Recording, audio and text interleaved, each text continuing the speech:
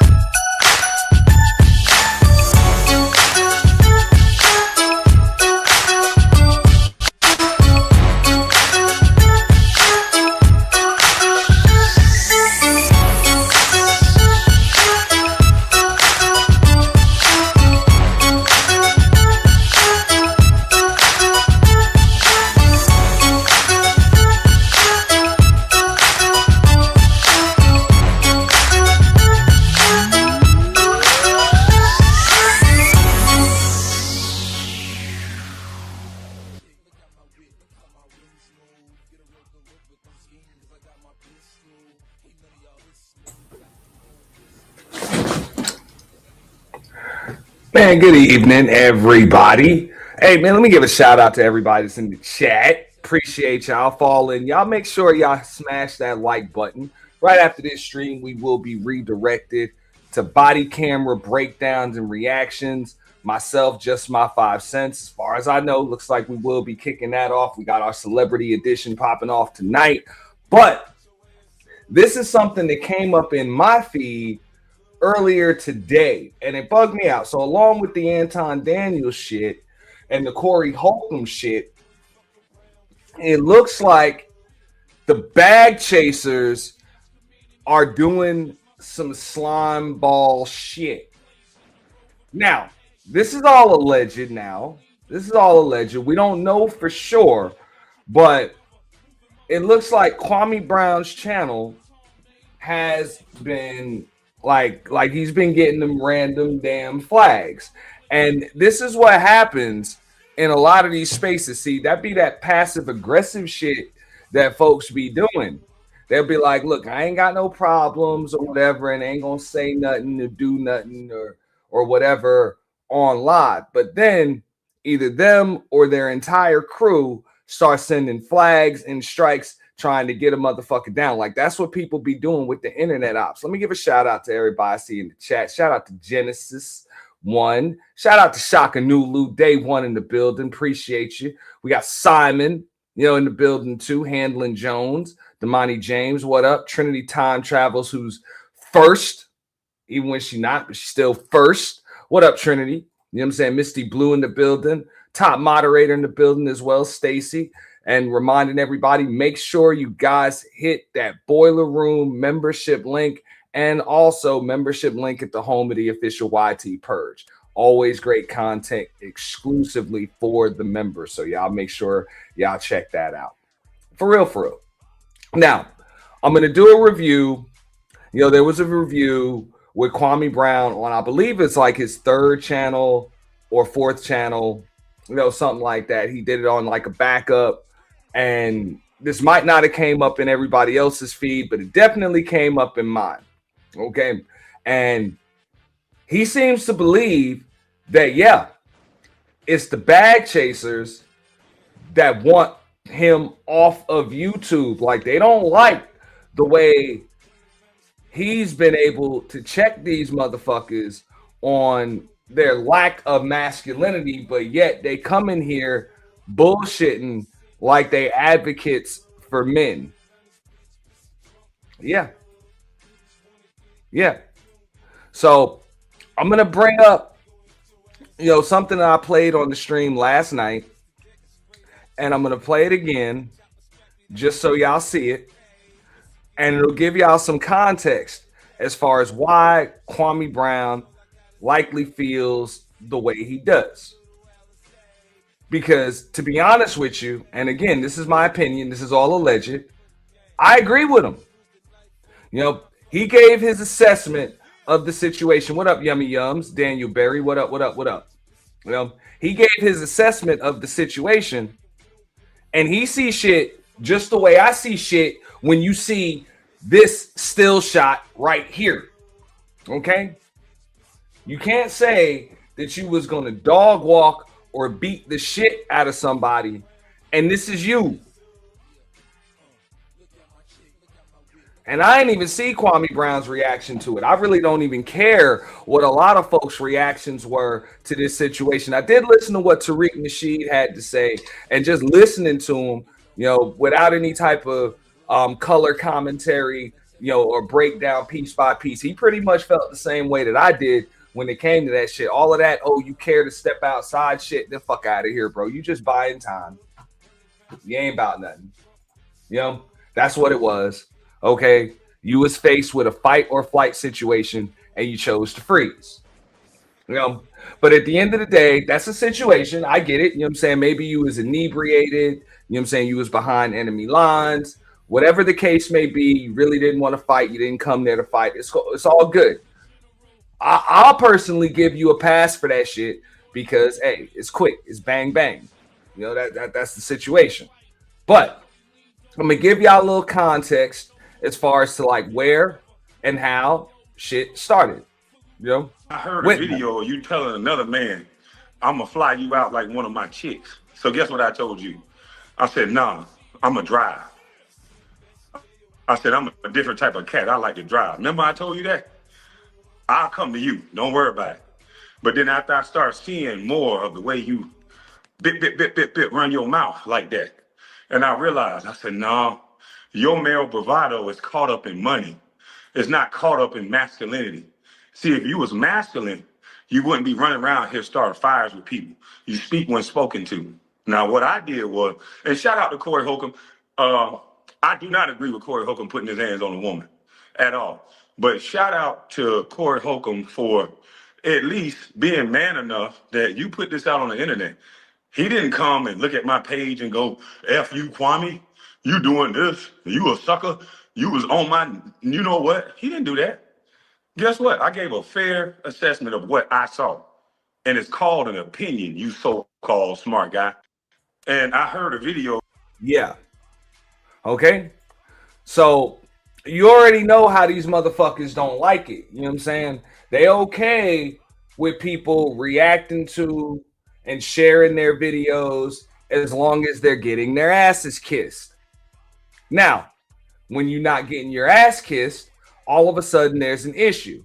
Now, apparently, what ended up happening was, Kwame Brown gave a assessment, his objective opinion as far as what happened with the Corey Holcomb situation, as we all have. And when he gave that assessment, apparently, Anton didn't watch it. He was just told Kwame Brown was talking about him, and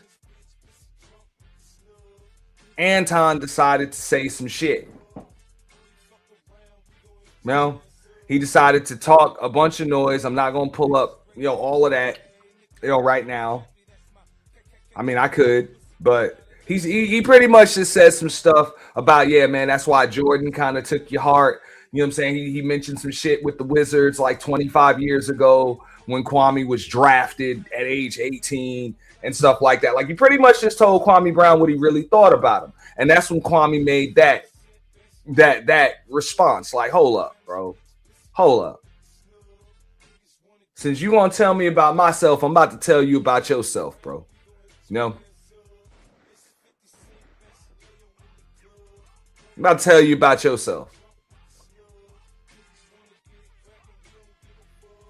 And that's what happened. So I'm about to bring up the footage. You know what I'm saying? We're about to roll that beautiful bean footage because this title of this video, and I'm going to put the link in the description, after the video's over. I should have put it ahead of time. But it's a certain bag chaser wants Kwame Brown off of YouTube. This is on Kwame Brown's third channel. Forget the name of it. Hold up. Third or fourth channel. Yeah. Bus Life News and Behavior. Shout out to Kwame Brown. Right?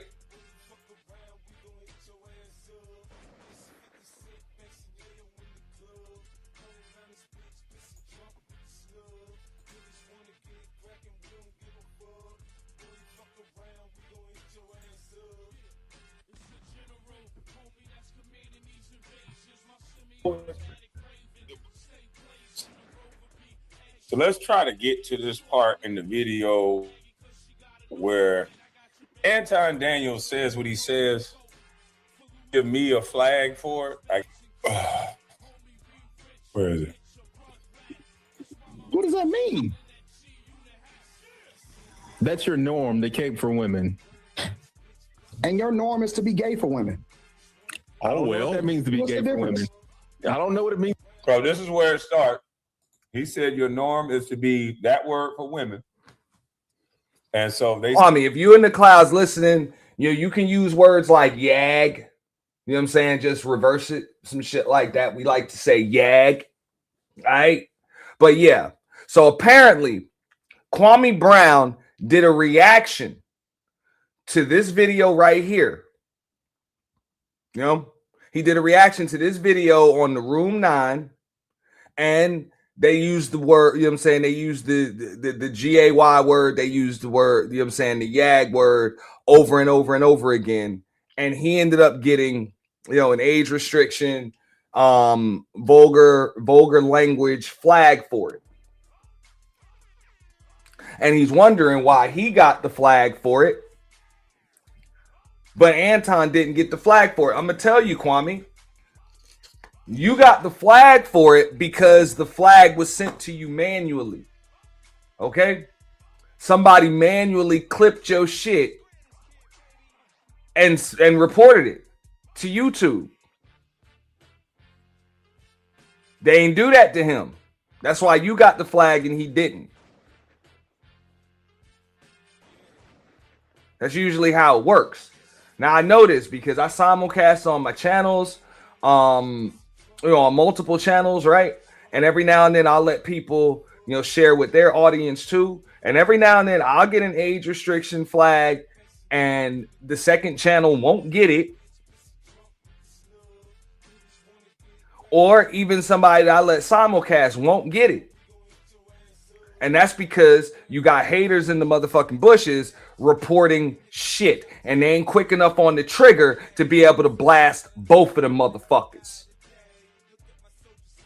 That's what happened.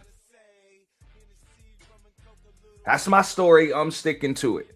I could be wrong, but yeah, I believe. Now, I'm not going to say that Anton struck you directly because more than likely he ain't got time to do that shit. But yeah, his crew did that shit. More than likely. I believe so. Just hating motherfuckers, man. Said that's harassment. What up, Sock Passe? What up, May? Because of what he's saying. I'm doing a reaction to the video, so I don't know how I got flagged. It's still up on this brother's channel. Still up on Anton's channel, but I got flagged for this. That's one of them. Here's the rest of it. To be gay for women.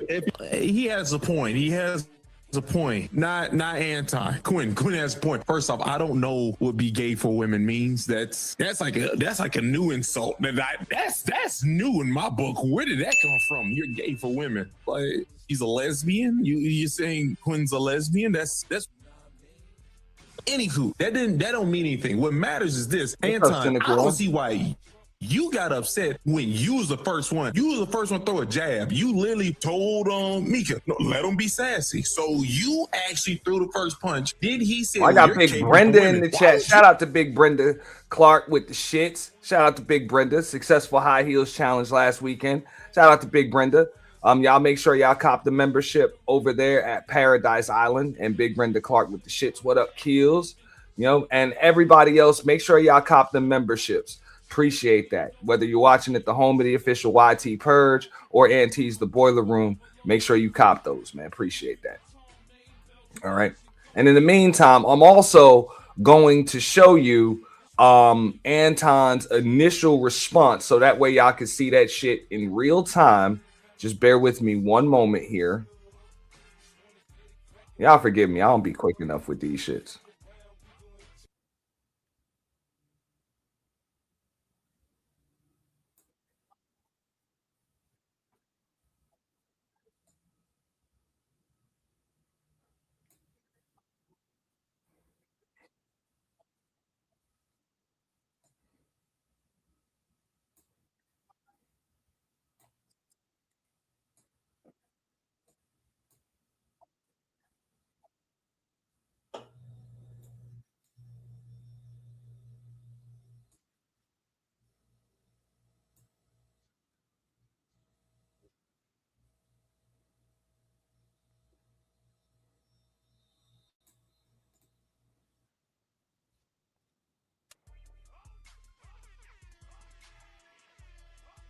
All right. You take this next step. Why would you go the next step? You're being gay for women. You threw the first punch. What's okay? Right? I guess. I don't know. Now, because they're using this term GAY so many times, which I'm doing a reactionary video. I haven't said anything. I haven't said the word yet. This video is still up. Anton's video is still up. I'm not going to say a word to see if I don't get this video taken down. what I don't know what it means to be gay for a woman. If you can explain that to me, then I can answer your question. It means that you're the gay best friend. That's fine. That's fine. Well, if I'm the gay best friend, that's fine. So we can stop name calling and we can just get back to the subject. You did it I first. didn't call your name. I said you had on a cake. And I said you had on a gay. What the does that mean? And for me to be gay, I have to a man. I've never a man. I don't know that. I don't know you have to a man, nigga. I would bet on you before me. I'm retarded? That's fine. That's fine. You hide it. That's what it is. Or you open with it. You're the down low people. You're the down low. And you're the what's the difference? You're the down low. You're the down low, and you're in the lab, and then you're the lab.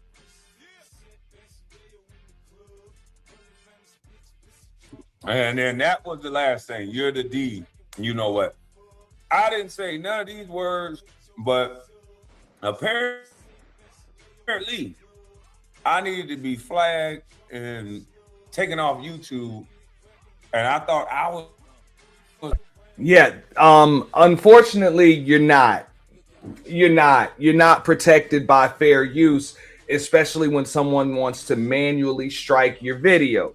When someone manually strikes your video for specific reasons, such as homophobic slurs or vulgar content, you know what I'm saying, actually explicit, nudity, certain things, YouTube is going to send you the flag or the strike first, and then they're going to do their investigations later. That's kind of just how it fucking works. So yeah, if you got that flag, it was likely because you were flagged manually. Okay? More than likely. So yeah, you were good for fair use, but remember, your flag was not, it wasn't a copyright strike. It's the only thing that fair use protects you over. It's a copyright strike. Doesn't protect you against that other shit. Sorry.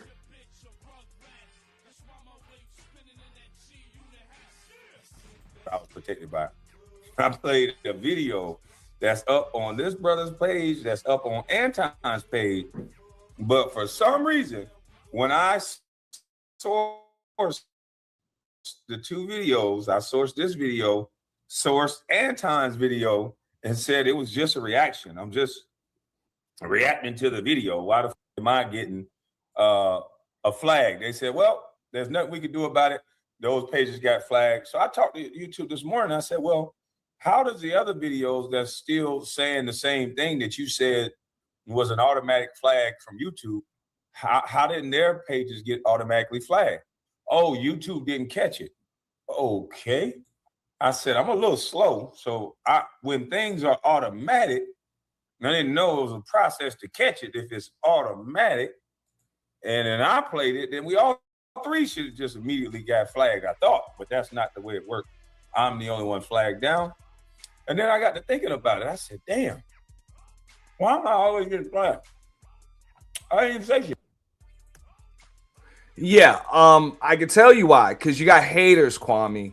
You got fucking haters. And you're especially going to get haters. If I jump the gun, then niggas. I'm man enough to say that I jumped the gun. And I shouldn't have. And so let me take responsibility for that. Okay, so in today's video, we got to talk about Anton Daniels apologizing to Kwame Brown, man. Finally heard some of the clips that Kwame Brown had put out, responded back to what Anton Daniels initially said to Kwame Brown. Kwame Brown used to be on my nuts. It's the honest to God truth. Hey, man, I like what you're talking about, bro. I like it. Used to be all on my nuts. All the time. All the time. Used to be on my nuts. But I understand that Kwame Brown, after his whole thing with Gilbert Arenas, and from a business perspective, his whole thing with Gilbert Arenas, his whole thing with Stephen A. Smith, Kwame Brown caught a wave. He caught a wave, and that's how he was able to build up his platform to get to whatever his subscribers is. But Kwame Brown hit a ceiling. He's not able to grow his platform based off of his own analysis, based off of his own content. And so, he do these dusty live streams where it's just him off camera. Yeah. You know me. And it's cool. You know what I'm saying? So Kwame get the stimmy pack like everybody else. Now, we did videos covering it, but to give you guys a quick rundown, you know, KB was just covering the Corey Holcomb situation that happened with Anton Daniels and Corey Holcomb on the 5150 show. Suck the black people right now. You doing the easy shit. What you do, let me tell you what you do. Nah, see, ain't homie, nobody let me tell you something, ain't homie. nobody gonna tell you. I don't Ain't nobody suck tell you to, yeah, I don't you do. suck. You do. So fix you doing that. it We've right all now. heard this part. You doing it right now. Homie, believe me when I tell you. We've all heard this part, right? Another man, I'm gonna fly you out like one of my chicks. So guess what I told you? I said, nah, I'm gonna drive. I said, I'm a different type of cat. I like to drive. Remember I told you that? I'll come to you. Don't worry about it. But then after I start seeing more of the way you run your mouth like that, and I realized, I said, no, your male bravado is caught up in money. It's not caught up in masculinity. See, if you was masculine, you wouldn't be running around here starting fires with people. You speak when spoken to. Now, what I did was, and shout out to Corey Holcomb. I do not agree with Corey Holcomb putting his hands on a woman at all. But shout out to Corey Holcomb for at least being man enough that you put this out on the internet. He didn't come and look at my page and go, F you, Kwame, you doing this, you a sucker, you was on my, you know what? He didn't do that. Guess what? I gave a fair assessment of what I saw. And it's called an opinion, you so-called smart guy. There you go.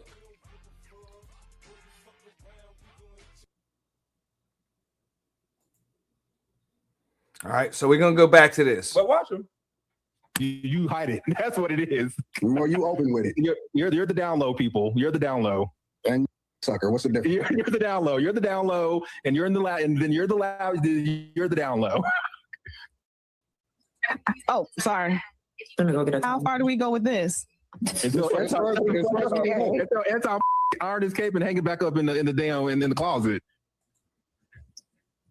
Anton, did you? I'm not gonna lie to you. Now, I'm being honest with you. I think Anton. I think these videos and people are saying Anton about Molly and Miss Sanchez, all them. I think this is getting to him. Anton, I'm not trying to start beef or anything, but it look like the pressure's getting to you because for you to now be doing this type of thing over him saying you putting a cape on. He said this multiple times. The pressure getting to you now. This nigga is in hot water. Anton's feet is burning. You be calling people actually like calling them gay over him saying he put a cape on, and you was the first one you called him sassy. And he, which let's keep it real. All right. We're going to talk about Anton possibly striking, or I'm sorry, bag chasers possibly striking Kwame Brown in just a moment. But that's some childish shit. You yag for women? Like, bro, you sound like a goddamn 12 or 13-year-old. I told you a bunch of these niggas ain't shit but Toys R Us kids in these motherfuckers. I don't want to grow up. I'm a Toys R Us kid ass niggas. Y'all heard the way, you know what I'm saying, Anton and Q is going back and forth? With a bunch of women on the panel. Like, y'all ladies, y'all hear that shit. Y'all hear the way these niggas... Hold on, let me spin that block back, right? So you can hear a little bit of this shit. One more time. Because this ain't a very long video. But you hear the way them two are talking to each other. Yeah. If y'all hear two grown-ass men talking to each other like that, does that shit sound like some grown-ass masculine shit? Like does it to y'all? Anton Daniels says what he says. They give me a flag for it. Where is it? What does that mean? That's your norm, the cape for women. And your norm is to be gay for women. I don't know what that means to be gay for women. I don't know what it means. Bro, this is where it starts. He said your norm is to be that word for women. And so they said that's harassment and bullying because of what he's saying. But I'm doing a reaction to the video, so. And that's the easiest way to get your shit taken the fuck down. You got harassment and bullying for fair using this nigga shit. You understand what I'm saying? They got you for harassment and bullying. For fair using a fucking reaction. No, that's not the algorithm. Okay? The algorithm is not about to blast you for harassment and bullying. That's not automatic. Yeah. Isn't that stupid, LA? Fucking dumb. Fucking dumb.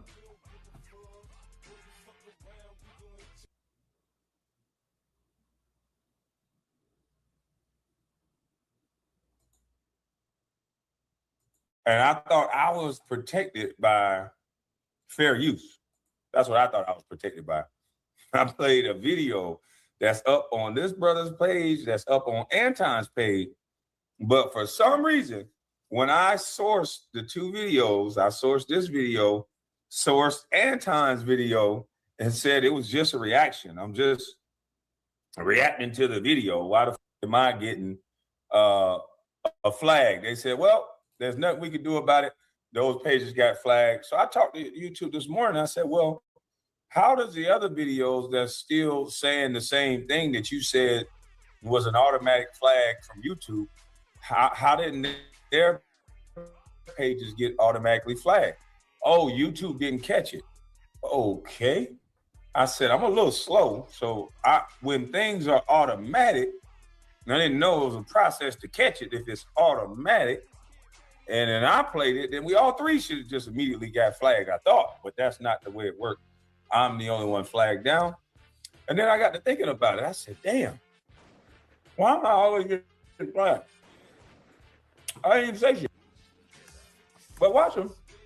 You hide it. That's what it is. Or you open with it. You're the down low, people. You're the down low. And I just want y'all to know, it's a shame that Kwame Brown has to do this reaction and upload it on his third channel. This is a channel with less than 3,000 subs from Kwame Brown that he had to do this shit on. So I get it. This ain't gonna come up in a lot of folks' feed, but see, I be moving. I be out here. I be out here. So I'm glad. Shout out to Kwame Brown for letting motherfuckers know what these fuck niggas is doing. All right? Trying to control the narrative. You want to talk that fucking, oh, I'm conservative, I'm a Republican shit. Bro, this is some Joe Biden shit, man. You trying to censor the internet, man. The bag chasers are trying to censor the internet, homeboy. Remember how they found out they was doing that shit? You wasn't allowed to critique certain motherfuckers or else your channel was getting flagged. Yeah.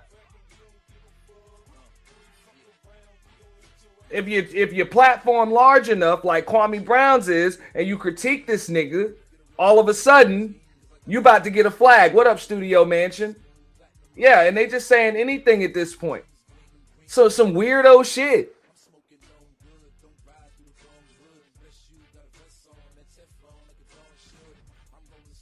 And sucker, what's the difference? You're the down low. You're the down low, and you're in the loud, and then you're the loud. You're the down low. Nah, I'm not letting this shit slide because this is a matter of professional fucking integrity, Studio Mansion. This is professional integrity. All right? If these motherfuckers is going around and flagging people's channels for giving independent reviews, knowing damn well the only thing you wanted to do was gain more visibility for yourself, and trending an algorithm, it's all about views and clicks and subs, right? How dare you flag a motherfucker's channel for just reviewing your shit? Or allow your crew to do it.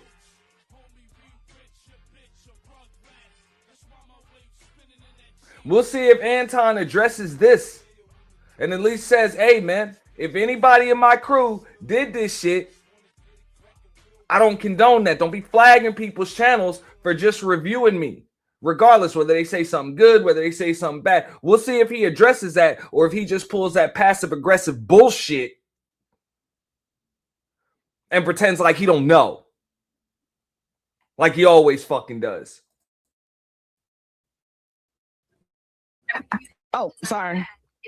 How far do we go with this? Anton iron his cape and hang it back. Did you? I'm not gonna lie to you. Now, I'm being honest with you. I think Anton. I think these videos and people are saying Anton about Molly and Miss Sanchez, all them. I think this is getting to him. Anton, I'm not trying to start beef or anything, but it look like the pressure is getting to you because for you to now be doing this type of thing over him saying you putting a cape on. He said this multiple times. The pressure getting to you now. This nigga is in hot water. Anton's feet is burning. You've been calling people actually like calling them gay over him saying you put a cape on, and you was the first one. You called him sassy, and then he said you put a cape on. I'm gonna address this real quick. Nah, I'm gonna tell you what we need. What we need is a better victim.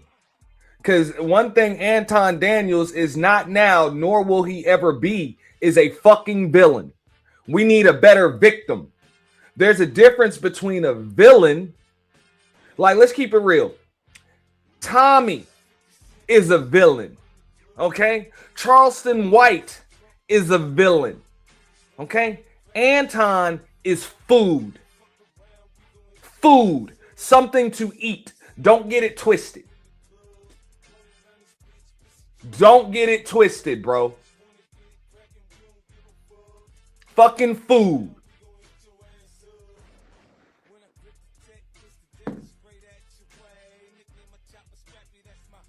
This is what we're doing. I think the first thing Quinn said was that you didn't let Mika finish and you made it bigger than what it is. He didn't say nothing disrespectful. You were the first one. This is wild. Iron your cape and hang it back up in the closet. No, I just covered him up while he was getting his ass busted out. I'm gay. What the fuck? The fuck? You heard that shit? Let me spin the block on that. He said, I'm just covering him up while he getting his ass busted out. The fuck? But you just called somebody else Yag? Listen. You were the first one. This is wild. Iron your cape and hang it back up in the closet. No, I just covered him up while he was getting his ass busted out. I'm gay. Yes, you get my ass busted by that, yes, with a belt by a woman. No, by the women you wish you could. You done fucked up, right? You already got your daughter in mental evaluations. That's what you say. And if you would have listened to my live, you little dumb, you would have seen that everything I said was correct. And it happened to your little dumb. If you was really a true judge of character, if you really was a true man that cared about your family, you wouldn't get enthralled with a guy like Corey Holcomb. You wouldn't do that. So you an emotional dummy, and you said that I'm emotional? Hey, fool boy, your wife on video saying you emotional. You don't care what nobody say, but automatically you respond to my video without even watching it. You jumped out the window, dummy. You jumped out the window, boy, and it's gonna be fun to catch you. I'ma catch you. You think I'm worried about a man that gotta call another man? Yeah. And if y'all want, I'll pull up the clip of his wife saying that he's emotional and he just loses it. He just loses it. You have a wife. And here's where Anton is going to protect his wife and daughter. Here's where the protection starts from Anton. Here it goes. And you've been married to her since like high school. Well, since like wait, we're gonna move on. No. Stop, Carrie. I can come to Detroit and take anyone that you know. My name is. Hold on. You know what's better than that? You can play on the internet. No, we can go out in public. No, we can go out. If you put me and you in somewhere where no one knows your name, it's me all day. let's move forward with the conversation, y'all. Let's just move forward. Anton, you don't know this information because you've been married forever. Stop now. You're letting people know more information. Hell, me presenting it to the audience is letting people know. Anton, you don't know what you're doing. You're about to crash. Your crashing out is the worst crash out is when somebody have a blank face. Like it's not like they're not crying or like actually freaking out, but you can hear the conversation, know that they're crashing out. Anton, stop, please. Let's go to Portland, Maine. It doesn't matter. And I win. It doesn't matter. It doesn't matter. Now, let's go into this right here. Just in case y'all didn't know, this is what Kwame Brown means when he said there's video of your wife saying that you emotional, nigga.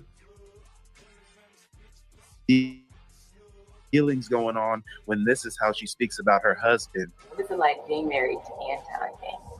Oh, wow. Times it can be hard and sad and difficult because Anton has a lot of different personalities, and so you have to be a certain type of woman to deal with. Anton is very emotional. He doesn't communicate effectively. I don't think that he has killed anybody before. I think he's capable of it.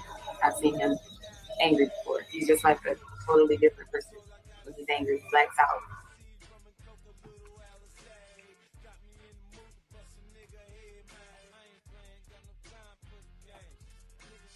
Okay, so that's what Kwame Brown means. See, people don't just be making shit up. The internet seems to never forget, even when people try to sweep shit and get rid of it. The internet still don't forget the fuck shit that these niggas be saying, doing, and the shit that be getting said about them. So I believe that this is one of the reasons why Anton Daniels has an issue, with Kwame Brown. Because he gave an accurate and fair assessment of the situation. Kwame Brown saw the same shit that I saw. Not just a nigga in a hot dog costume. All right. But also, he saw a nigga just get walked the fuck up on. And he saw the nigga just stand there. Just sit there. Just sit there. And clutch his microphone for dear life. When faced with fight or flight, the son of a bitch just froze. That's what he saw. Happens.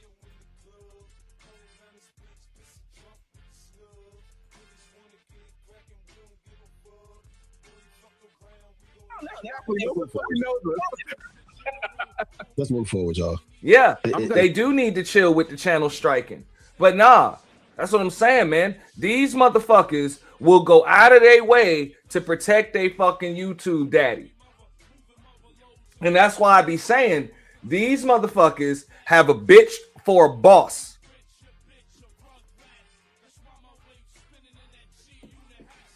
Because if you really have folks that fucked with you like that, they know you do reactions to shit all the time. You react to shit found on Instagram, on TikTok, on Fox News, you know what I'm saying? Even other people's content from time to time from YouTube. So it's all fair use. You give your assessment, you critique the shit that you see. Anton, that is. So when somebody does it to you, it's fair use, literally, by definition. So when you're an actual boss, your entire crew is usually going to take on the identity of the boss. That's why they doing a whole ass bitch move, because they're taking the identity of their boss. Let's keep it 100. Like flagging Kwame Brown. Yo, that's what it is, Big J. That's what it looked like. That's what Kwame Brown is saying. Bro, he got a bullying and harassment flag for fair using Anton's content from Room 9.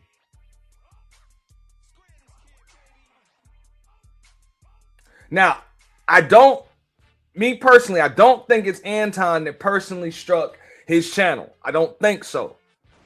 That's why you see in the thumbnail are the bag chasers the ones doing it. Now, apparently Kwame Brown was the only one that got this flag.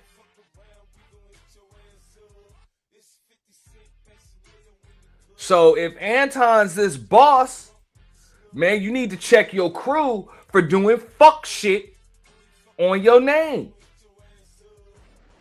Because that's what it is to be the boss. You're going to have to take accountability for the shit that your crew does. Heavy is the head that wears the crown.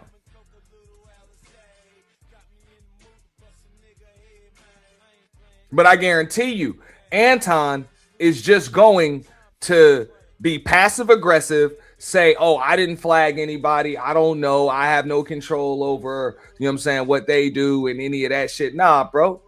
Take accountability or go on your motherfucking channel and say, look, I don't condone that motherfucking flag and shit. You know, and anybody that's about to flag somebody else's channel for reviewing my shit, bro, don't come fucking with me, man. I don't fuck with you. I don't get down like that. All right? Me and you ain't cool if you think you out here flagging people and striking people on my behalf. I don't give a fuck what they saying. No, but I guarantee you that nigga's cool with that shit. I'm just saying.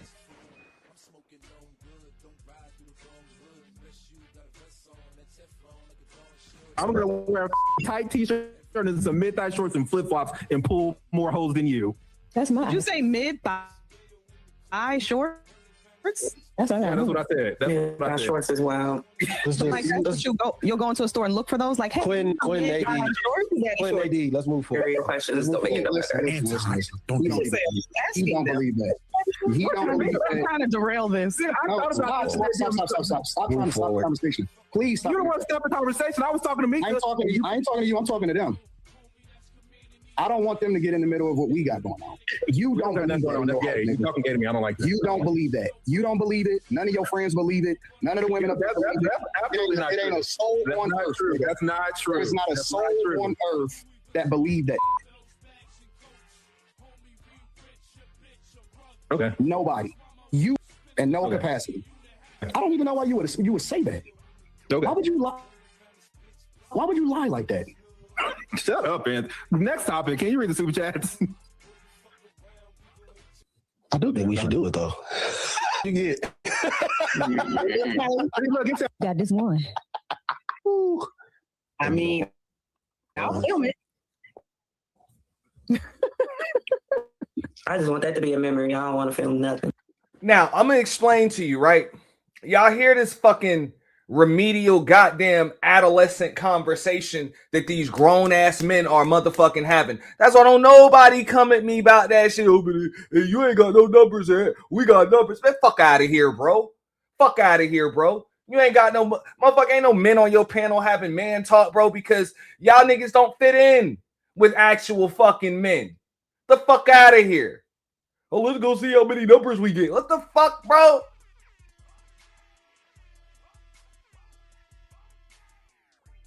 You a grown-ass married nigga. In your fucking 40s, nigga. You sound stupid. Sound stupid.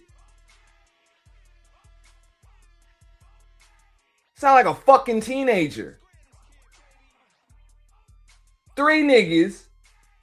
And what the hell is it? 6 chicks on a fucking panel. And y'all niggas, and who's the ones giggling like schoolgirls? The 3 niggas. What a fucking joke.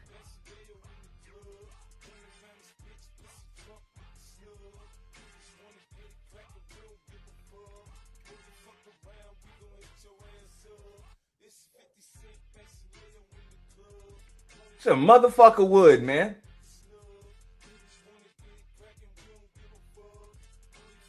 These are the type of niggas, man. They come to your crib. You know what I'm saying? One of them niggas come to your crib, you be like, hey, man, you want a cold one? Motherfucker, you know what I'm saying? Motherfucker be like, oh, no thanks, I don't even drink. You got any wine? Ass niggas. Real shit. You got any wine?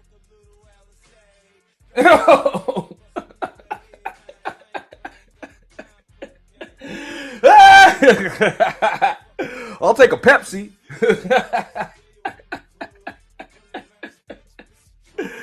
Oh my God. You can't make this shit up. Like, you cannot make this shit up. Bag chasers. You niggas is bag buyers. I want to film it. No, you can't. For No, real. you can't. For real. You know? You offer him some liquor, the first thing that motherfucker gonna do is ask you, hey man, hey, you got some orange juice? You got some pineapple juice? You got some Pepsi? It's like the fuck you try, you grown ass nigga gotta mix they liquor. The fuck you niggas, fuck out of here, bro. Man, go sit over there with the girls. Like, for real, go sit over there with the fucking girls, bro.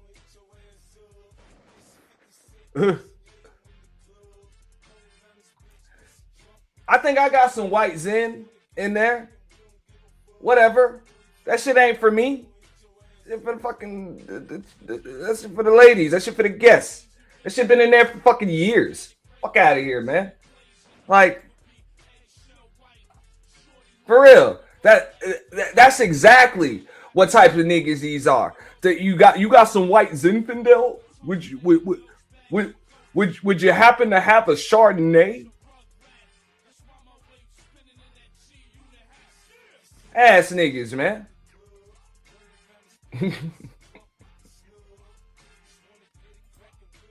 Can't film it though. Oh, y'all trying to. That's actually sound. You can't film it. Okay. Can't film it. No, you can't film it. Okay, Does this nigga know how this? I just want to say, you know what you do, and this is why you got to be careful, nigga, like this, bro. Shock value. No. This is why you gotta be careful, because he know things in real life, right? Oh my God. He know that I can't cross certain boundaries. What are you talking? No, nigga, know exactly what I'm talking about. He knows that I can't say certain things. And so he'll say things knowing that you to it because pretty bad situation. So you just be like, all right, you don't believe that. You just seen in my life. Whoa. Y'all ever seen the Matrix? You know, the numbers and the letters is just going down because you got decoded, whatever. Your shit was literally like a book. The word said, Anton just said that I don't want to say it, but you. Now, I don't blame a nigga, dog. I have plenty of homies, you know what I'm saying? They drink they liquor on the rocks. I don't. You know what I'm saying? If I am going to, you know what I'm saying, have some ice in my shit, I mean, maybe, you know, maybe that's like white liquor, you know, and a little bit of ice, but I don't really drink white liquor like that, man. That shit for the girls, dog. You know? That shit for the girls, bro. You know, that Patron Silver, whatever, you know. Like, for real, I don't even drink vodka like that. Like, for real. Shit for the fucking girls, bro. But dark liquor, fuck that, bro. That shit room temperature, homeboy. And no chaser. That chaser shit make you sick, bro. That's what the fuck make you sick. You gotta mix your fucking, your liquor with fruit and shit. Niggas be putting fucking, you know what I'm saying, fruit juice and shit, and they fucking, get the fuck out of here, bro. I don't need fucking fruit. These niggas be putting limes in their Coronas and shit.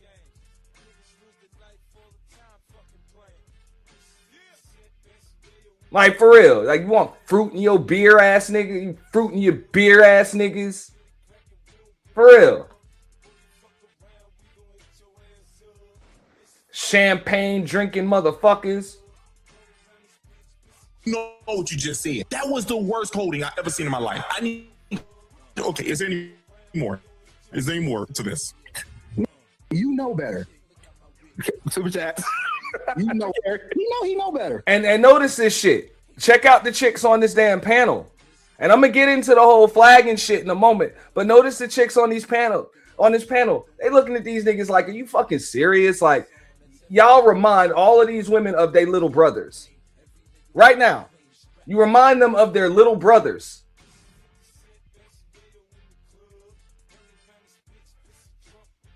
The only reason why they up there with you is because you got some live viewers. I'm telling you, these internet niggas, man, you got some live viewers. They're able to gain some visibility.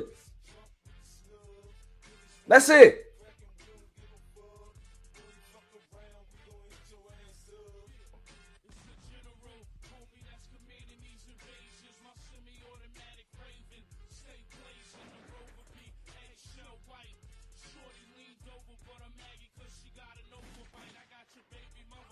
Ain't no ducking off. You know, even the chick Mika said that shit with the Corey Holcomb situation. I came into town on Tuesday. Yeah, bro. She showed up for the show. She ain't no chilling with you, bro. Even if she did, she ain't admit that shit. Fuck that. Ain't no chilling with you, nigga. You know what I'm saying? I showed up for the camera. Showed up for the camera. I'm not chilling with you. Real shit. That's what I'm saying. Look at all of them. Let me bring this shit back up. Let you see this shit. Them chicks are like, are you fucking serious, bro?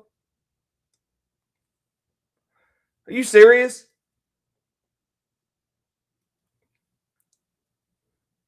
And I'm a skinny nigga. But at the end of the day, motherfuckers tell you, dog, ain't be double-fisted, man. I got a beer in one hand and a shot of Crown in the other. Every fucking time. All night. You know? Double-fisted.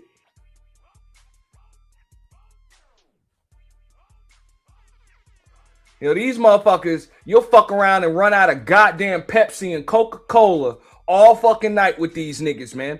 You know, all of your, bro, real shit. You will run out of Pepsi, Coca-Cola, cranberry juice,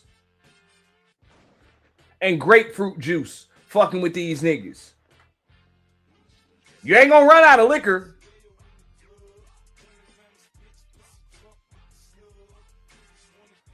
No. My homies, I be having to hide the top shelf. Like, I be having to hide that shit. It's like, yo, I got the regular Crown. You know what I'm saying? I got the regular Crown on the ledge because I already know they about to go through that shit, man. They about to go through that shit. I'll even go a step further. You know, my sister out drink these niggas, man. Like, for real.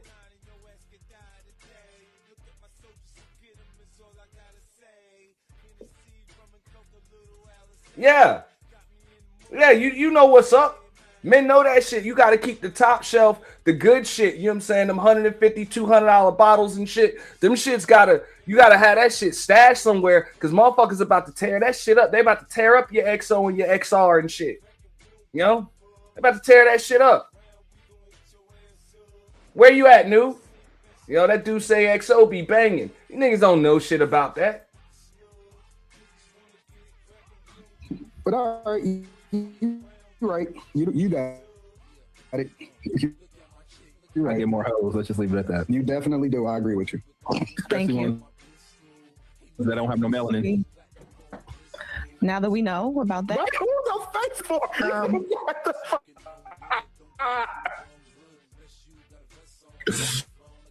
Oh. We don't know. Tommy just laughing at the motherfuckers, man.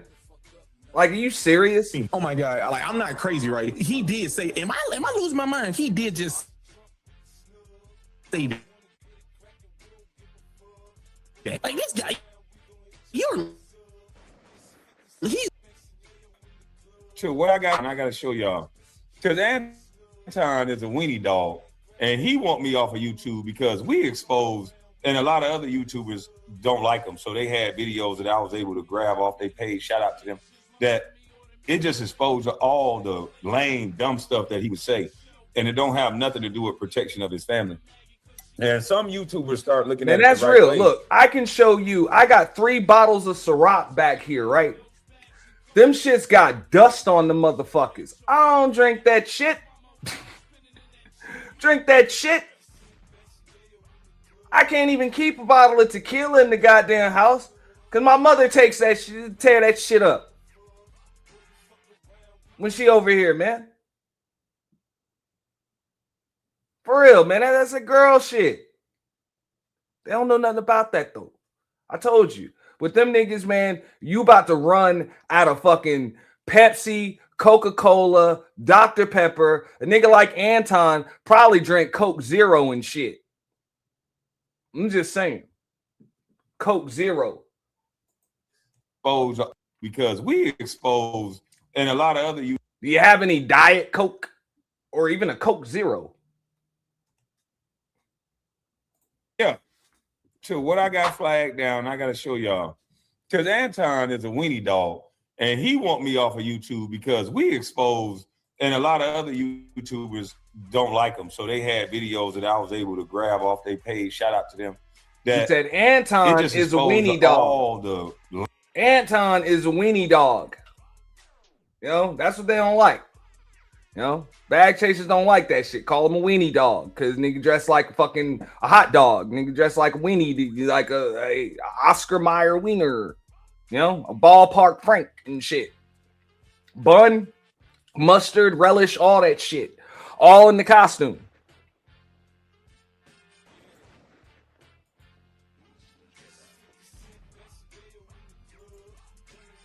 Lame. A lot of yeah.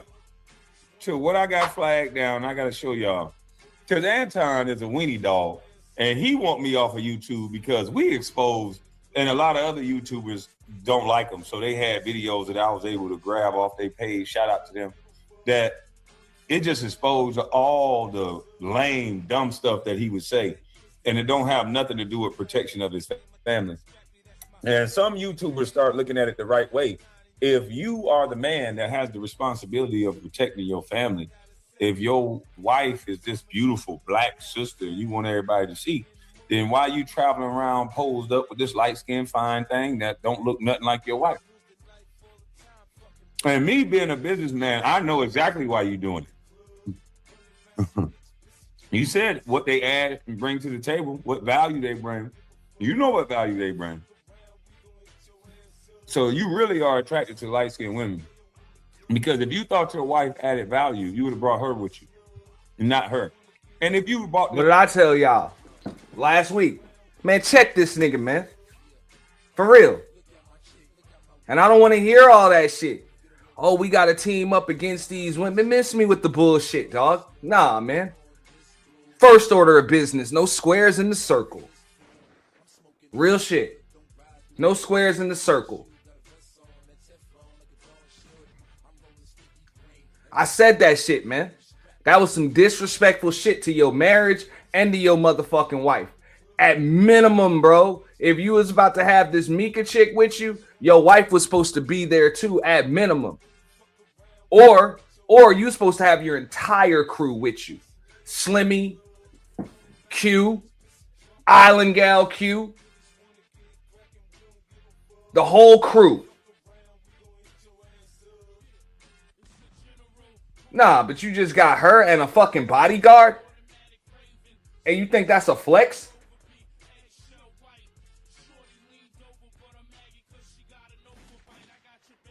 Ain't no goddamn flex. Nigga, you look stupid. All you did was show that you married a chick that your ass is embarrassed to be out in public with. And that's a shame. Because Rita ain't a bad looking woman, man. And even if she was, it really don't matter. That's your wife. She always supposed to take precedence over some fucking internet thought. Or even a colleague. You know? A co-host, a colleague, another influencer that you doing business with. She's supposed to be the HBIC, the head bitch in charge.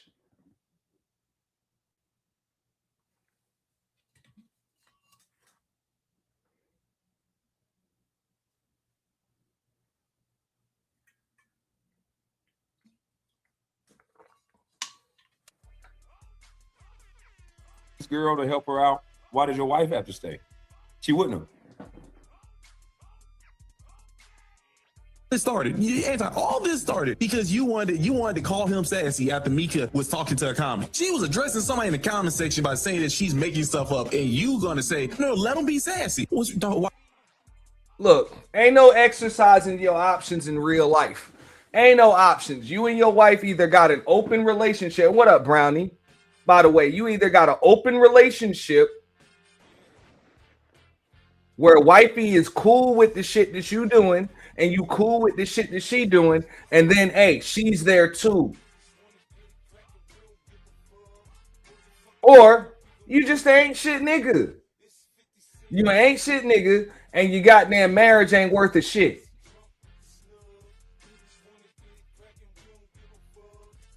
Now, I ain't gonna judge married people and how they fucking move, man. That's on you, man. You like it, I love it, man. Maybe that's the shit that y'all into. And I'm gonna bring up a video about that in a moment. O'Shea did a video about that, right?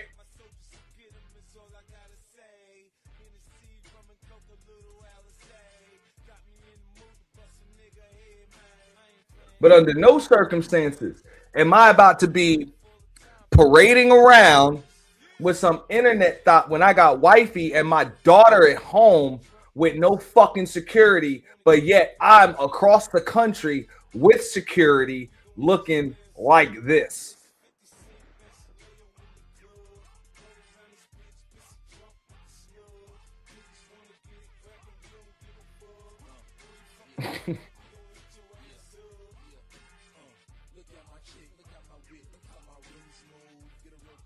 And I got Mika with me. Fuck out of here, bro. And real shit. This nigga Anton like to call niggas simps and shit. If you telling me you parading around with Mika, I said this before, I said it again. You parading around with Mika and your wife ain't nowhere to be found 3 time zones away, and you are not slamming that shit. I mean hitting the walls. At minimum, the walls. Should be hitting the back of that shit, the bottom of that shit. But real shit, if you at minimum, you got to be hitting the motherfucking walls. If you ain't at least doing that, nigga, you on some simp shit to the 12th power. You paid for the flight and the hotel room and shit, and taking this shit courtside with your ass to games and all of that shit. Nah, so miss me with that, bro.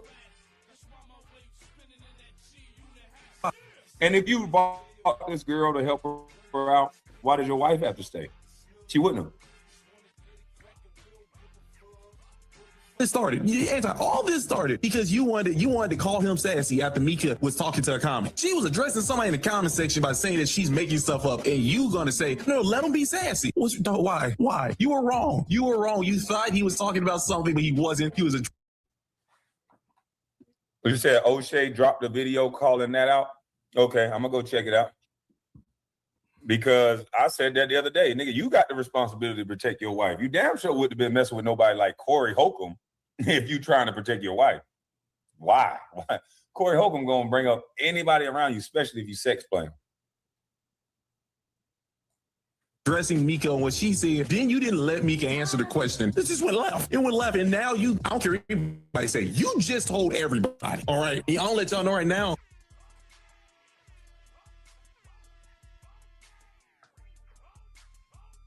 And so this emotional man could be all but pushed to tell everybody, hey, I cheated on my wife, or I cheat on my wife.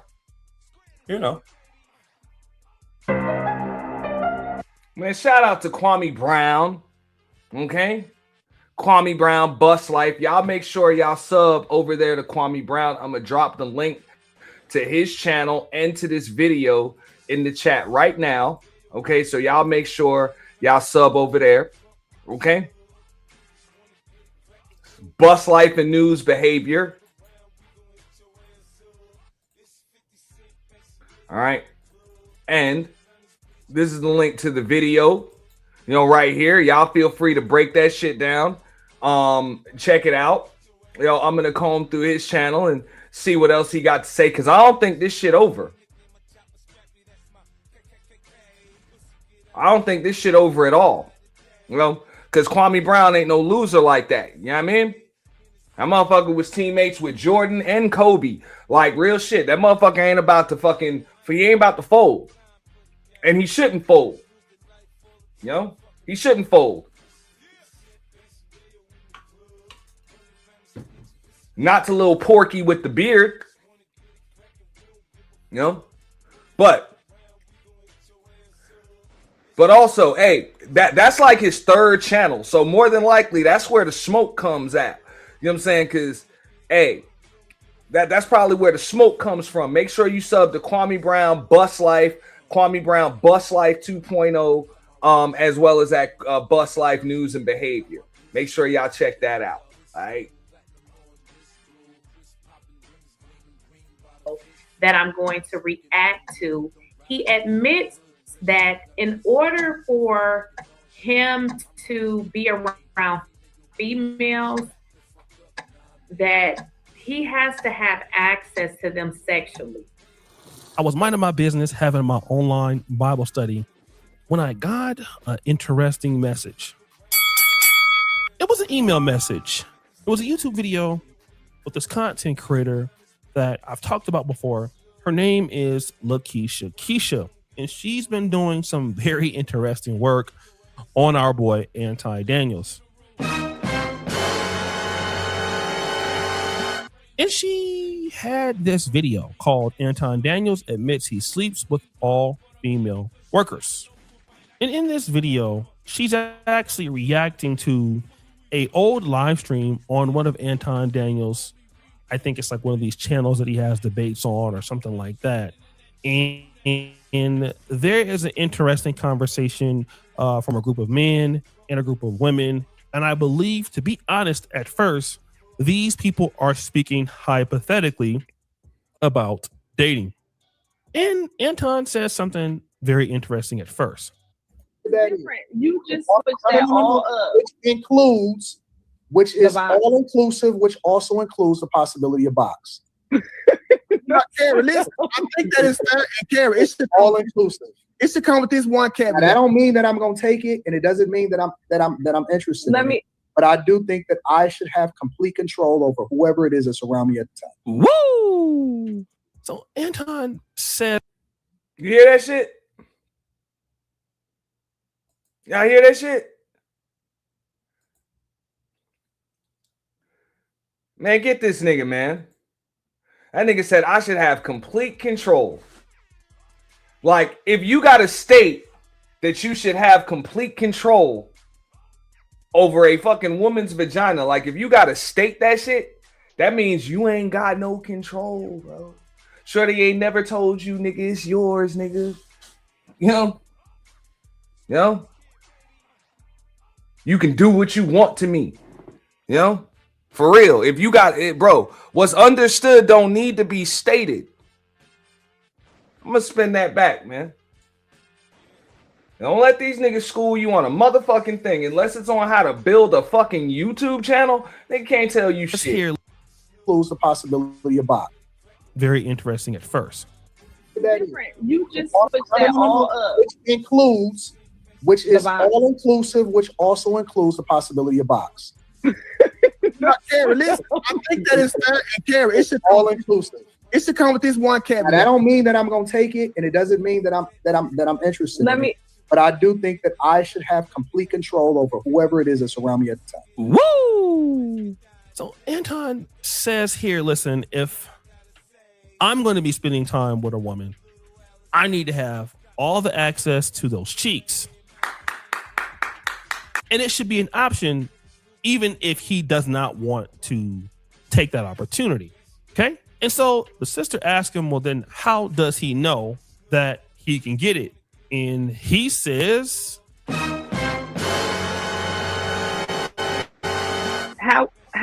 How would you know if the box is an option? It should be expected. All right. So I understand that Anton Daniels is a married man. No, it shouldn't be expected. This shit should just be fucking given to you if the chick wants to fuck you, bro. Like, that's weird, bro. Like, that's some weird shit. As a grown-ass man, I will be 43 years old next week. I have never,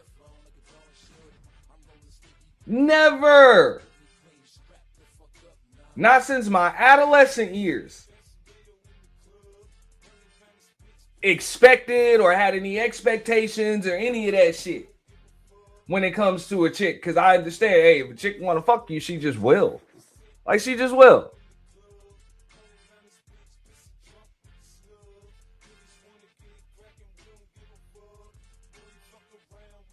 If she don't want to, she won't.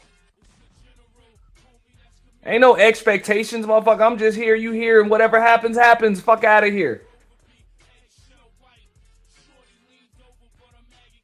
I can even go a step further and be like, man, it been chicks that I done dropped off like before the sun even go down. Like, nah, bro, ain't gonna be no follow up. Oh, you don't want to hang out a little longer? No, I don't. Thank you, but no, thank you.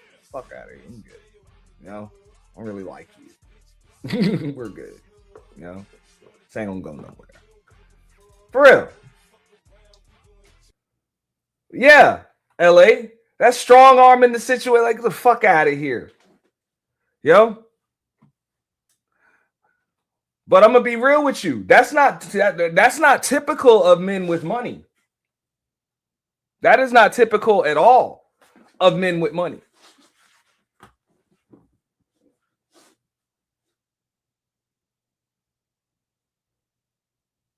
That's typical of men that never had money and now have it. Now all of a sudden they think everything is for sale.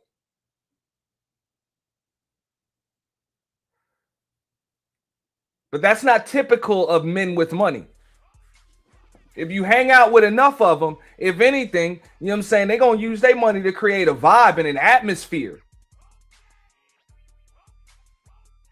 You know, that makes everybody around them comfortable at the most. But they're not going to use it to buy people.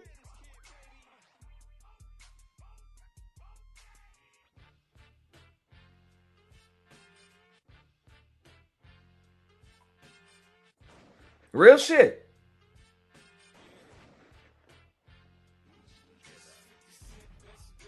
So that's not typical at all. That's typical of new money motherfuckers. New money. People that are actually broke niggas that happen to get a little bit of money. Or poor niggas that really just came into some money. Because they say that shit. Broke is temporary. Poor is permanent. It's a mindset. So somebody that has the mindset of a poor person, you can give them $1 million, $10 million tomorrow. They'll always be poor. You can't take that out of somebody.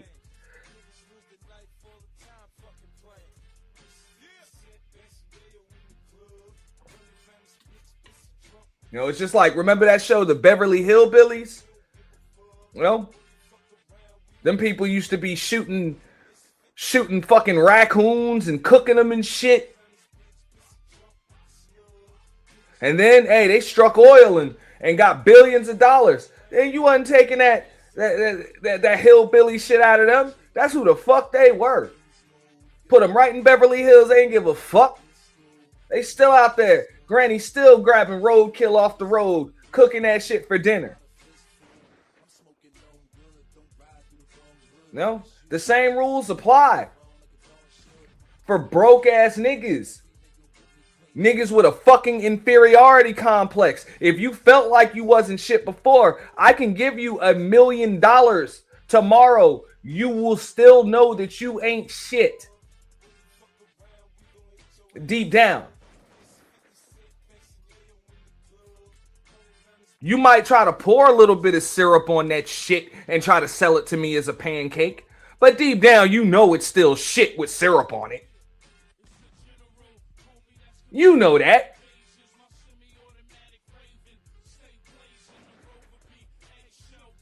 No?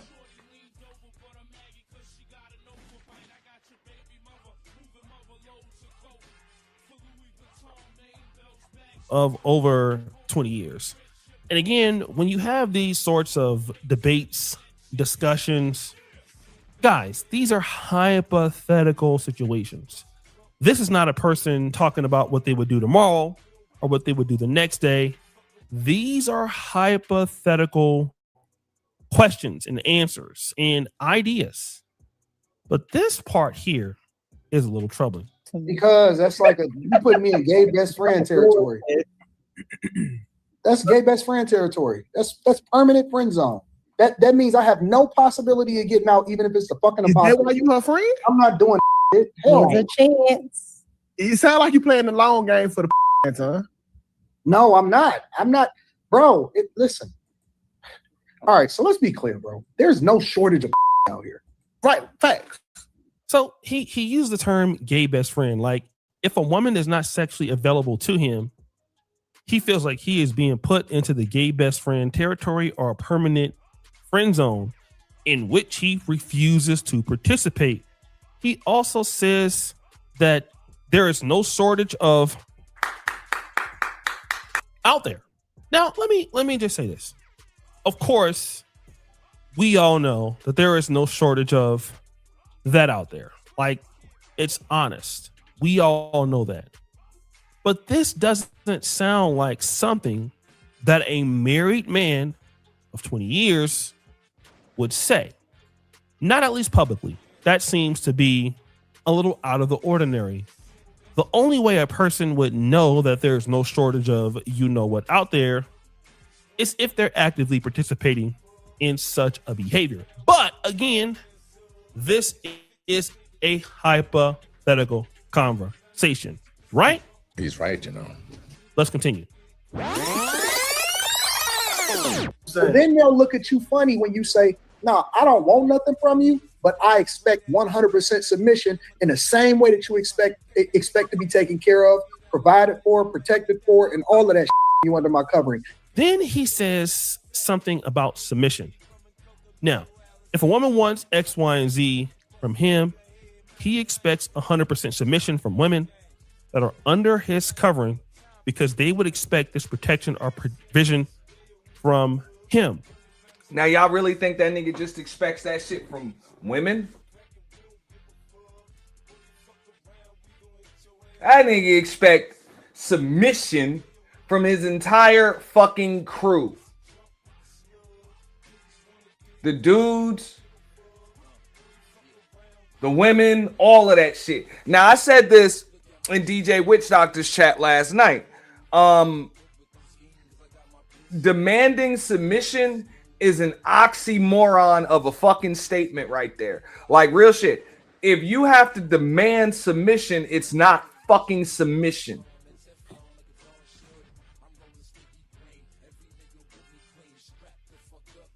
Like, if you have to demand that shit. What's understood should never have to be stated.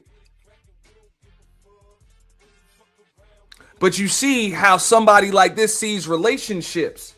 And I'm not talking about intimate. I'm not talking about just intimate relationships. I'm talking about usually the way people see intimate relationships is the same way they see friendships. It's the same way they see business relationships. It's the same way they see situationships. You know, mutually beneficial, acquaintanceships, all of that. That's the way they see it.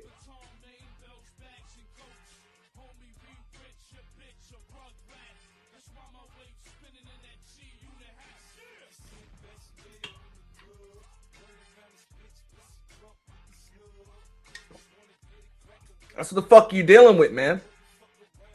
Don't take your advice from these motherfuckers, man. These niggas will get you fucked up out here. I'm just telling you. And ladies included, I'm going to tell you like this. Be careful. You take advice from niggas like this on what type of niggas you need to be dealing with. Man, niggas like this will be done got your ass beat. For real.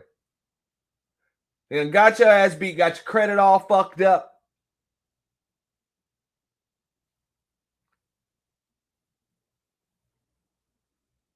Get your pH balance all knocked off and shit. For real.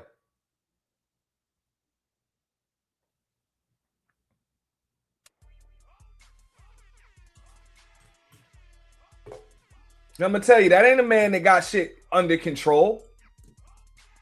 That's a nigga that has no control, trying to control what's out of his control. And there's a lot of motherfuckers out there like that. It's just most of them don't have no fucking money. Most of them don't have no money. So you don't really notice them. You know what I'm saying? They're not as boastful and shit. They're not as boastful and they can't just speak on that shit.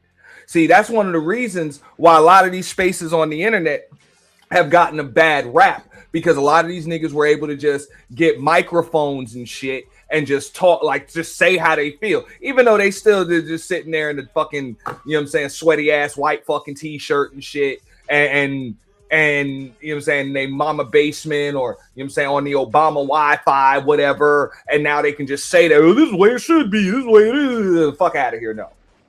No.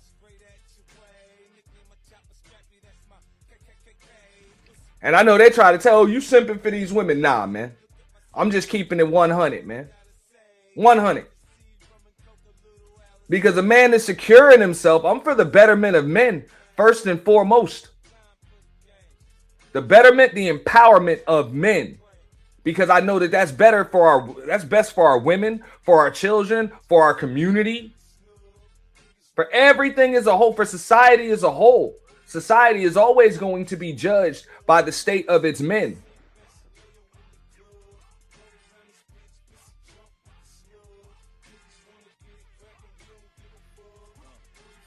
So when you got a bunch of effeminate minstrel show ass motherfuckers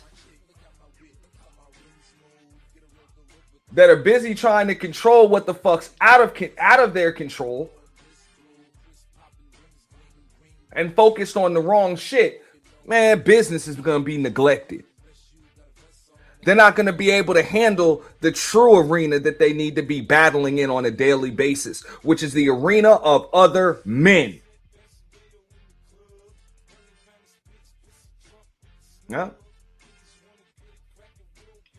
But you have these niggas that'll come up here and try to talk to you as if your primary adversary on earth is women. It's truly pathetic. It's truly pathetic. Oh, first you gotta conquer the woman. Bro, get help. Get fucking help. Get help. And the reason why you feel as though you need a woman's fucking submission is because you know when you look in the goddamn mirror, you can't stand what the fuck is staring back at you. Nigga, you got a belly hanging over your fucking belt. All right? You got tits that likely hang lower than your fucking wives.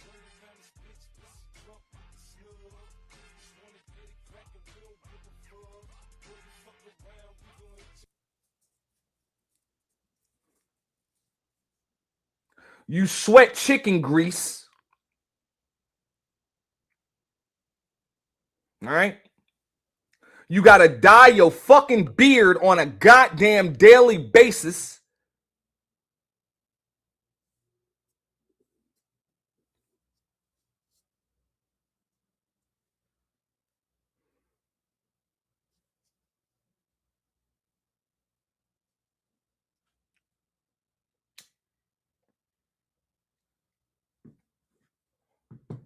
And no amount of money can fix that shit for you.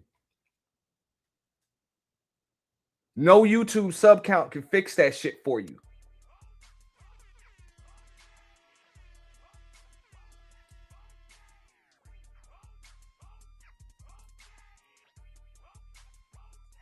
Now, again, Lakeisha was pointing out in her video, and I ain't gonna lie, I watched some of these Lakeisha videos. She has been going the fuck in on this nigga Anton. She has. She watch it. That pretty much these are things that are married. I haven't reviewed any of them because, for the most part, they're mainly like her opinions, you know, on them. So I try to report on what's factual or whatever. But you know what I'm saying, O'Shea has kind of been making his rounds, so I'm gonna review O'Shea's review of Lakeisha. I wouldn't say it's disrespectful to his wife and so on and so forth. But I believe that, you know, giving Anton Daniels the benefit of the doubt, that he's having a hypothetical conversation with people, we can say that he is being in. Look at this shit. Look at this shit. Look at this shit. You see this nigga's beard? Embrace the gray, bro. Embrace the fucking gray.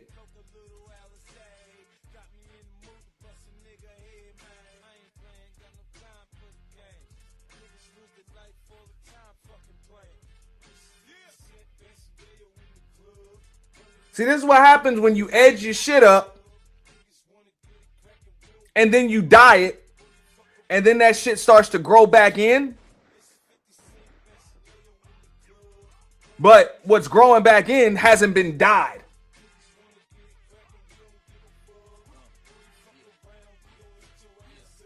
You know? Embrace that shit. Couple of gray streaks, bro. You know, it gives a seasoned look. You know? It gives a seasoned, sophisticated look. Like I even said that. I'm gonna go into some other shit. I even said that shit when these niggas be crying about a woman with their natural hair and all that other shit. I'm like, fuck out of here, bro. Yo, a low cut, man, that shit's sexy, man. That shit's sexy, man. It gives a look of sophistication, confidence. I mean, if she want to keep a long hair or whatever, I got no problem with that shit. As long as she keep that shit nice and neat and all of that other shit. I ain't worried about that, man. Yo, keep that shit low if you want to keep it low. Rock it right. You know? It's all good. That's sophistication. It shows confidence.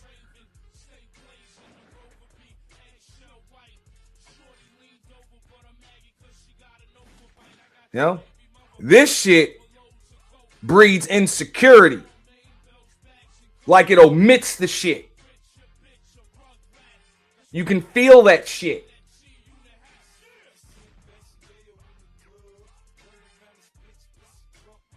Like insecure. Embrace the gray, bro.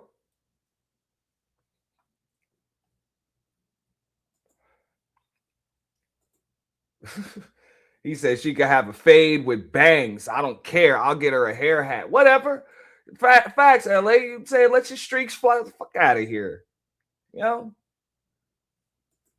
Embrace that shit. Entertaining. We can say that. We can say that a lot of us are entertaining when we're online. And, you know, we turn the camera off, turn the phone off. I mean, for me, you know, I'm always reading the Bible, so I don't know what they're talking about. Stop the cap. But it's just entertainment. It's just live streams. It's just conversations. Who knows if any of this stuff is real? Until five hoes over there. Why I care about what a is saying? I always got a bad chick with me. 100% of the time, I don't go out of town unless I got a bad chick with me. And none of them are your wife. None of them are your fucking wife. And that's something to brag about?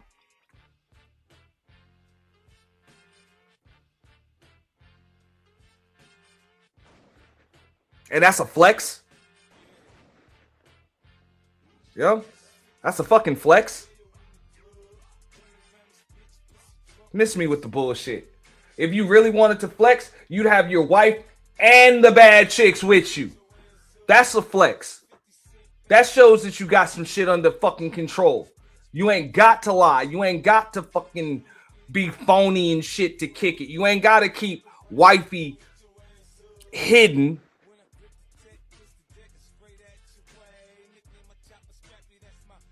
And have a bitch for sale with you. Have a rental bitch with you. You know? It's like the movies from back in the day. When old boy will step into the scene with a chick on each arm. And it's like, damn. Yeah, the one on the left don't even give a fuck that the one on the right is there. Real shit. Yo, you stole your whole persona from Rick Ross and shit. Or your whole look and shit from Rick Ross. Then that nigga say he pull up in the 2-seater with 2 women? Yeah. What's up?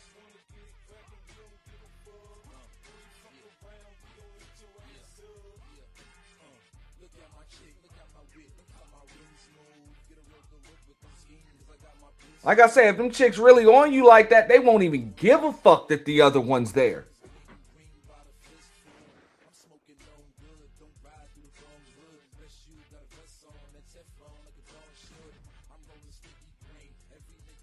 But all that proves is that you ain't got it like that. We know you could afford the extra damn flight. We know that shit. So why ain't wifey with you?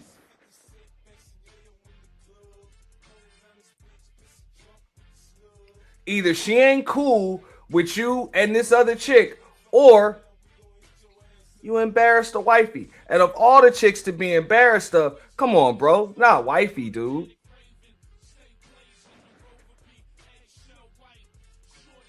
And that ain't about how that shit look to other people. That's the fact that she your motherfucking wife. I don't give a fuck if the chick weigh fucking 348 fucking pounds. Man, fuck up out of here, bro. That's your wife. She ain't for everybody else. She for you. So, you know, be proud of that shit. If any chick is on your arm, that's who it is. You know, having Mika, or even, I'll keep it 100. Keeping N1ggaz or Island Gal Q or some shit like that on your motherfucking arm, and wifey ain't there, nigga, you look worse. You look worse. That's not a flex, dude. That's not a flex at all. Not to men. Maybe to these random motherfuckers on the internet, you know, that can't see past a pretty face.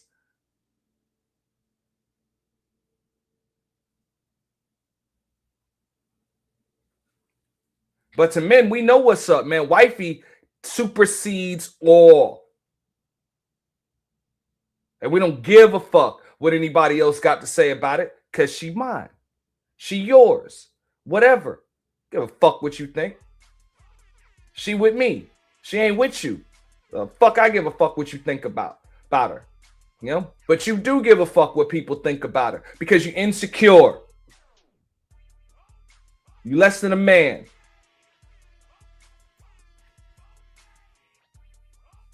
He don't know that. He don't know that I do what the I want to do when I want to do it.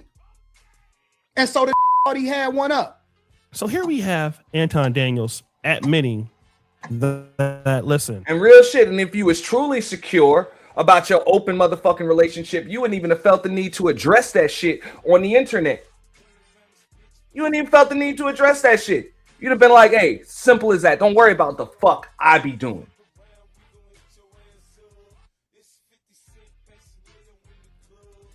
My bitches is cool with it. I'm cool with it. Keep that bullshit over there. It's none of your business. All right? That's the way a secure man's gonna handle that shit. You're not gonna fucking, you know what I'm saying, be over here trying to stunt for the tube. He does whatever he wants to do, and he does it however he feels like doing. This is in response to Corey Holcomb, who, you know, was talking to Anton, telling him to get his girl out of there, and so on and so forth. And if we see Mika in the top left corner, and yeah, yes, that is her, we understand what Anton is doing. Anton Daniels is making the same mistake that many content creators who get large on the platform, is that they use their platforms to get women. And that's probably how he met her. It's probably how he meets all his chicks. This is no different than Fresh and Fit. You know, you get these girls on the panels, you meet them behind the scenes, they come to meetups and stuff like that. And so what he's telling the ladies in so many words that are listening, that want to be associated with him, is that these are the rules. And Keisha knows what she's talking about. He's speaking hypothetically, so in a way you can't pinpoint that, you know what, this is what it is, this is how I do it. However, he did come out of anger in response to Corey Holcomb. He made a fatal mistake by saying what he was doing, and he's done this in the past.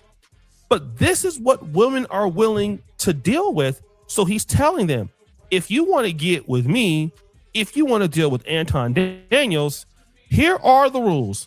When I need you, I need you. There isn't going to be this and that. Professional relationships may or may not happen, and you need to go ahead on and be available to me, especially if I'm attractive to you. And let me let you guys in on the secret. You might think that YouTubers do not have access to women, but I'll tell you something about Black YouTube that you don't know. In the Black YouTube live stream space, there are a lot of opportunities for clapping, especially if you do what Anton Daniels does. Now, Anton Daniels has these other little live streams. He has his main content and then these other sort of community panels that he joins. And he does it for many reasons because he can pipeline through other communities. Let me explain what that means. YouTube pipelines exist just like any other pipeline does in America. You know, the Chitlin Circuit pipeline, the Black Church pipeline, the high school football recruiting pipeline, and live streams and podcast streams work the same way. People come up, they talk, anybody can join. And men, they bring different women onto the streams. People have their own clusters of their own individual YouTube communities. Let's say, for example, a guy like No Captivity with Freeze or Freezy. I just found out about him not too long ago, maybe like 3 days ago. But a guy like No Captivity with Freezy has about 8,000 subscribers. But in his live stream community, there are women that listen to him. So when he comes to Anton Daniels, even though he may not get like as many views as Anton Daniels, he is bringing in a built-in community that did not know Anton Daniels or did not know about Anton Daniels or never worked with him. So he brings his people. Then other little streamers bring their people. So all of these women come from all of these different communities, and then they're getting on a large YouTube channel like Anton Daniels. And Anton Daniels is already solidified because a guy like him already has 1 million followers. So once you kind of start pipelining through these online communities, you don't have to really go very many places to get women. You don't have to go on Instagram DMs. You can just do this in the community on YouTube, and women can fly out and see you. Nobody will ever know. You can have these relationships because some of these women are starstruck. You know, they say, hey, I watch you every day. I think you're funny. And these are some of the women that most guys would not be able to access. And so what happens is you can put this stuff out there and it seems cocky and it seems like, you know, hey, it's rude or whatever, but so many women are willing to get down with this. And it doesn't appear that YouTube guys in Black YouTube could be able to get super attractive, fine women. Yes, I can tell you exactly what kind of women they can get. Women who want to be creators themselves. Woo! There are so many fine ladies who want to be live streamers, who want to have a podcast. And so that even makes it easier. If you're a female and you're a YouTuber, you're looking to get onto a bigger channel, you want to be seen. Because getting on a channel like Anton Daniels can catapult you. People put you on their streams, people know about you. And when you advertise it out there like that, it doesn't really matter that he's married, because so many women will be okay with that. And most women will never really come out and tell or talk about it. It's a lot of booty clapping that goes on behind the scenes. But ultimately, if you're a married man and this is what you're putting out and you're using your platforms to get women, to meet up with women, in my honest opinion, it's kind of weak. You know what I mean? I get that guys do it and I get that it works, but a lot of guys fall into this, especially the live streamers, you know, Tommy Sotomayor's and guys like that. And this is how dudes start getting hit with all kind of problems, you know, getting chicks pregnant, you know, all sorts of situations that get out of hand.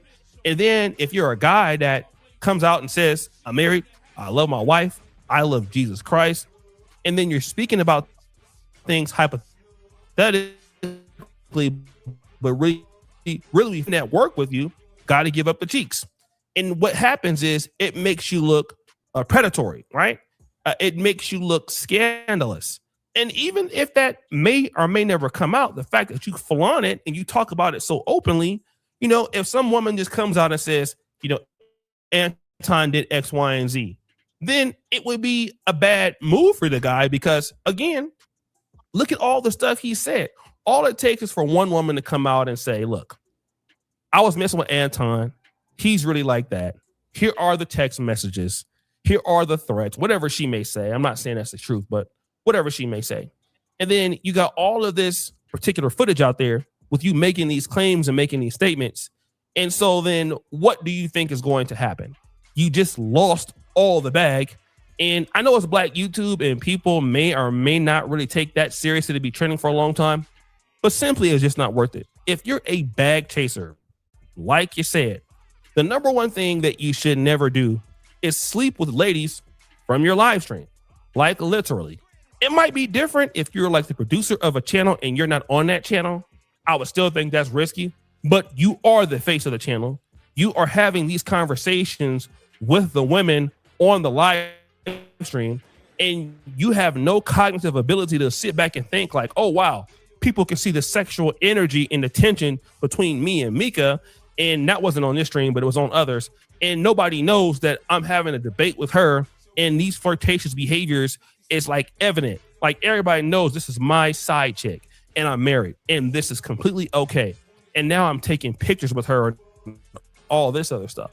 It doesn't make very much sense and it doesn't look good at all. So guys, what do you think? It's your boy O'Shea Duke Jackson back at it again with another episode of The Celebrity Drunk. I appreciate you for all that you do. Subscribe to the bell. We're out.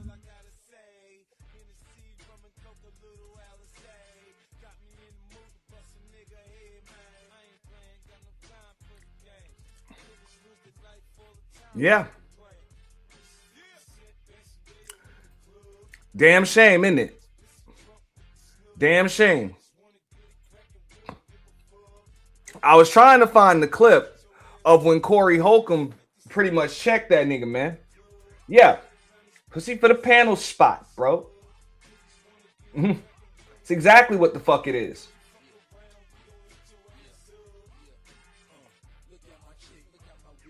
Shout out to N1ggaz streaming, by the way. He said, this is what it looks like. Hold up. This is what exercising your options looks like when the man is a former lame and didn't have options most of his life. They got to let the world know and be flexing. But let's keep it real, Unc. Only thing you letting the world know is that you a lame. You ain't even a former lame, nigga. You a current lame. You know, and that's why it's a select few motherfuckers that have no problem just checking this nigga. That's why this motherfucker be falling out with these niggas left and right.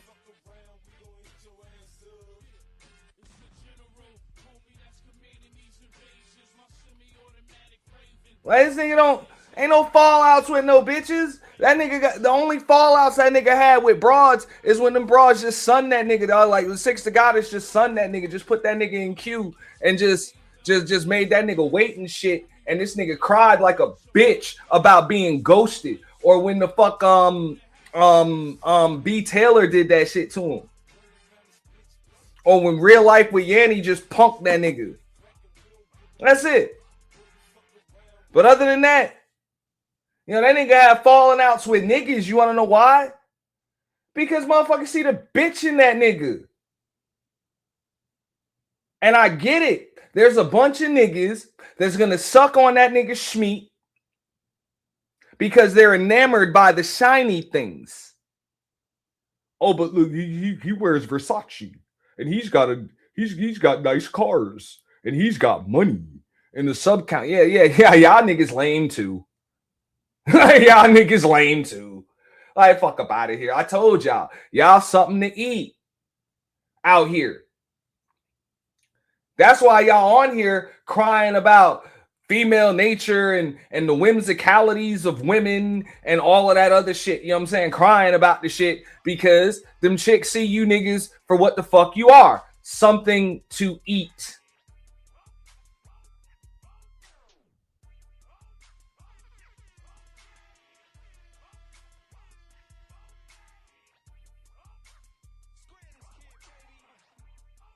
Food.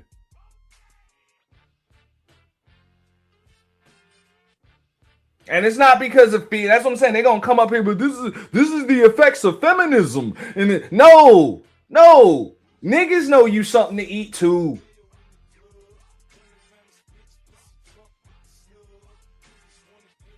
That's where that term Pookie and Ray Ray came from. That's what they mean when they say that shit.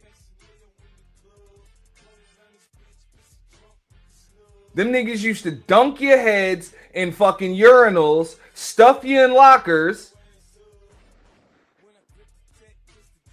and take your lunch money.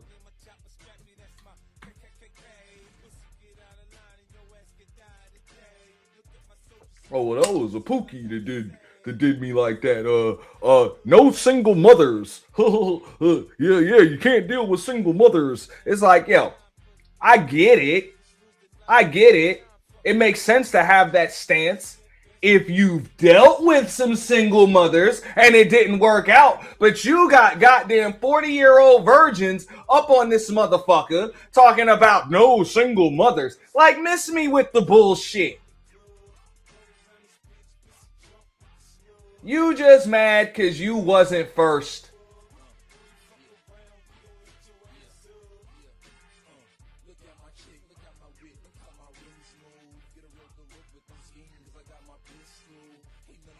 You wasn't even worthy of being considered a woman's first mistake or one of her early mistakes.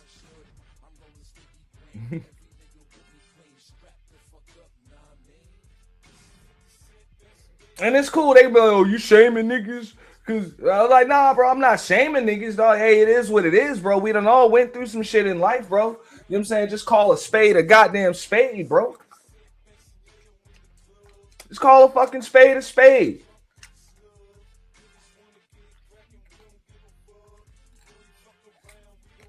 So that's why somebody like Anton gets a lot of this praise from these niggas, because he's the symbol of the dork ass, geek ass nigga that won. Now he can buy what he wants. That nigga is literally what Kevin Samuels catered to.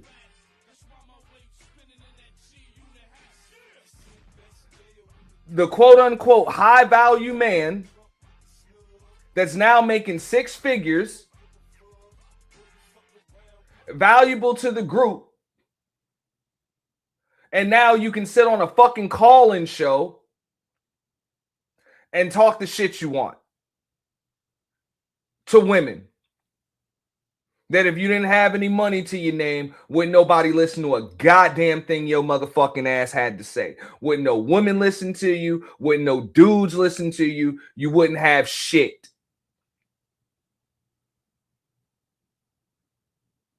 You'd be in a basement talking to the fucking walls, praying to God for shit to be better.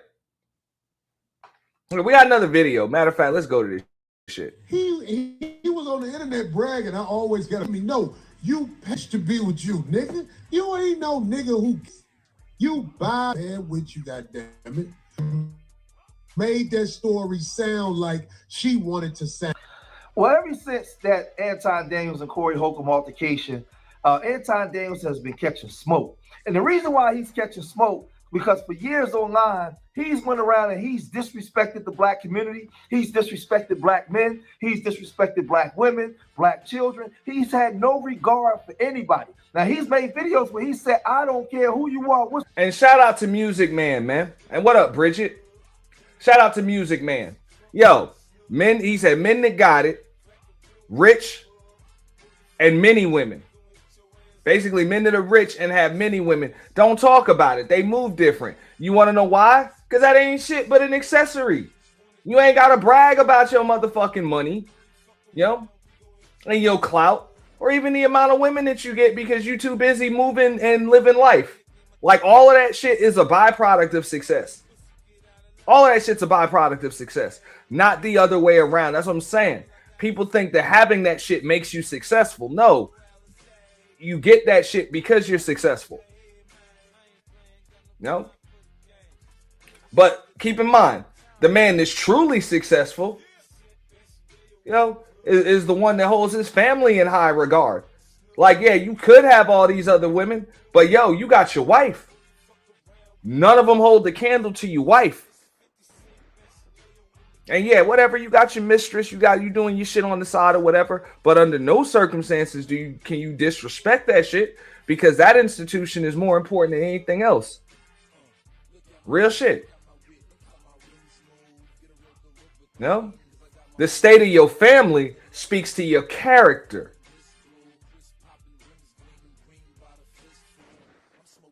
That's more than money. See, your character is what's left, whether you have the money or you don't.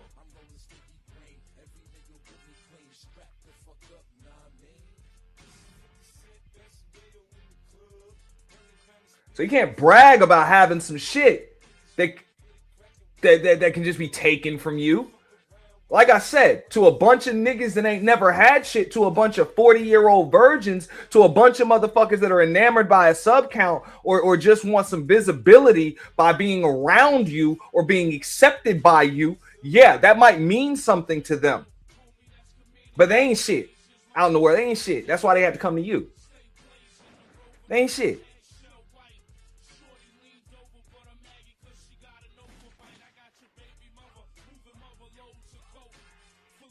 But just like I said, in an arena of actual men that got that shit out, that truly got their shit out of the fucking mud, then know damn well you could take it all from me today. I'll get it all back. And even if I don't get it all back, I'll still be good.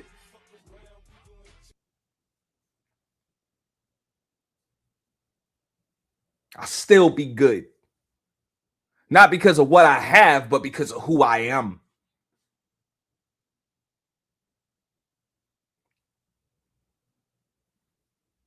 You know, like I say, you ain't nothing but something to eat, bro. You fucking lit, bro.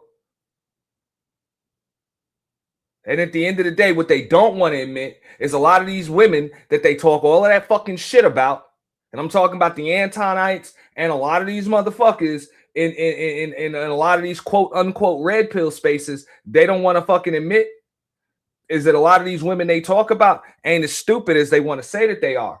They know, because at the end of the day, them chicks got an antenna for that shit. They can spot a lick.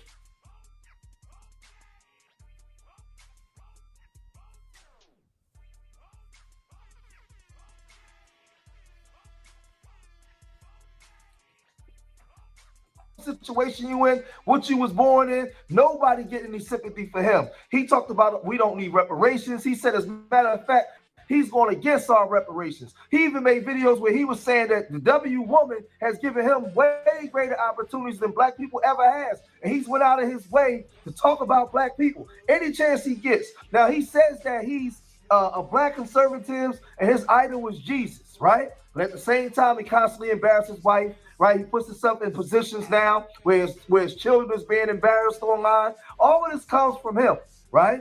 I mean, he's even turned his back on people that was riding with him on his channel. He said bad things about these people.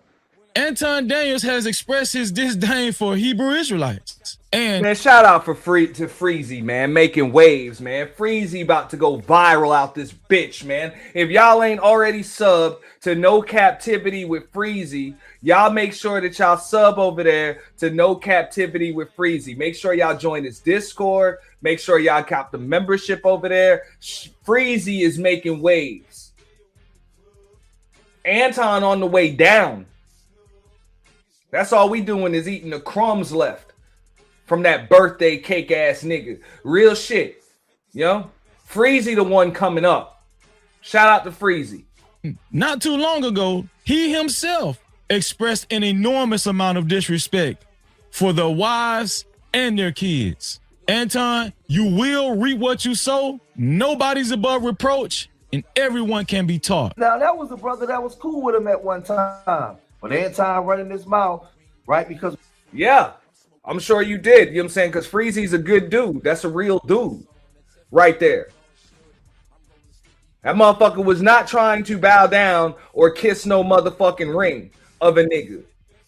Man, shout out to MA, Manosphere Algorithm. He said, it's sad when you don't know you the lit. Bro, that's why I said, I'm like, all of that, I'm a chess player shit. The fuck out of here, bro. Your chess strategy and the way knights and bishops and rooks and queens and pawns move don't mean a motherfucking thing at this poker table, homeboy. They don't mean a goddamn thing. Nothing. What they say in a poker game.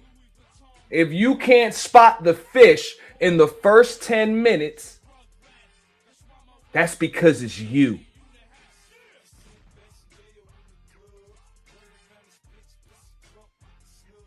You show up to that goddamn, you show up to that chessboard, that chess table,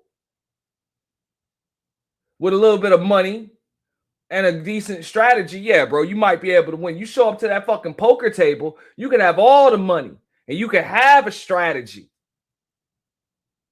And you can know the game, but you ain't got balls and some heart, we're going to take that shit from you.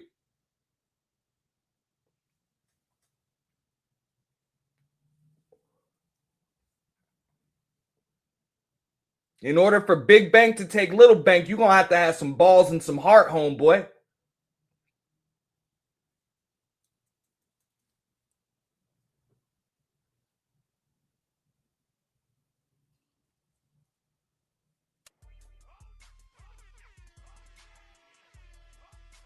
And that's what happened.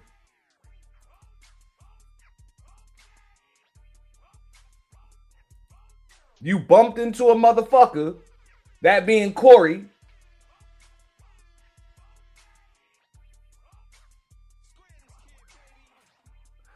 You thought you was the predator when in actuality you were the prey. Talking that bullshit. Oh, I thought family was off limits. I thought wife and kids was off limits. Who told you that? Who fucking told you that, bro? Who told you that? What the fuck wall was that written on? Well, that's the way it is for me. Nobody give a fuck about you.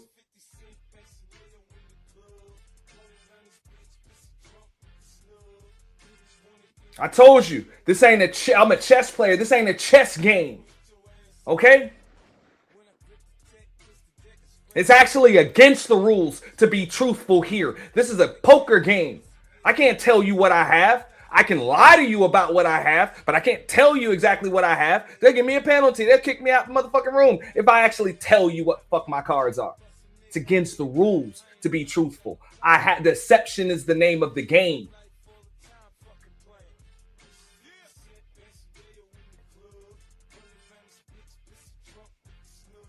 Niggas don't get it.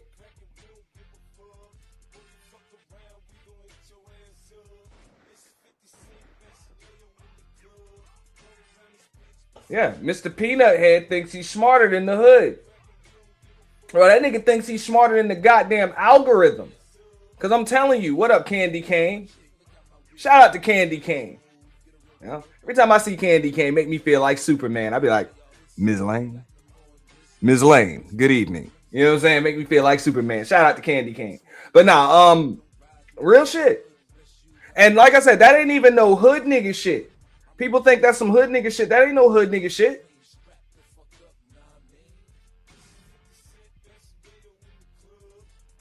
That's just grown man shit. It's not even a black thing. It's not a black man thing or whatever. It's not a white man thing. It's not a Hispanic man thing. Like, for real. You know, and Corey tried to warn this nigga, man. Like, you got to understand, when you dealing with men, war can start and all's fair, bro. When the gloves are off, anything can happen to you. Now look at what they doing. Y'all see the thumbnail. Y'all see the title. You got the bag chasers flagging niggas' channels and shit. Look, man, I don't give a fuck. You send them over here. I don't care.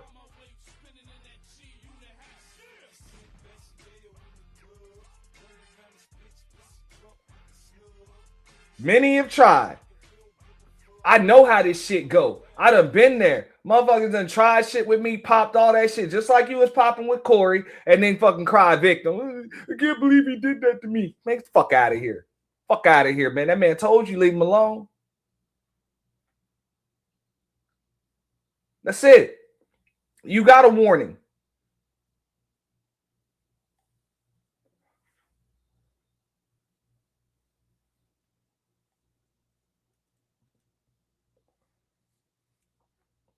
So that's why don't nobody feel no sympathy for that nigga. And then on top of that shit, you gonna try to weaponize the same women that you fucking demonized. Ain't that about a bitch? Talking about, yo, the only reason why he's attacking me and my wife is because they're dark-skinned women.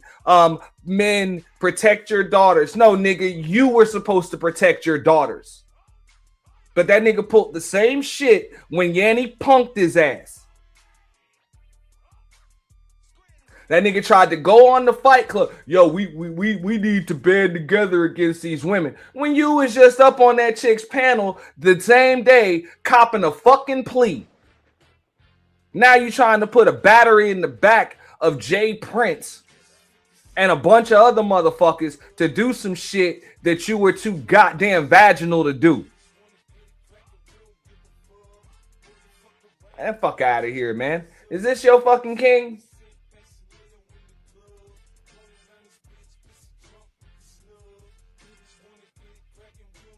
Think it's funny, Ms. Lane? Remember, he's new money. That's what Kwame told us. Kwame Brown told us he's new money. So he's walking around, he's showing out, showing off, flashing his wealth in front of other black people's face. While at the same, and I'm gonna bring up that clip again because Kwame been going the fuck in on this nigga, and rightfully so. Video of you telling another man, I'm gonna fly you out like one of my chicks. So guess what I told you? I said, nah, I'm gonna drive. I said, I'm a different type of cat. I like to drive. Remember I told you that? I'll come to you. Don't worry about it. But then after I start seeing more of the way you bit, run your mouth like that, and I realized, I said, no, your male bravado is caught up in money. It's not caught up in masculinity. See, if you was masculine, you wouldn't be running around here starting fires with people. You speak when spoken to. Now, what I did was, and shout out to Corey Holcomb, I do not agree with Corey Holcomb putting his hands on a woman at all. But shout out to Corey Holcomb for at least being man enough that you put this out on the internet. He didn't come and look at my page and go, F you, Kwame, you doing this, you a sucker, you was on my, you know what? He didn't do that. Guess what? I gave a fair assessment of what I saw. And it's called an opinion, you so-called smart guy.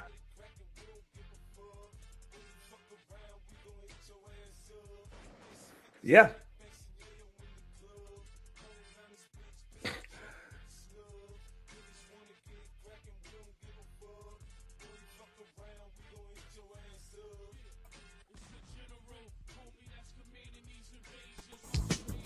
Unfortunately for you, you done fucked up, right? You already got your daughter in mental evaluations. That's what you say.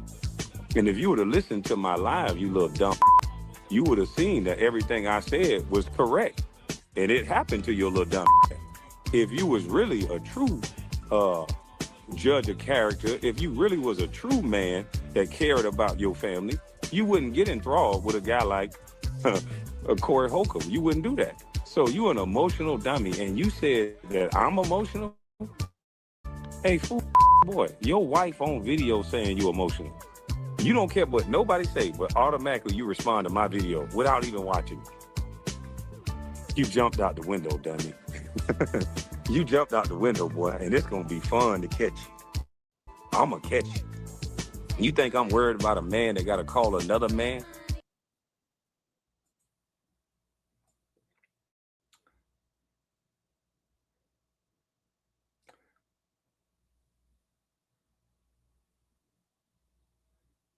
There you go.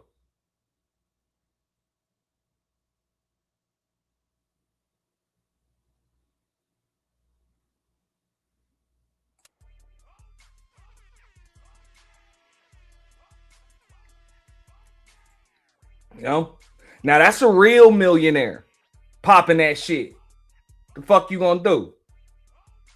Fuck you gonna do? Nothing. Nothing. What that nigga do? File a lawsuit? Call my lawyer. You know? I thought this was your arena, dog. What happened? What happened?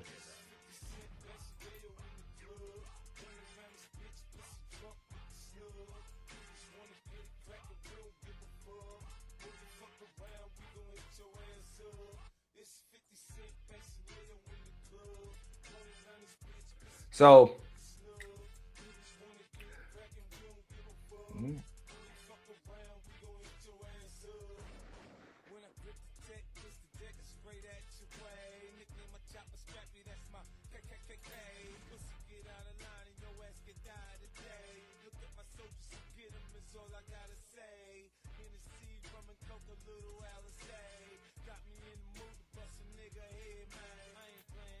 give me a second because I'm pulling some shit up right here.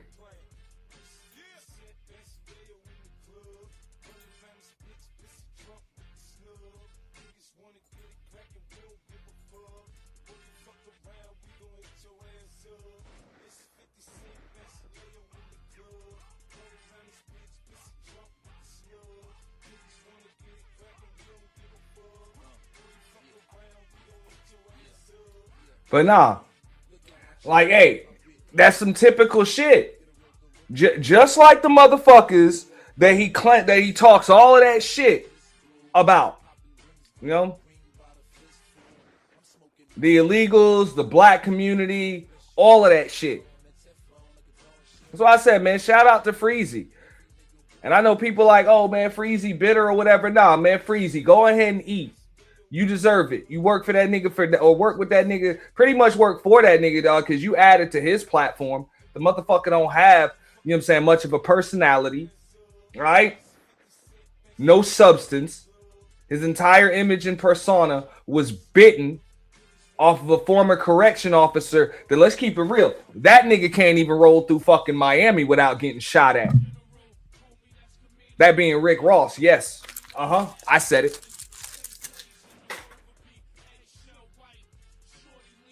You know?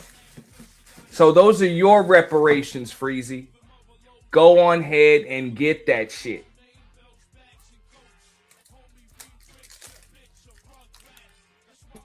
Time he says that he's a Christian, right? He's embarrassing everybody, and he's been being called out for this, right? There's a lot of people that's sick and tired of Anton Daniels' smug attitude, right? Very smug attitude. Now, after the altercation and dust up that he had with Corey Holcomb, he went online just running his mouth, saying anything he wanted to say, right? And however he wanted to say it, right? But now, since he's getting it down and Greece is hot and his house is in shambles based off of what he said, right? He's trying to wave the white flag. But before he was waving the white flag, he was talking like this. I could have been the bigger person, but I decided not to on that platform because I seen weakness in him. And I also wanted to expose him because he thinks he's a bully and he picks and chooses his targets, which I told him that also. So with him getting up and moving the chairs and all of that stuff, nobody was fearful of it. And it wasn't about being tough or anything like that. But it was like, okay, well, let's just see how far it goes. Let's see how far the rabbit hole goes.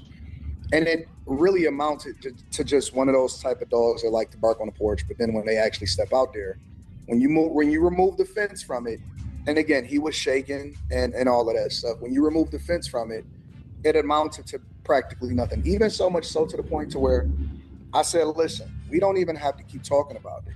We can go out back if you tough, and we can figure it out back there. Because one thing that I'm not going to do, because I know that YouTube don't like fighting. They will demonetize you. They will penalize you. It can go really, really bad. So I'm not going to mess up this platform, and I'm not going to mess up my platform either. And so I'm like, well, listen, we could just go out back. We don't even have to cut the we don't have to cut the stream or anything like that. We can figure it out if you think you're tough. To which I already knew he wasn't going to do it. And he did exactly what I thought he was going to do. He sat back down. He shook my hand. And then we continued the conversation. And at that point, I seen a weakness in him. And so I just proceeded to exploit him. I told him that he was scary, that he picks and... See, this is what that nigga had the nerve to say on Jason Whitlock's show. Okay? On Jason Whitlock's show.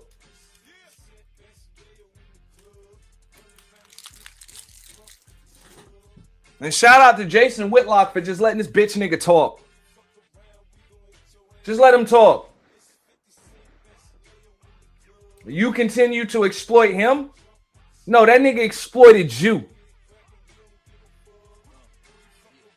exploited you? That's what I'm saying, man. You better tell him, Manosphere. You know, Manosphere algorithm know what's up. And you better tell him.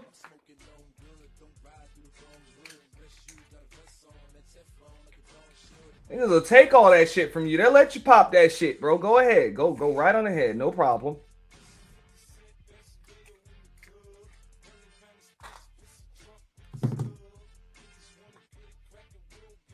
Now who won? Your life is in shambles. You have to pull your daughter out of school. Are you fucking serious, bro? You got to pick up the pieces. Chooses his targets, that he's hypocritical, that he was scared of Dave Chappelle. That's why he tiptoed around giving his opinion on a special. I told him that the people around him are yes men and they just tell him what he want to hear. And this is the thing. This is the thing about these internet motherfuckers. Like, you see the caption up here where it says Anton speaks on Corey Holcomb fight. Like, to these internet niggas, that shit was a fight. Like, they really do. They believe that was a fight. Like, that wasn't a fight. Anybody that believes that was a fight ain't never been in a fucking fight. Look at this shit. This look like a fucking fight? Even if Corey snuffed you, that wouldn't have been a fucking fight.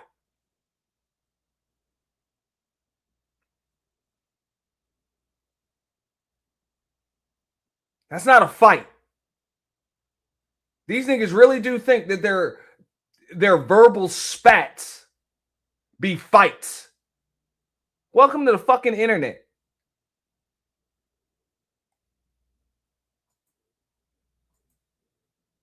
doesn't have any real friends, and that's why he continues to alienate people. And so I was very candid and matter of fact, and I didn't pull any punches, and I told him exactly what he was. And once I seen that it was escalating more, and then he started calling me out of my name again, I think that the intelligent thing to do at that point. Now, after that happened, he was riding high, and I keep telling you guys that the dorks are ruling the internet now. The nerds are controlling the narrative, right? The dorks, the dweebs, the cornballs, all these guys, they're no longer getting wedgies, right? They're no longer getting. Bridget, remember. All right, it's actually in the cash. It's 2/2. So my birthday is on Monday. So, I think we'll do something this weekend. I don't really like to celebrate it beforehand, maybe even on Monday night. I don't know.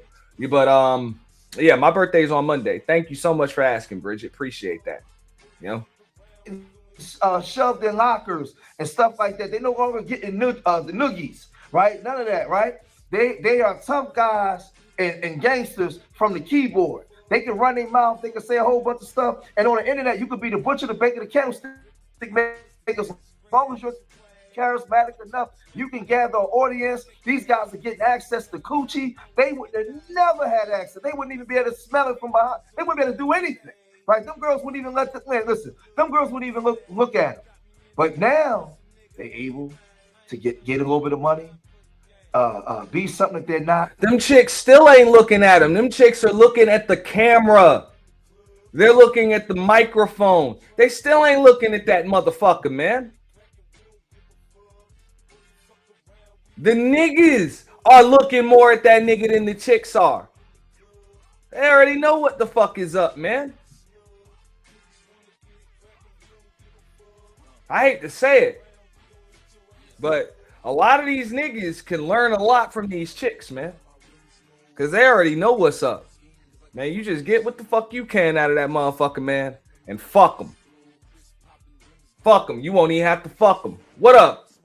Got Alonzo Hall, social media insurance bro in the building. Shout out to Alonzo. What up? What up?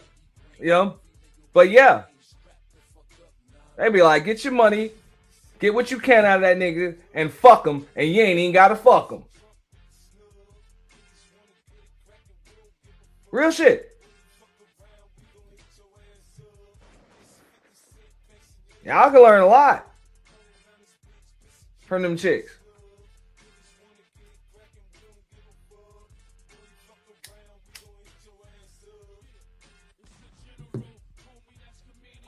be fake until they're exposed, and now they get a following.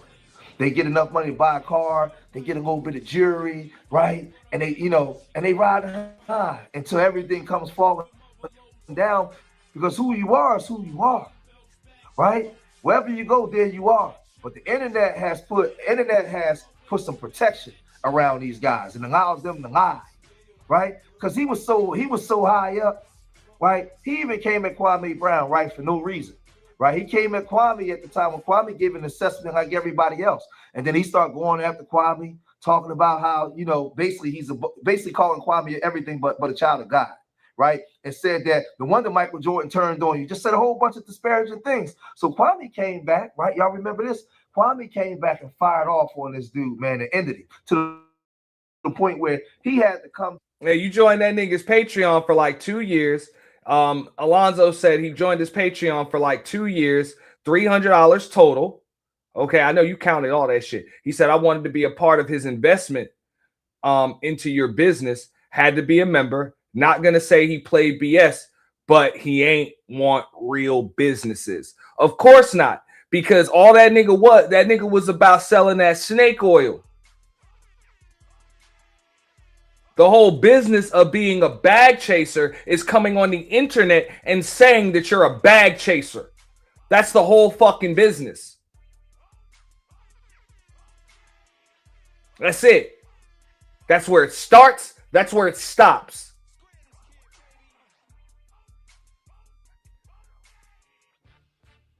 Buy my book on real estate titled How to Get People to Buy Your Book on Real Estate.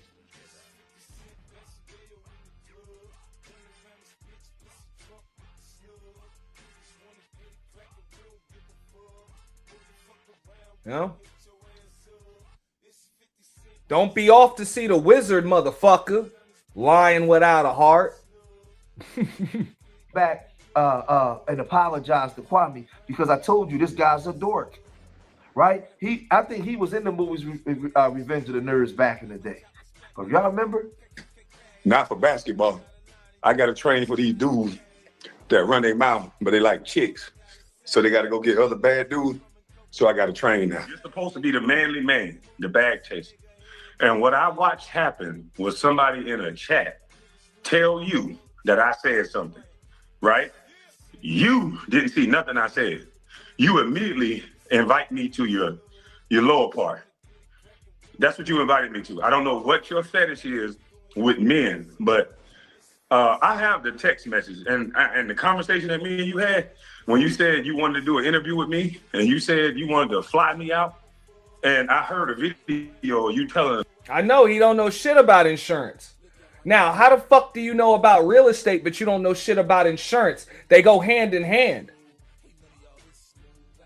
They go hand in hand. Now, I'm not going to sit here and pretend to know about real estate or insurance. That's why I hire realtors and insurance agents and brokers.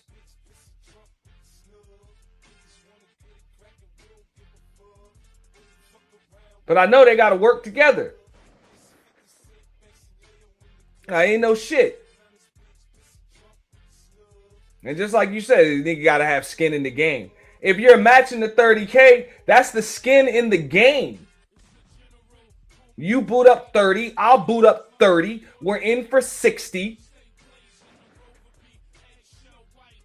Let's go make a move. You don't know enough about insurance. He don't need to know about insurance. That's why he got you. That's the purpose of the alliance, right?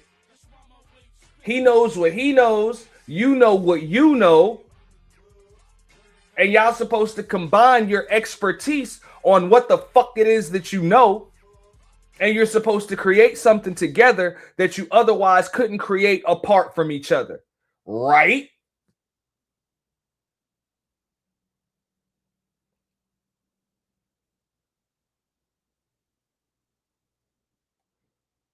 Because if he knew about insurance, why the fuck would he need you?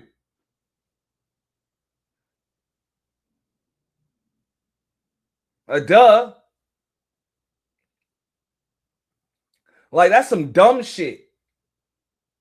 I'll be damned if I got a goddamn insurance dude right here propositioning me on some shit, and I say, look, I don't know enough about insurance to invest with you. Like, the fuck out of here, bro.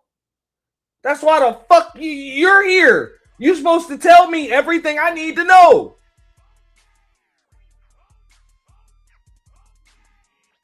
And I'm not even saying you got to tell me about insurance. All of that shit is for you. This is like a motherfucker. How the fuck you a businessman, right? And you refuse to hire a fucking accountant because you don't know about accounting. No, that's why you hire the fucking accountant. Man, phony motherfuckers. You know, I wish a motherfucker would. You ever go into a lawyer's office?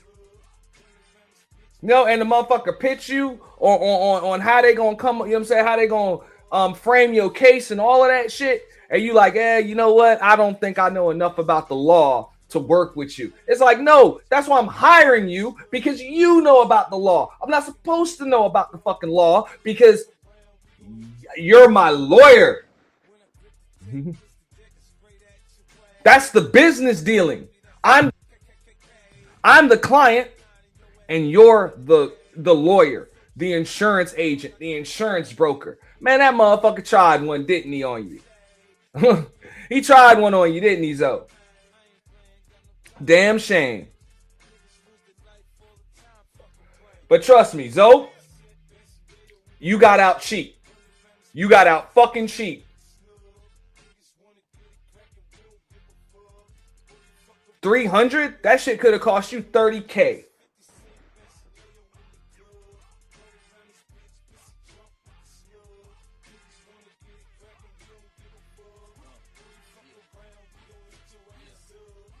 Money well spent. Yeah, but it was money well spent, bro. Because you got to see who the fuck, bro. $300 just to see who not to fuck with, man. You got off cheap. I know motherfuckers that lost tens of thousands, hundreds of thousands, millions to learn that they was dealing with the wrong motherfucker. I know I have. I done lost tens of thousands of dollars learning that I was dealing with the wrong motherfucker. For real. I'm sure Kwame done made a few bad investments over the course of his time. You know? Shit happens.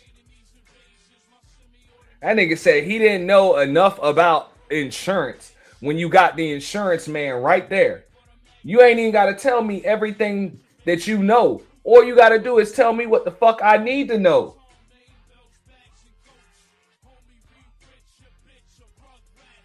That's it.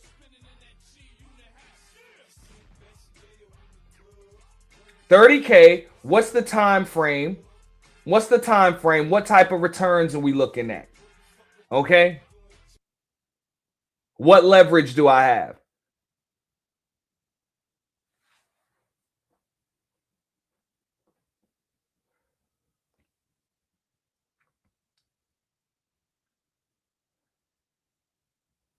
What if I don't get my money back? What are you going to put up against my 30K? And you said it yourself right there. You're putting up another 30K. You got 30. You got 30. He got 30. That's it.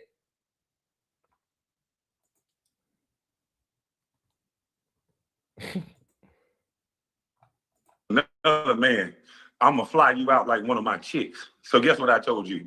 I said, nah, I'm going to drive. I said, I'm a different type of cat. I like to drive. Remember I told you that? I'll come to you. Don't worry about it. But then after I start seeing more of the way you run your mouth like that, and I realized, I said, no, your male bravado is caught up in money. It's not caught up in masculinity. See, if you was masculine, you wouldn't be running around here starting fires with people. You speak when spoken to. Now, what I did was, and shout out to Corey Holcomb, I do not agree with Corey Holcomb putting his hands on a woman at all.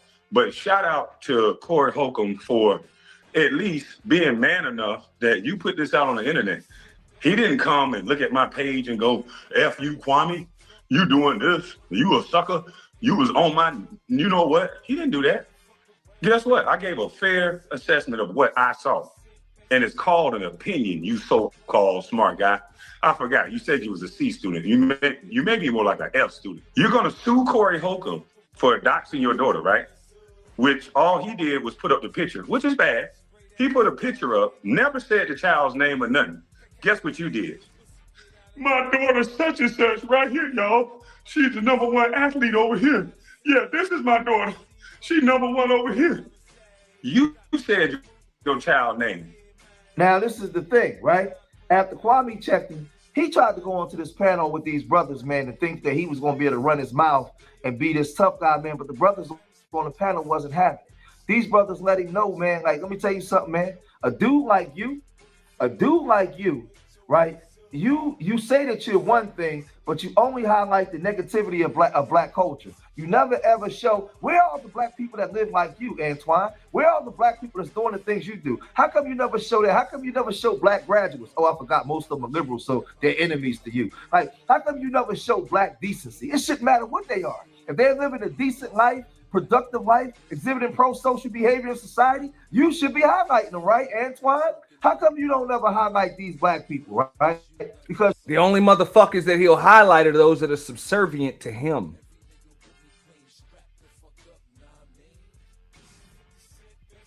That's why. That's why. Because anybody that's actually living that life is going to trigger that nigga's insecurities, dog.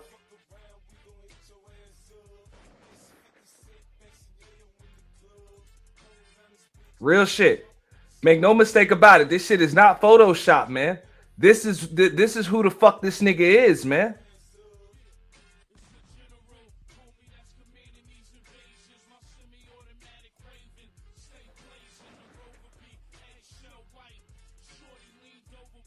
In your grill.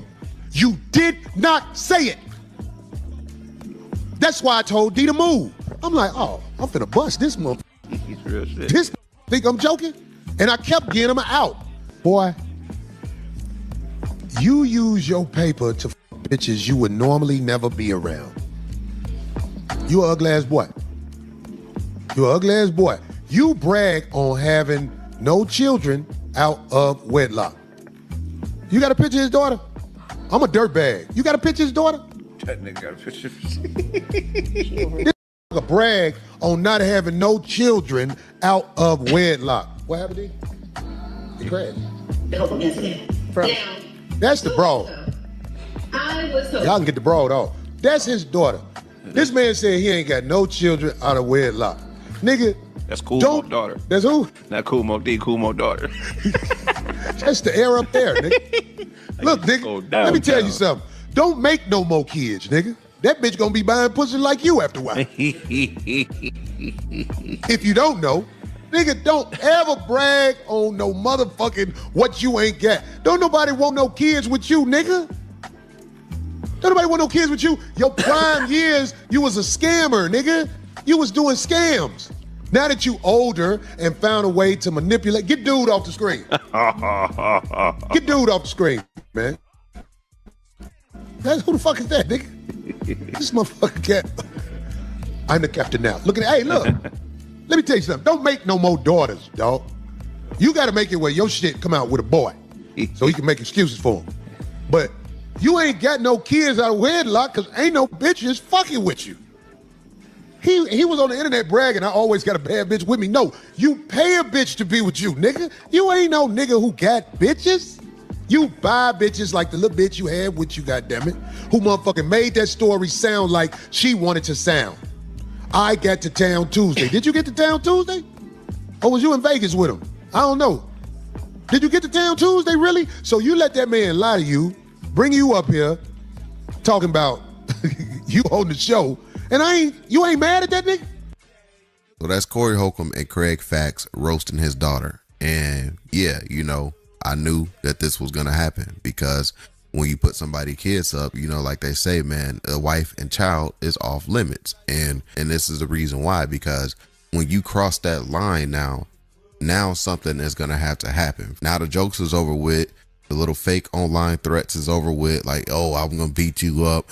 Oh, you wasn't going to do nothing. But now when you cross that line with the wife and kids, and in the way that Corey Holcomb did it, putting his child image up and was roasting her and stuff like that, now this gives Anton Daniels the upper hand in this. No, it doesn't. You know, shout out to Self Talk, because he's the one doing commentary right there. No, it doesn't. And you about to see it. That doesn't give you the upper hand. Listen. Situation, possibly legally, because he was talking. Nah. See, that's what I'm saying. People be thinking that just because you're afraid of spiders means the motherfucker you dealing with is afraid of spiders. No.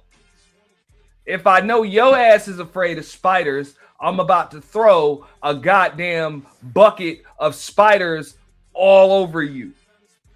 Because I ain't scared of them motherfuckers. But people be assuming that just because that's some shit that, well, I mean, I don't want to lose my YouTube channel, so nobody else wants to lose their YouTube channel. Nah, you dealing with people that don't give a fuck.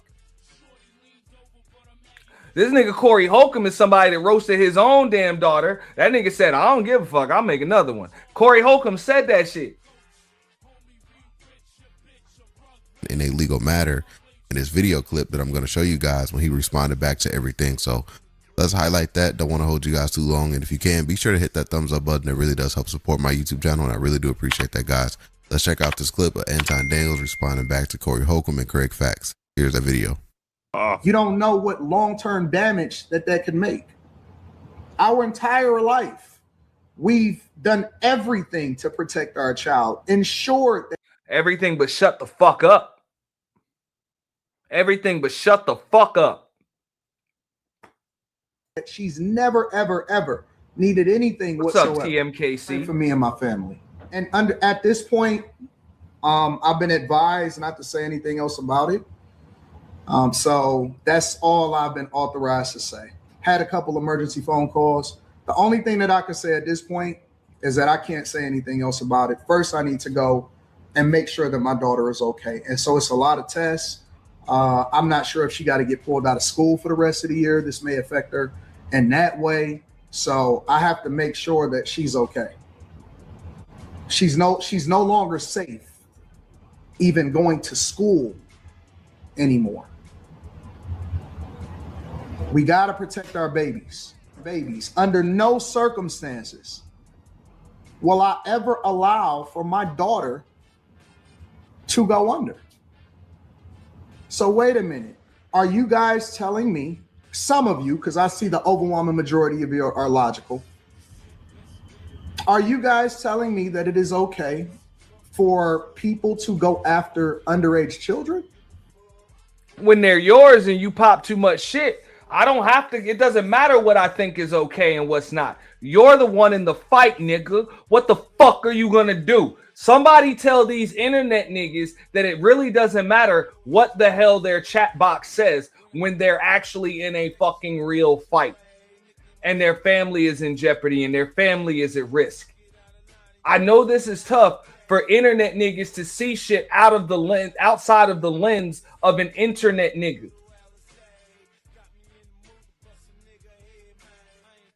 Doesn't matter what the fuck I think is okay, or what TMKC think is okay, or Vato think is okay, or Alonzo think is okay, or any of your other bag chasers think is okay. If you didn't think it was okay, why the fuck did you antagonize that nigga?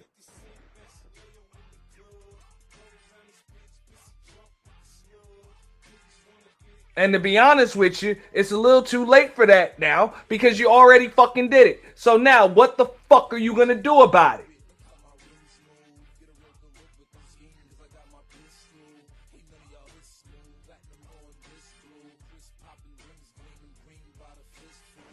You know, it ain't the internet's job to protect your daughter from Corey Holcomb. It's your job to protect your daughter from Corey Holcomb. Miss me with the bullshit. Every burden that you're trying to put on everybody else was all supposed to be on you.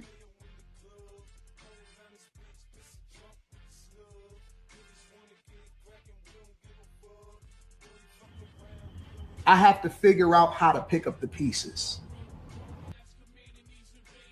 Now you got to figure some shit out. I thought you were a chess player. Thought you were a fucking chess player, man. The hell?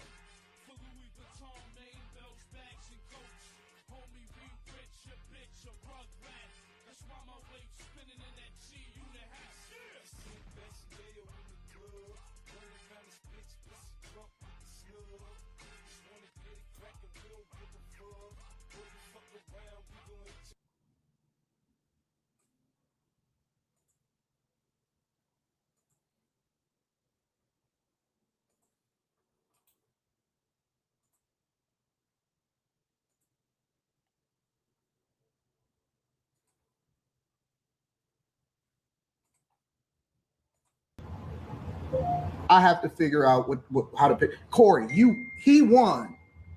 Corey and Craig, you win. You win, I give up. I have to figure out what collateral damage happened after that. You guys win. I got to figure out how to pick up the pieces. Family is in shambles. Daughter is in shambles. Literally having my wife take her over to get evaluated and figure it out, because crying inside of the principal's office trying to figure out what to do. I'm in shambles. Okay, so that. Yeah, he's in shambles. Y'all hear this shit? He's in shambles. Aw.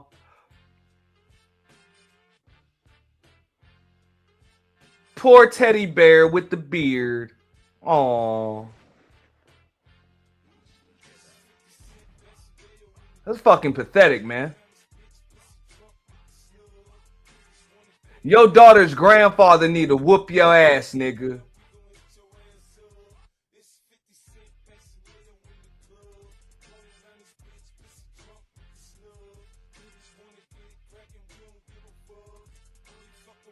Yeah, why wouldn't he go with his wife? That's strange. I told you, even if you had Mika out there, yo, wifey should have been there too.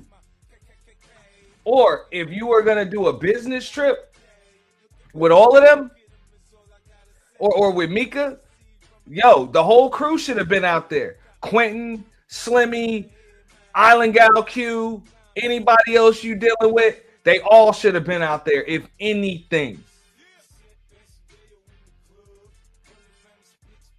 But under no circumstances do you leave your entire crew and your wife back elsewhere and just go with just this chick. Miss me with the bullshit. I have to figure out what collateral damage happened after that. You guys win. I got to figure out how to pick up the pieces. Hey, I want to know why the fuck you going out to LA with security and a bodyguard, but yet your wife and your daughter are at home with no security and no bodyguard. And now here you are with that bullshit. And I agree. Why the fuck are you on the goddamn internet, just like Bridget said, instead of spending this time with your wife and your daughter? How the fuck is your life in shambles? Don't your family need you right now? Like, they need you. And the only thing you can think to do is a fucking video?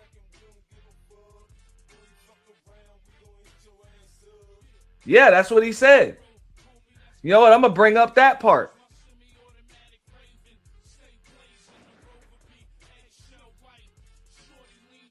That you tried to disrespect me now that I've been talking to you. I don't believe that. I believe that you are the way you are.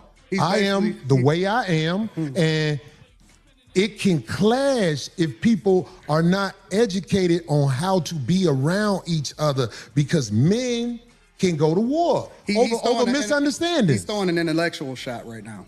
What am I doing? So without saying it, he's basically saying, Oh, you from a different space, so you don't get the way that we move over here. Over here or anywhere in the United States of America, and that's not a black thing. I'm talking about Caucasians, Hispanics, and Asians understand the respect level men must have when they're in front of each other because it can trigger war. That's all I'm saying to you. I understand everything that happens when it happens. I'm a chess player. That's what I've been playing my entire life. Okay. Maybe you walked into something that you wasn't expecting. I don't go with. Maybe I knew what you was gonna do before you did it. Maybe, maybe. But I tell you what. That's a dangerous game to play, especially if you got a life that you live in. Because I'm telling you, man, it's a lot of people in the. Wait a minute. Are you guys telling me, some of you, because I see the overwhelming majority of you are logical. Are you guys telling me that it is okay for people to go after underage children? I have to figure out how to pick up the pieces. I have to figure out how to pick. Corey, he won. Corey and Craig, you win. You win, I give up. I have to figure out what collateral damage happened after that. You guys win. I got to figure out how to pick up the pieces. Family is in shambles. Daughter is in shambles. Literally having my wife take her over to get evaluated and figure it out because crying inside of the principal's office trying to figure out what to do. I'm in shambles. Okay. That's what I've been playing my entire life. Okay. Maybe you walked into something that you wasn't expecting. I don't go with. Maybe I knew what you was gonna do before you did it. Maybe. But I tell you what. That's a dangerous game to play, especially if you got a life that you live in. Because I mean, what the fuck? Corey warned the nigga.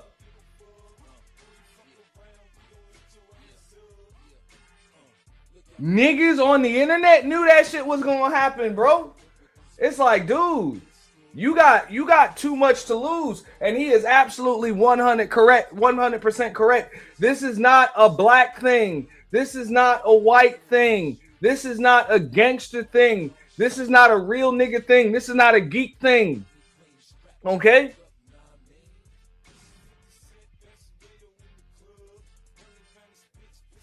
You got so much to lose. So think about that shit before you risk it all.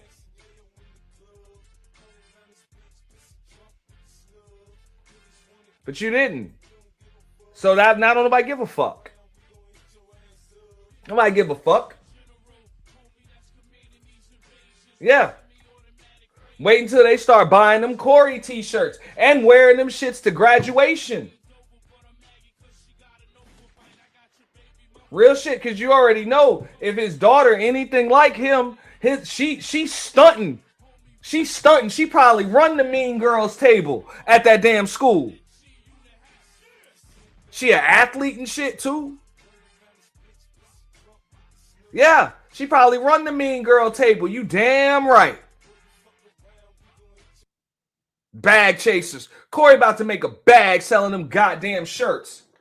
Or just giving them shits away for a tax write-off. You don't give a fuck.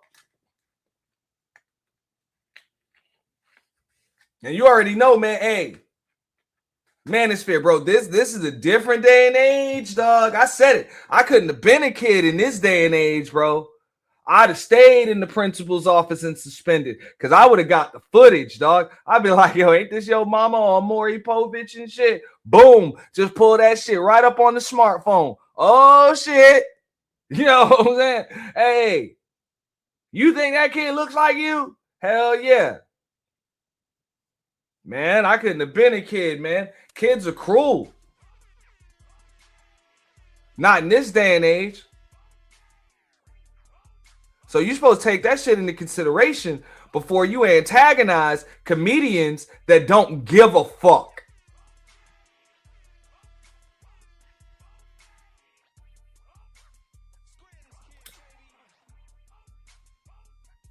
Because I done been in poker games like that, man. You know? You see some stank motherfucker, stank, fat, out of shape motherfucker look crazy, look drunk and shit. You know, just you think motherfucker's stupid. That motherfucker end up wiping everybody the fuck out. Taking all the money.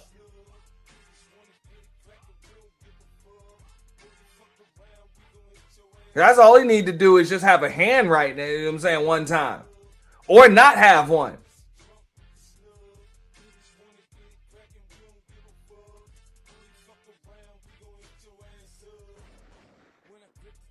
No? That's what I'm saying. Fuck that chess shit. It's a fucking child's game.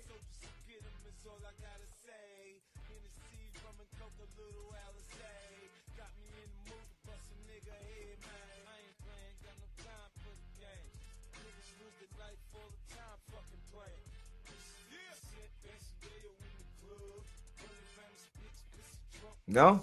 In this game, I can have the same exact hand that you have. But because of who the fuck I am, nobody's ever going to believe I have it. So we can have the same hand and play it the exact same way, but we don't get the same fucking results. So now this nigga's mad, scary, and crying fucking victim because Corey didn't fight him the way he wanted Corey to fight him. Aw. Poor baby. You're not living that way. Those people don't even want you around. So you try to go onto this platform. Yeah. That's what I'm saying. They know that fucking bullshit. This is life. They'll take that shit from you.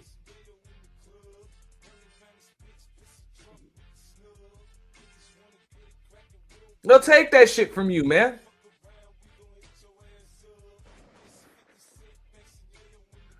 Like I told him, Manosphere, this is why, and I can't speak for everybody else, right? See, Anton, you would think, because I don't even believe after they done opened up his file, I don't even believe he one of them niggas that like graduated high school and went to college and then, you know what I'm saying, that's why he ended up moving out of his people's crib. You know what I'm saying? For niggas, we understand like that time when you got to move out of your people's crib, it's because you got too much shit going on. You feel me? You just got too much shit going on. You hustling. You moving through these fucking streets. So you don't want this bullshit to fall on mom and pops and your little sister and your little brother and shit. That's why you careful. It's like, look, I can't do dirt while I'm in mom's crib. That's why niggas move out.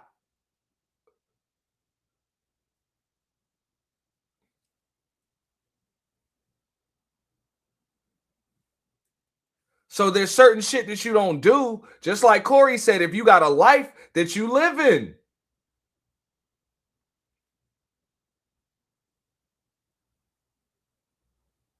But in a nigga like Anton case, nah, man, I moved out just because I could afford it. Man, fuck up out of here. With that bullshit. Nah, motherfuckers moved out to protect mom.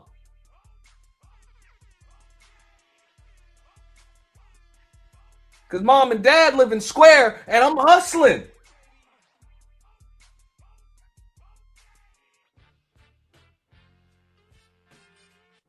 I can't have nobody breaking in mom's house trying to get a hold of the stash.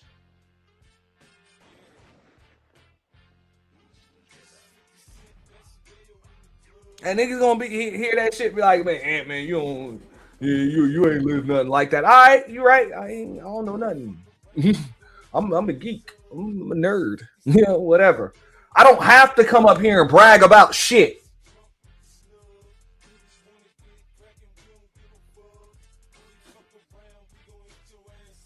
Because there's nothing to brag about. Nothing to brag about. Y'all want to say that shit? Fuck it. I'm a geek. I'm a nerd. I always been square. Fuck it. Nah, man. A lot of us just settled the fuck down. So shout out to this brother right here. You know, that's talking. Because, nah, man, we grown now. We in our 40s, man. All that hustling and living fast shit, bro, that was for our 20s, maybe even early 30s.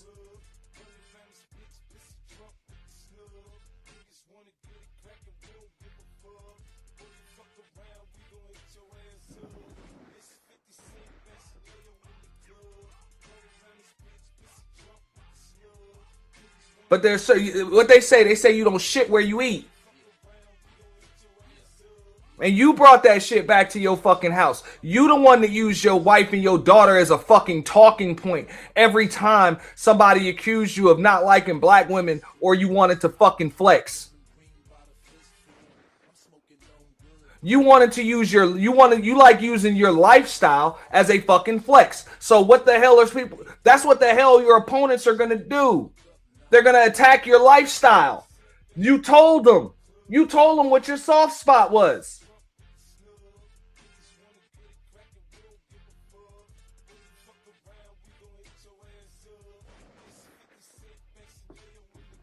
I'm a conservative. I'm a Christian. Whatever. Okay. Your lifestyle, your family. I'm going after that shit first.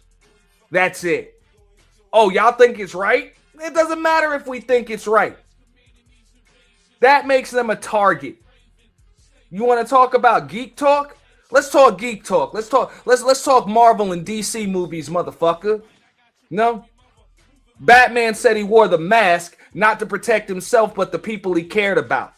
He didn't give a fuck if the world knew Bruce Wayne and Batman were the same motherfuckers. He didn't give a shit. He wore a mask to protect his butler. You know? All of the people that work for the company that he ran. Fuck, I had a multi-billion-dollar conglomerate. Okay? Spider-Man.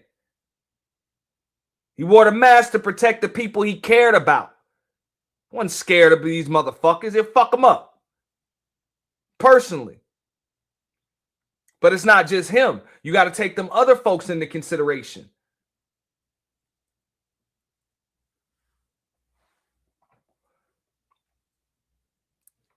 So, you ain't no fuck. I mean, if you are a chess player, you wasn't good at it, or you was playing some shitty ass opponents. I tell you that. Want to get at these black dudes, and they checked you. Corey called me and set the pace of what the agenda was going to be before I got there. What did I do to warrant a nigga saying to me that I kissed white man's ass? Since you wanted to listen to that shit. You hear that shit? Man, it's fair. What did I do to warrant it? That's what he said on Philosophical's panel. What did I do to warrant him saying that to me? Oh, more internet shit.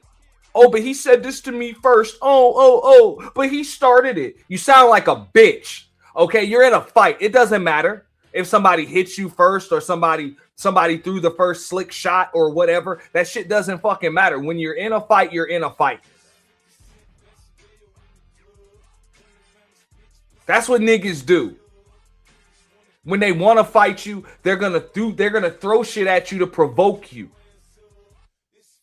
Niggas will step on your shoe because they want to fight you. Ain't none of that. But he stepped on my shoe. Yeah, he knows he stepped on your fucking shoe. That's why he did it.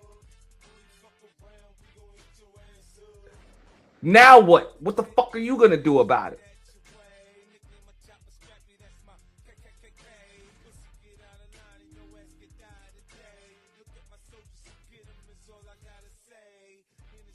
That level of energy, you should have said it again since you wanted to match that energy. Going outside is not matching that energy. Saying it again is matching that energy. And that's what real men do. Look at that shit. That's real. You did not say that shit again. Yeah, you chose to enter the gauntlet. He ain't just choose to enter the gauntlet. That nigga went to talking hella cash shit. Hella cash shit.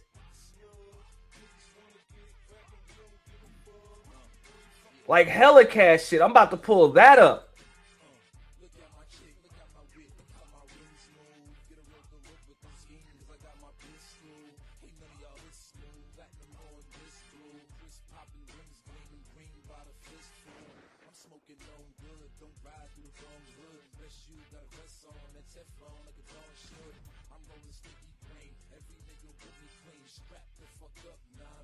Hella cash shit.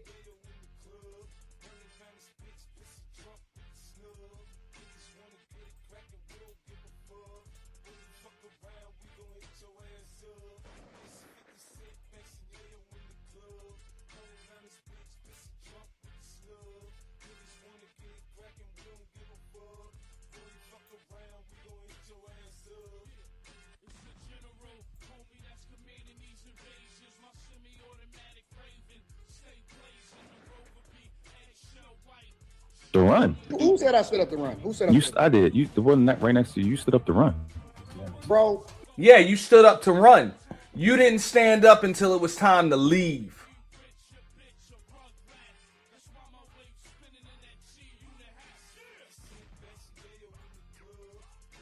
You gonna flag you? Hey, the bag chasers gonna flag me like they flag Kwame ass? Again, I don't give a fuck.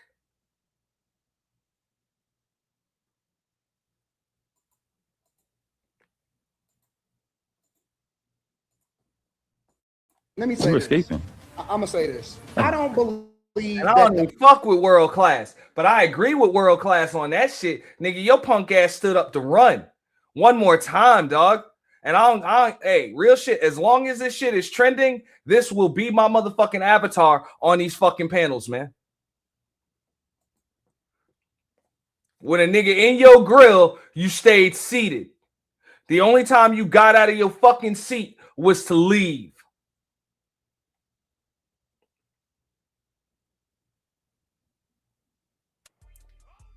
Yeah.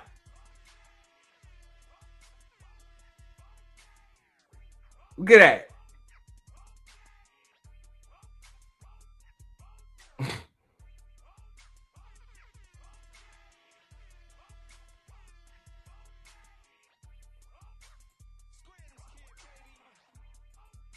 Go chase a bag, nigga. Chase a fucking bag. Overwhelming majority of that comment on it really with no hands in real life. I would. With you. Listen. It's a lot of Monday morning quarterbacks. I have never seen not one of you ever say Stop talking tough, to me.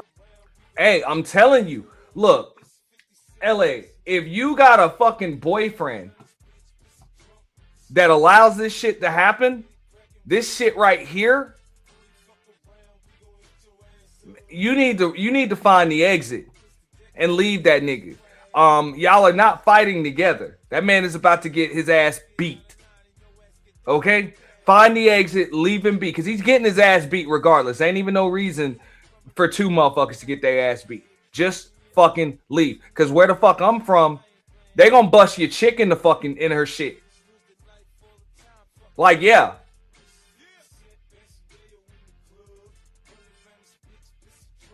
Don't let the other dude that's standing over you have a chick around too. She about to bust your chick.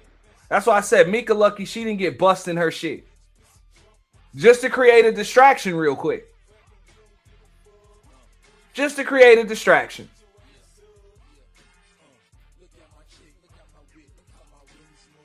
That's what I'm saying. Nigga, reflex is too fucking slow. But you heard from that nigga wife that nigga will crash the fuck out and go the fuck off on his wife. And he'll say all of that fucking cash shit, all of that D-sucking shit. He had no problem saying that shit with a woman in between him and Corey.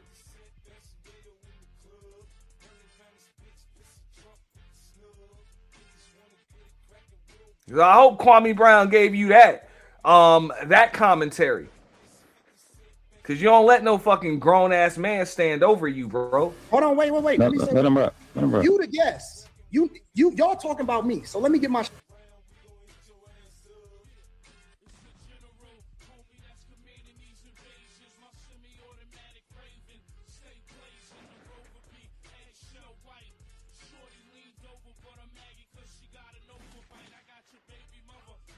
Hold up. Hey, salute to the panel. Salute to Philosophical. I know we had our differences in the past, but Yes, we did. I respect. And I'm gonna say this before we get started. My issue with you, bro. Not gonna do nothing. Then stop wolfing. Either it's up or it's not. Nigga, it's either up or it's not. Or we might as well just go back to podcasting. Because that's all we are. We just podcasting and we content creators at this point. Because don't nobody need nobody to put a battery in their bag. I'm right here in front of your face. Let's shoot one. That's all for the internet, man. Listen, I'm trying to tell you, nigga was shaking like a salt shaker. When he say study the video, go study the video. Nigga was shaking like a salt shaker. I would have beat the shit out of Corey. And I'm not, listen, I'm telling you, it is what it is. I would have beat the dog. I would have dog walked that nigga. I would have beat the shit out of Corey. His hands was shaking like a stripper. The nigga was scared. The nigga ain't want to do nothing. All of that woofing online. Nigga, I'm right here in your studio right in front of you. Nigga, if you feel so disrespected, then do something. The fuck is you talking about? I told y'all, I'm like, now this nigga's so tough. This nigga done started using bad grammar and shit. Yo, the fuck is you talking about? Like, the fuck, bro? You don't even talk like that, nigga. And on top of that shit, what the fuck strip clubs you be going to where the strippers got shaking hands?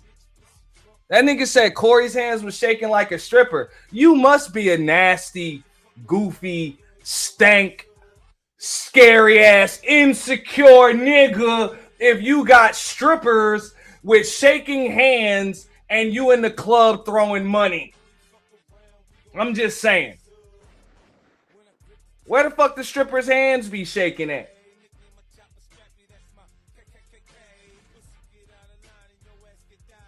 That nigga said the stripper's hands was shaking like a stripper. Like, what the fuck? Why am I the only one that caught that analogy? Like, bro, you scared? You be scaring the strippers? This nigga just said he be scaring the strippers. Oh. It is what it is. I would have beat the dog. I would have dog walked that nigga. I would have beat the shit out of Corey. His hands was shaking like a stripper. The nigga was scared. The nigga ain't want to do nothing. All of that woofing online. Nigga, I'm right here in your studio right in front of you. Nigga, if you feel so disrespected, then do something. The fuck is you talking about? Nigga, that's all we do in Detroit is fades. Nigga, that's why I keep telling you.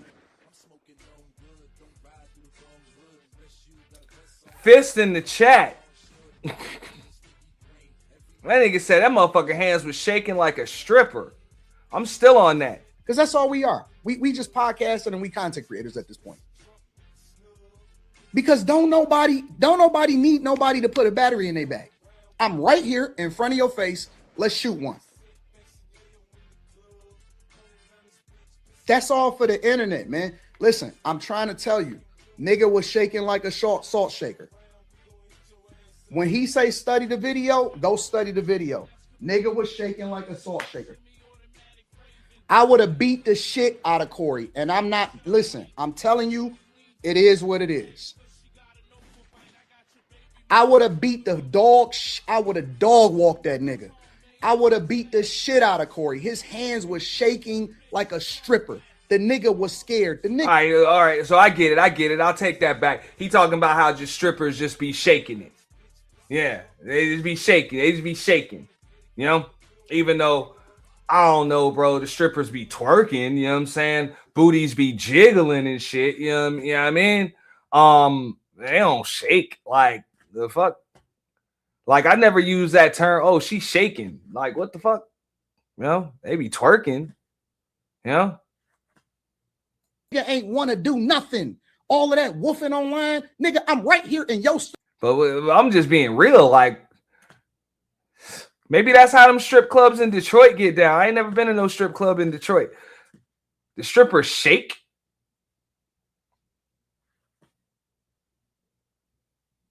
Like, I don't know, man. Miami, Atlanta, nah, man, them hoes be getting it, bro. Twerking, man. Fuck out, shaking. Studio right in front of you. Nigga, if you feel so disrespected, then do something. The fuck is you talking about? Nigga, that's all we do in Detroit is fades. Nigga, that's why I keep telling you. Nigga, that's all we do in the city is fades. That's all we do.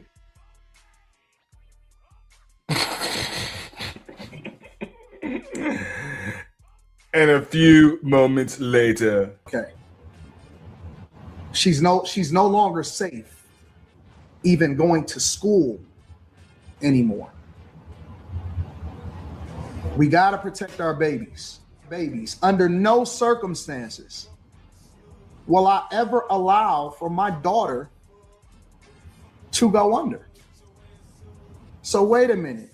Are you guys telling me, some of you, because I see the overwhelming majority of you are logical, are you guys telling me that it is okay for people to go after underage children? I have to figure out how to pick up the pieces. I have to figure out how to pick. Corey, he won. Corey and Craig, you win. You win, I give up. I have to figure out what collateral damage happened after that. You guys win.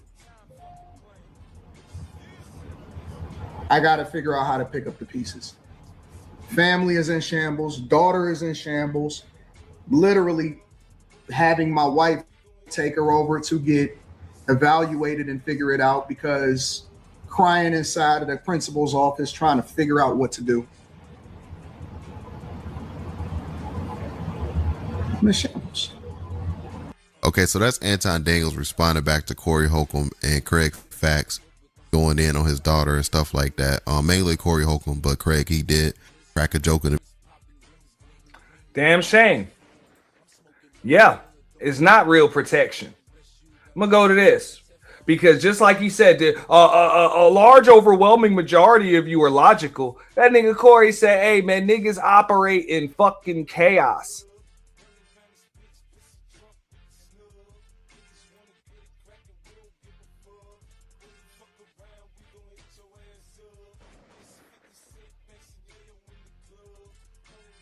Is you come off as someone who's trying to talk to black men, and that's real shit. If you ever been into some shit or you done been around some shit or whatever, yeah, that's the first thing niggas do. Is they about to create some fucking chaos, bro. Like they about to put you in chaos because you about to react like in an illogical way. That's what it is. They about to do something. Niggas will just hit your homeboy. Niggas will crack your chick in her skull. Yeah. Crack your chick's skull wide open. You know?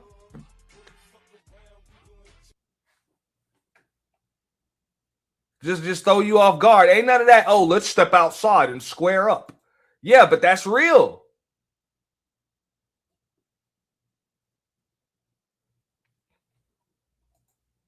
Let me pull up this damn this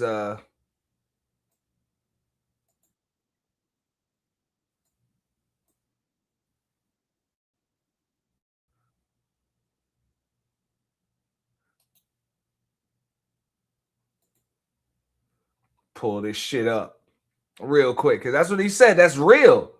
Now I can't speak for them niggas in whatchamacallit in California, but I know everybody I roll with that's exactly the way that shit go. Nigga. They about to create a chaotic fucking scene.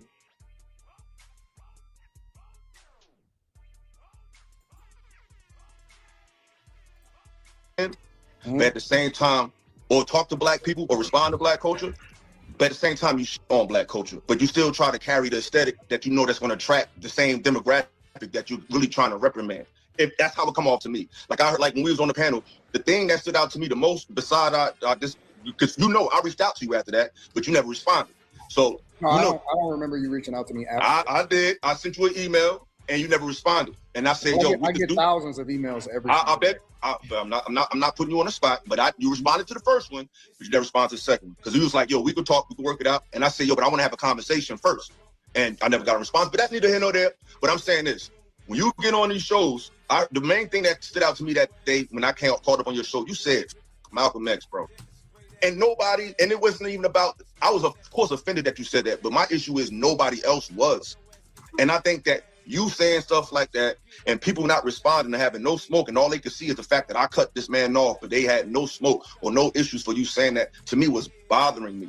And to me, I'm seeing a trend of people just feeling like just on black people all together is something we need to do. Like, we can call out the bad elements without throwing out the baby with the bathroom. And see, let me tell you something, you dork.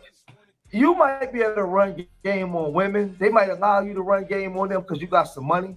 And, you know, a man always got a want and a woman always got a need. So you go behind Rita's back and, you know, and you paying, you know, you paying to play. Because, see, I know your model old school. You ain't praying, you paying, right? In order for you to slay, you got to pay. That's for sure. That's for sure. In order for you to seduce or reduce, you got let me stop. Let me stop. You definitely paying. You definitely paying, for sure, right? So the women will let you infiltrate and let you get away because you got some money. But you're not running that game on no men. You're not gonna come out here and tell us that you know, your hero is Jesus and you this hardcore radical right wing conservatives, but you really liberal. You live a whole liberal lifestyle. You online telling people every time you go out of town, you got about 5 bad, you know what with you. You always doing this. Dude, you're liberal. You live, the very liberals that you criticize is the lifestyle that you actually practice. Facts. Hey, and that's facts. So y'all feel free to check Anton on that shit. Because this dude just dropped a hell of a gem right there. Nigga, you are a liberal. You want to know why? Because you out here living a liberated lifestyle, not a conservative one. Talking about how many, you know what I'm saying? Hey, I always got a bad bitch with me and all of that, but yet your wife is at home and this and that and the third. Fuck out of here, bro. Fuck out of here. That's the definition of what it is to be liberal.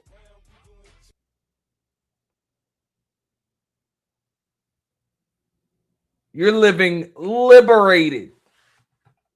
And a lot of black men ain't going for it. Black men already see you for who you are, and they're saying this. Sometimes we justify stuff because it ain't none of our business. Am I right? After this live stream, Anton allegedly still gonna be right.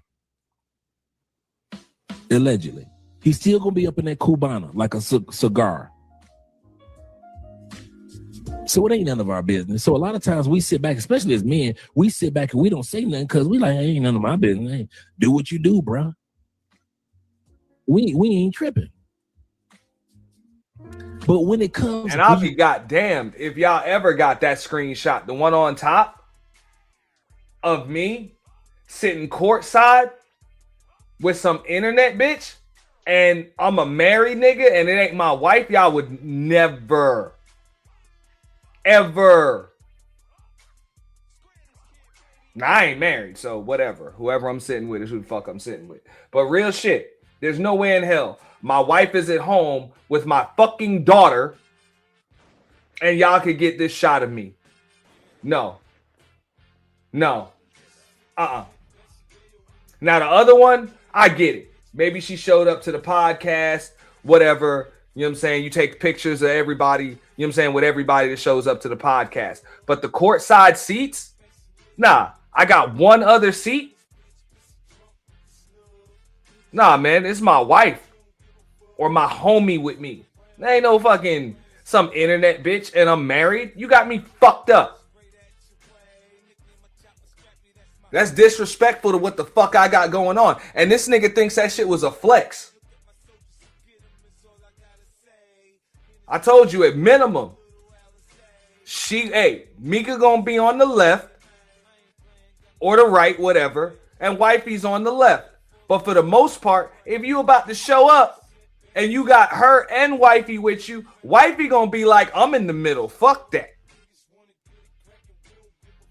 Ain't no woman about to be cool with you parading around with this bitch and you her husband. And she ain't there. In between the two of y'all. The nerve. This is not a flex. Keep throwing it in our face like we don't see what we're seeing. That's when people starting to say this moment gave everybody the opportunity. When Corey said what he said, and take your bitch with you, we've been thinking like this for damn near a year, Anton. Corey didn't say nothing that a lot of us hadn't already thought by way of perception that this is allegedly your side anyway, Anton. He ain't said nothing. When nobody's shocked, when nobody flabbergasted. And Corey nicer than me. LA. Corey is nicer than me, right? Because I would have told Anton, I'd be like, yo, you can get the fuck out. Because she could stay. Hey, Shirley, you come on, give her a microphone. You want to talk? No? I'd be like, she could stay. We got some questions for her anyway.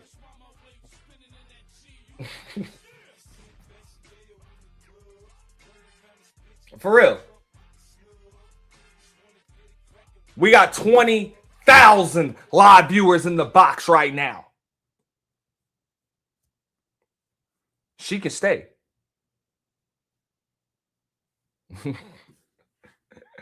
Because I would have shown that nigga exactly how important he really is. What they say in that movie? We'll show you how loyal a hungry dog really is.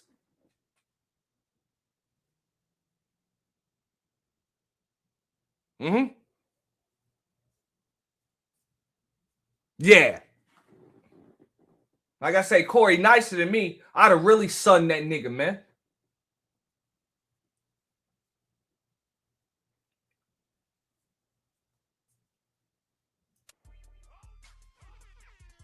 You just got here Tuesday. Don't even worry about it. You ain't got to go back till Tuesday.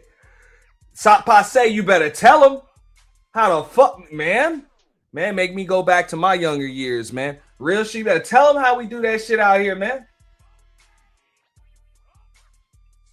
Mm-hmm.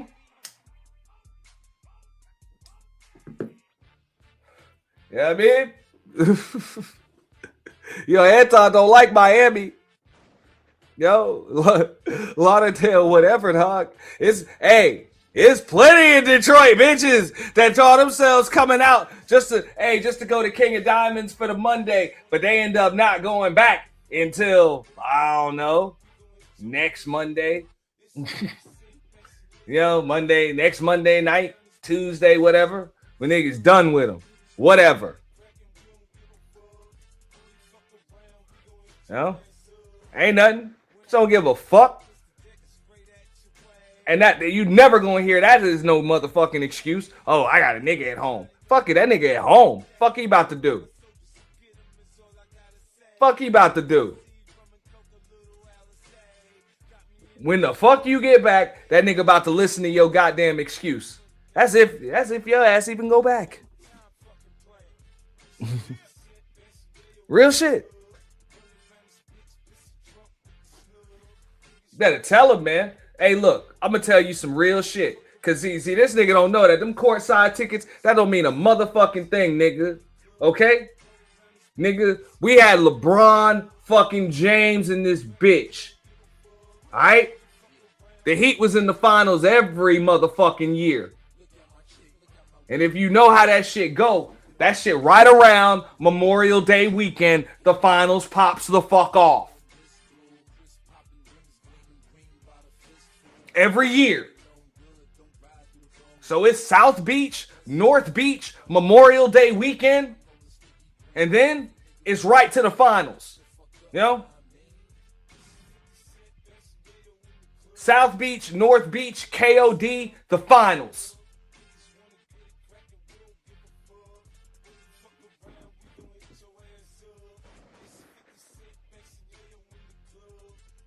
And we out there for all of that shit. So you think you a baller, nigga? Hey, stop passe. I ain't see that nigga out there.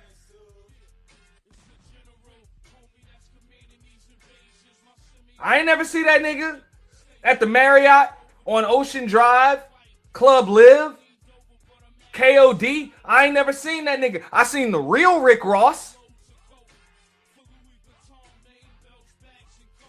And Lil Wayne and the ball players and shit. And he was even in the club. Diddy was in the club. I ain't never seen this nigga.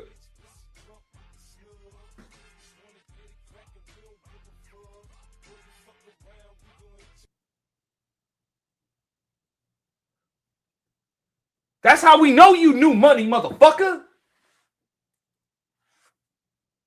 Now I told y'all I'd have been poor, rich, and poor again. So it's all good. I ain't there no more. But you knew around here. We ain't never seen you. You ain't balling like that. Or you wasn't. But real shit, you already know how niggas would have did. Man, fuck out of here, bro. And this chick, Mika, she would have just fit in. She wouldn't have been no special bitch in Miami. She's been just like the other bitches out there. Fuck out of here, bro. A Monday night at KOD? Fuck out of here, bro. I ain't gonna lie, they would have let her work. They would have let her work. She'd have made the cut.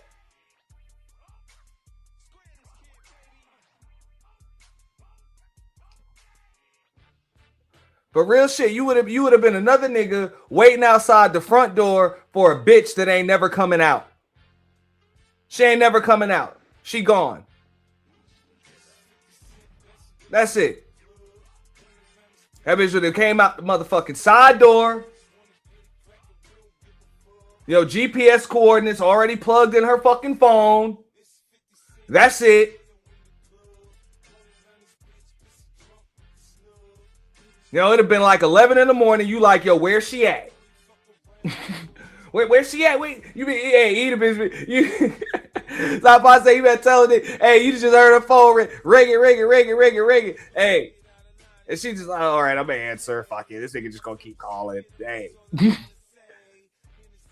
Hey, put him on speaker. Where you at? I've been out here waiting on you. What you still back there counting money? I know it must have been a rough night.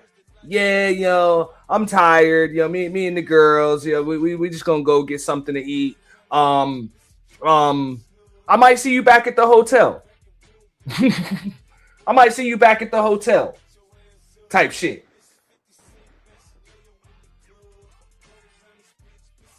That's it. That's it. Fucking sun all up and shit.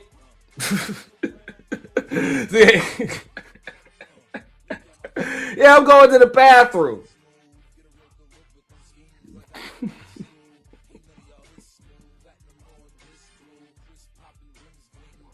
For real. She would have fit in it, but oh shit. That's pompano, dog. Nah, bro. She'd have been able to work at KOD on a Monday. You know what I'm saying? She'd been able to work at KOD on a Monday. Said he would have been around people with real money. You goddamn right. You goddamn right. If you ain't got no trash bag full of cash that you willing to throw away, like you can't even just have it. That shit gotta be disposable. Trash bag full of cash. No? You know, niggas ball so hard. Niggas throw money at the niggas, dog. Niggas get hit with money. They don't even just drown. They don't even drown just the fucking hoes and the strippers with goddamn money. I used to call it puddles of money on the ground. Any given time. 20 grand worth of unclaimed cash on the ground. They walking through the fucking club with push brooms.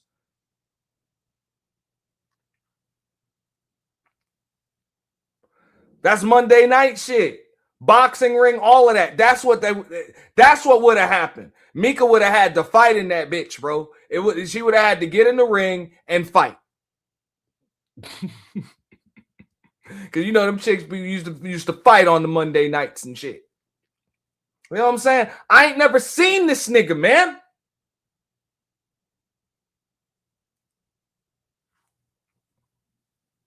Where Poppy Blanco at, man? He called that shit out, man. Hey, that's a take one, bitch.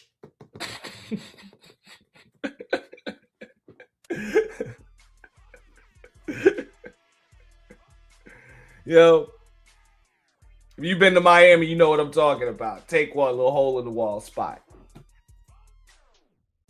Mind boggled. No, I hope I never get to that point where I make so much money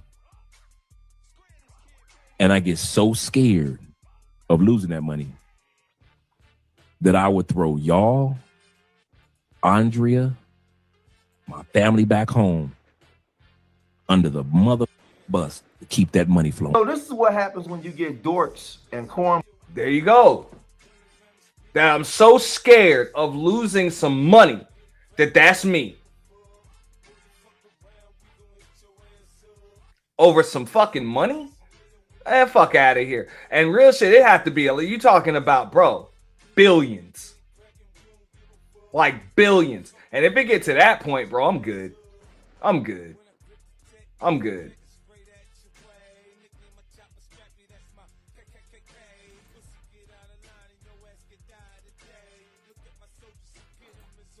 Balls. A platform.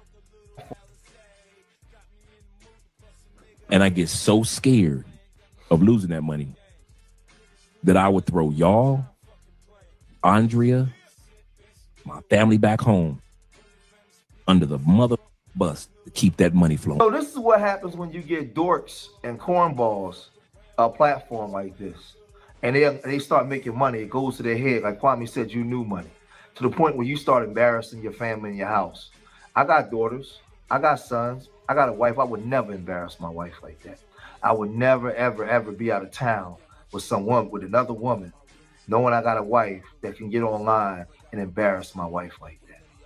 I would never be online flossing wealth in front of black people like that. For what? For what? You got money, you got access to women and all that kind of stuff. That ain't none of our business. That should be between you and God. But when you a person, and that's it. The only thing you're supposed to be flexing is opportunities that you giving out, real ones, real shit. That's about it. You know, you flex on opportunities.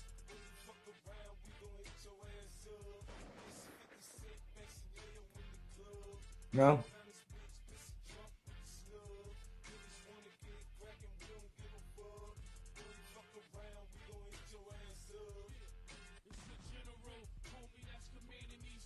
that never had access to things, and you was always on the sideline watching. You was sitting on the stoop watching people ride by in the coupe. You was upset, right? You was mad. You was jealous. You was sitting there looking up at the stars, wishing upon a star, waiting for your day. And you said, man, when I get my day, man, I want a big booty. I want a big booty B, a 4-finger ring, a rag. How did y'all go to Ice Cube? You want a drop top rag. You want a drop top and all that stuff. And as soon as you got some money, you just went crazy, embarrassed your whole family, and start pooping on your own community, your own people. Because the whole time you always had anger towards black people because you never felt accepted. You're not can kiss your behind. That's the mentality you got because you're not used to it. Bro, it's like that scene in the what was it? I think it was on The Wire, right? When the dude Avon, you know what I'm saying, had to check his boy. When it's like, look, you just ain't street enough for these niggas down here, but you also ain't smart enough for them niggas out there. You feel me? So that's where this shit come from. Just like Alonzo said, it's like once motherfuckers came to you talking real money, oh, I don't know enough about it, I gotta have some skin in the game. It's like, yeah, I get it, bro. Those are all cool terms and shit. I use them too because I understand what the fuck they mean. But Hey, if he's matching your 30K, boom, you got skin in the game, he's got skin in the game. What the fuck? Oh, I don't know enough about insurance. Now you just making excuses, motherfucker. You got the insurance man right here. Miss me with that shit. You talking and you done ran out of shit to say.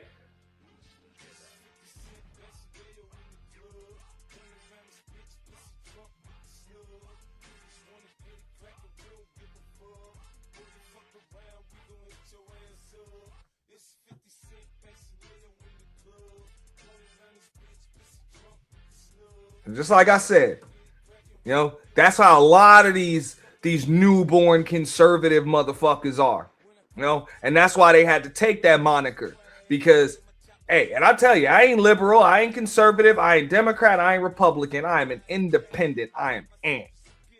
That's it. I do what's best for me and other people in a similar situation. That's it. I don't give a fuck about a Democrat, Republican, liberal, conservative, far left, far right. I don't give a fuck. What's in it for me? But all of these motherfuckers, at the end of the day,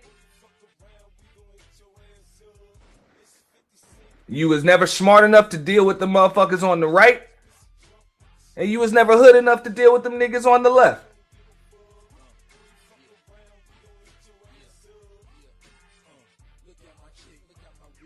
So now you had to pick some shit to be part of.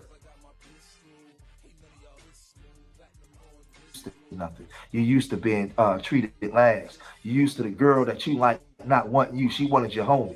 When you walked up to her and said, "Hey, you got a minute?" She was like, "Hey, could you tell that guy that's with you? Could you tell him I like him?" You was used to that. That was the treatment that you always got. That's why you behave the way you behave. You ain't fooling real dudes like us. I see you. I see you. Right? You and the thing is, now you've arrived and you have to. But he's stupid too, and that dude got a point. But he's stupid because he thinking that oh, she just like my homie because he tall. She's like my homie because he got a chain. Oh, because he got clothes, because he got money. Nah, man. Nah. You reek insecurity. That's what it is. Like, she can smell it on you. Short, fat, broke niggas pull that bitch all the time.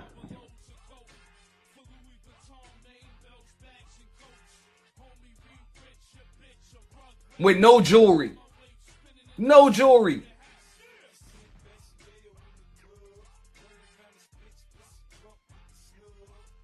Solid shirt, no label.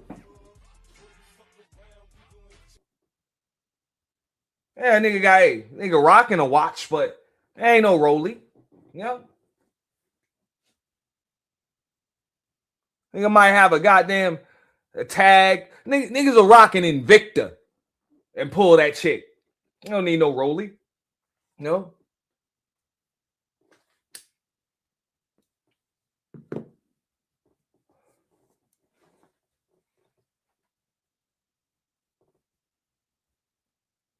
But like I say, shallow motherfuckers can only see shit from a shallow perspective. So they assume that, oh, that's just what it is.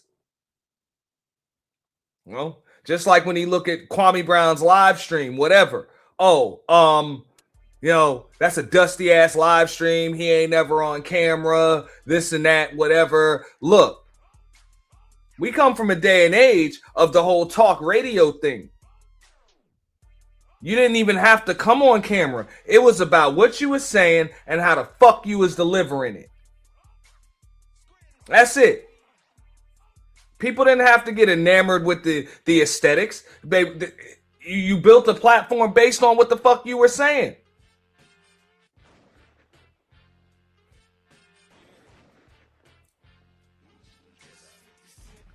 Nothing wrong with those that come on camera. Ain't nothing wrong with that style of podcasting. It's all good. But to shit on other people? Kwame Brown already a millionaire. That nigga been a millionaire since he was 18 fucking years old.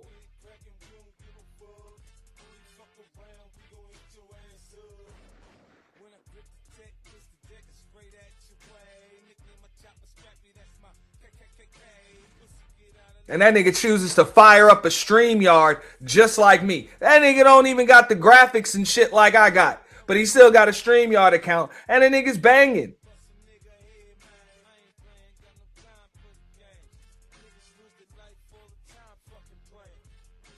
Nigga don't give a fuck about this YouTube money. That shit a tax write-off. That nigga will donate that shit.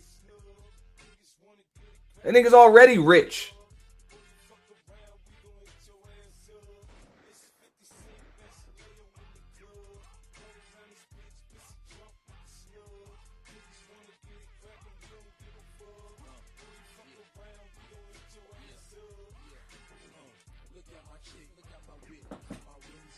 You know what I'm saying? And people tried to say, oh, Kwame would win. No, he wouldn't. Now, when I said that, yeah, Anton would win against Kenyon Martin and Nick Young, but that's only because they don't have platforms of their own. Kwame actually has a platform of his own, so he can give you all of that heat, all of that smoke, all of that energy. But it's not because they can't do this shit. They could do that shit. They could fire up tomorrow, and they about to have 500,000, 1 million fucking subs like that if they decide to go at you and talk a little basketball too.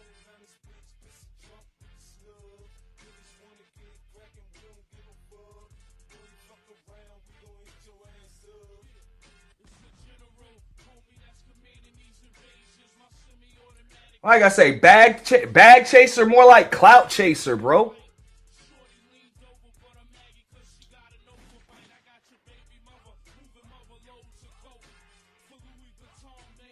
So at the end of the day, we already know what the deal is. You know what I'm saying? You struck that man's channel. If y'all want, I'll bring the video back up where Kwame Brown discussed that. Matter of fact, let me see if I got something, you know what I'm saying, in full where he said that shit again. Because that nigga damn sure, you know what I'm saying? Hey, somebody struck that nigga. I don't think Anton personally did it, but I do believe that yeah, the bag chasers did it. And the title of the video is a certain bag chaser wants Kwame Brown, you know, off YouTube. You know what I'm saying? So they trying to get that man taken off. Now, don't get me wrong. It could be some LeBron James loving motherfuckers is doing that shit. I don't know.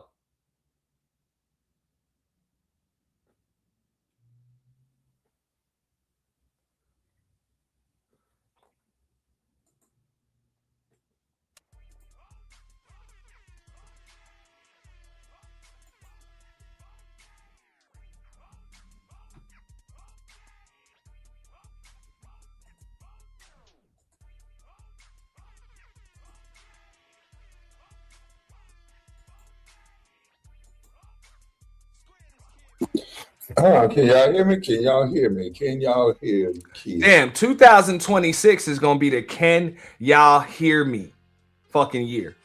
I hear that shit on every damn stream. I'm about to start opening up my fucking show with Can Y'all Hear Me? It seems like I'm streaming on too. Am I streaming on too? Yeah, y'all can hear me. Y'all can see me. Y'all can hear me. Y'all can see me. They think they're going to stop something. I don't know why. So they flagged me for Anton saying SM suck, you know what. They flagged me for what he said now. Which, hey, everybody done played that video. Everybody done played that video, man. Everybody has. You know what I'm saying? Now, granted, I could have put the shit through the AI app and bleeped the shit out. I didn't bother. You know? I've been breaking that shit down since a few hours after it happened. Man, it's all good. You know? So, nah, you got a manual strike. Now, keep in mind, he did not get flagged for vulgar language. He got flagged for bullying and harassment. That is a manual fucking flag. All right?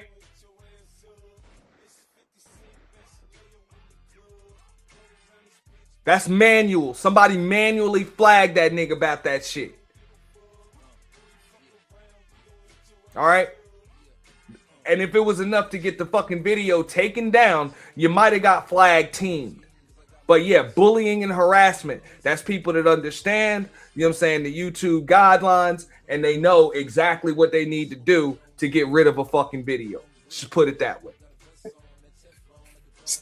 So the video that I played last night is up on another gentleman's page, and it's up on Anton's page, where he tells the dude Quentin to you know what. They flagged me for what Anton said to Quentin. So we're gonna go on Patreon with it today. Hold on.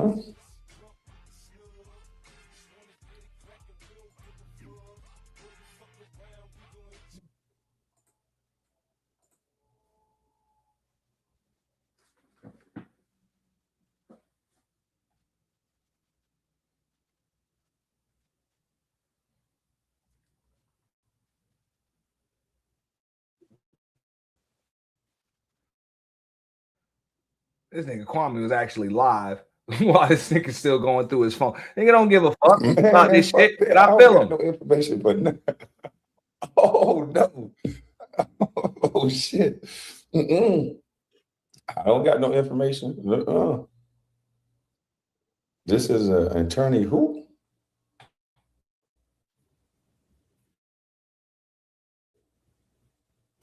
No, I don't know nothing. Kwame got Anton over there crashing out. Oh, he live some more. Man, hey, these dudes proud that these dudes telling YouTube and snitching on you. They flagged me for what Anton said. So hopefully I can talk to them, YouTube, and show them an internal review. Because I didn't have nothing to do with that. I don't think they like Fire Marshal Bill. You can't even do Fire Marshal Bill no more. I don't even use the dude's name. Let me show you something. Hey, boy, there's some crybaby dudes on YouTube, boy. But y'all make sure y'all get ready. I just got back from Whole Foods. I just wanted to say, he apologized and get back to talking where? Yeah, that's Anton. Typical Anton shit. That nigga apologized and went back to talking shit. It's the morning show. Is it the Millionaire Morning Show? The only reason why he talking because he knew they were gonna flag me. I usually get his videos, but they don't send them to me no more. I guess they scared. And self-talk, I appreciate you. I appreciate you changing the title. I appreciate that. Because a lot of people would have took that as a time to start being a YouTuber and start saying, don't tell me what to do on my channel. You know, he could have took his time to be a content creator. Because that was kind of corny. Let's see what he's saying over here. And I'm always going to give you guys the entertainment. I'm always going to entertain y'all and rock out with y'all and tell y'all and joke with y'all. Man, look, man, we can't be so uptight. We gotta be loose. We gotta be loose. We can't be so uptight. Y'all so uptight. Let me loosen her up for you.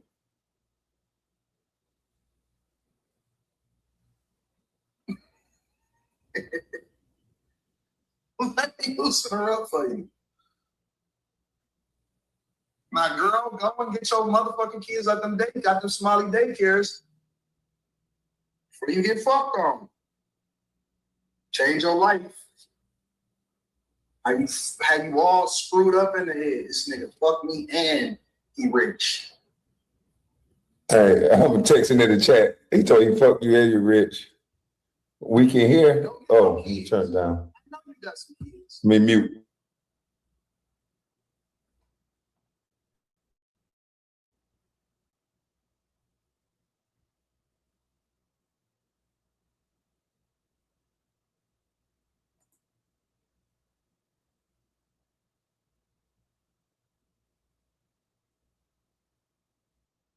I got the chat going crazy.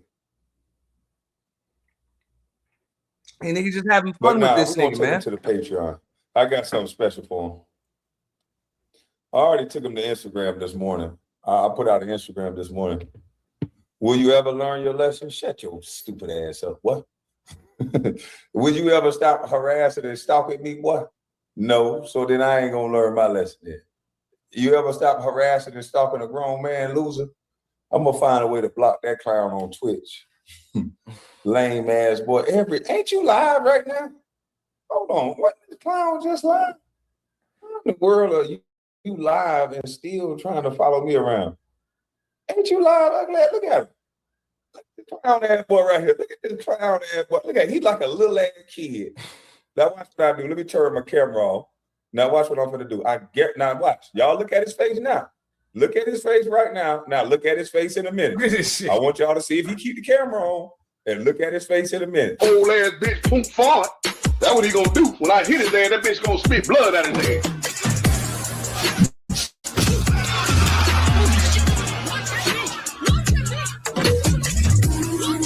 He ain't nothing but a sugar fan.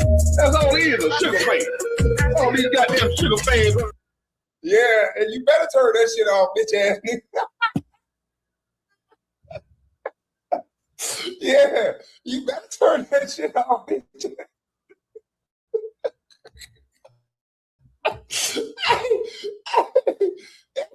You better turn that shit off, nigga. If you do what's best for your whole ass.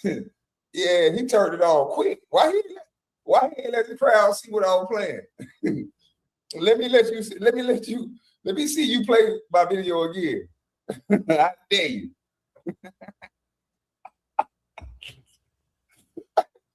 He ain't want to see his son going low with it. Yeah, lame ass nigga. You better get out my chat, boy. Come in my chat again and let me know that you watching me. Your son going up there, boy. Yeah, lame ass little boy. What is wrong with you? He telling you to hit the link. No, I'm not. Not happy. Clown ass boy. These niggas are some clowns. I'm about to eat me some breakfast. Y'all get ready to you gotta ignore me rolling. But check this out. I need y'all to be ready for the Patreon today. We're gonna be on Patreon with it. And hold on. Yeah, we're doing our thing from the Patreon. And maybe we'll do it. We'll put it on this channel and the Patreon. We'll get a little bit of it on this channel, and then we'll move over to the Patreon. So make sure y'all watching this live right here later on today. We're gonna pump this channel back up, get it monetized. Once the strike come off, I think in like a week, the strike come off, we'll get this channel monetized. We'll steamroll over here. So y'all make sure y'all sub up to this channel. We'll steamroll over here and take it to Twitch. Shout out to Kwame Brown. Y'all make sure y'all go ahead and y'all sub over there to Bus Life News and Behavior. You know what I'm saying? Right now he was at like 2,700. You know what I'm saying? So get him pumped the fuck up. You know what I'm saying? That's Kwame Brown. Ain't no way in hell he's supposed to have, you know what I'm saying, that little bit. I don't give a fuck if that's his third channel, fourth channel, fifth channel, whatever. So pump his shit the fuck up. You know what I'm saying? Because it's about to go the fuck down over there. You see what's up. They instruct the man, you know, and put him in YouTube jail for about a week or so. That's the way them bag chasers move. They call cops and shit. They tell, but they want to come on here crying about how they get snitched on. Ain't that about a bitch? Ain't that about a bitch? That's what I'm saying, man. And angry like they always are. They got a flag and do little girly stuff. But y'all have a blessed day. I'm gonna share out your channel, bro. Back after my breakfast. make sure y'all be ready to turn up. Patreon and this channel right here. All right. Because at the end of the day, I'm gonna keep it 100 with you. Okay. Kwame Brown, then he came on YouTube around the same time when I came on YouTube, right? And of course, you know what I'm saying, he gonna grow into the stratosphere because he Kwame Brown, you know what I'm saying?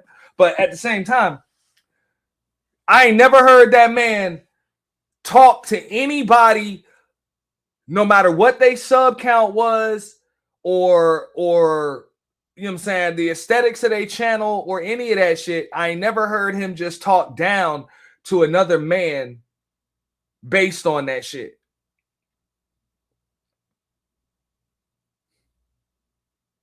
I ain't never seen him do that. I ain't never seen him talk down to no man or no woman on the internet, you know, based on any of that subscriber supremacy, aesthetics of a channel, or anything. You know, none of that elitism. So shout out to him. You know, now I've seen multiple other people with large platforms, a bunch of subs, you know, all the bells, the whistles, the 4K cams, and all of that shit. You know, want to pop a lot of shit to other YouTubers, but I've never seen Kwame Brown do that. You know what I'm saying? So shout out to him.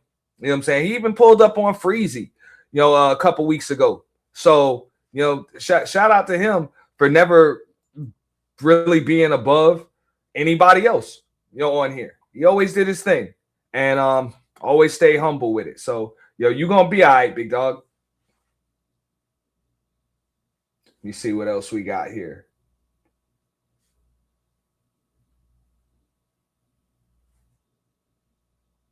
All right.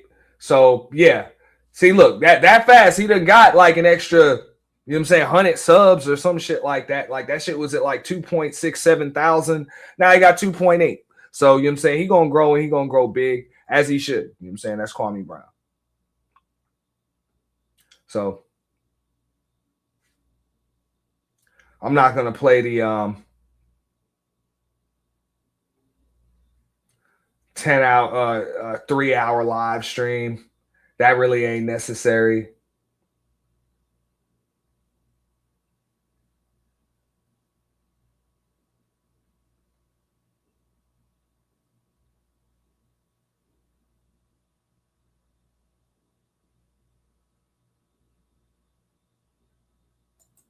Matter of fact, hey, this is not. So this should be fun. The young man was very disrespectful to me, very immature to be a husband and a wife. I mean, a husband and a father.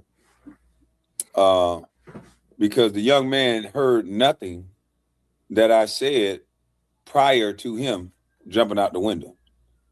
And so we're going to illustrate that. But before we do that, what we're going to do, the portion of YouTube that I'm going to do over here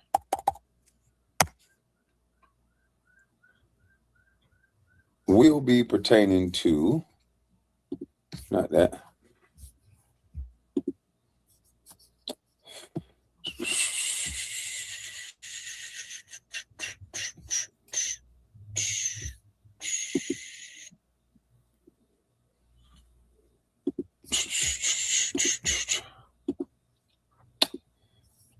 Oh, Anton. This is on LTTV. I'm going to try to play this under fair use.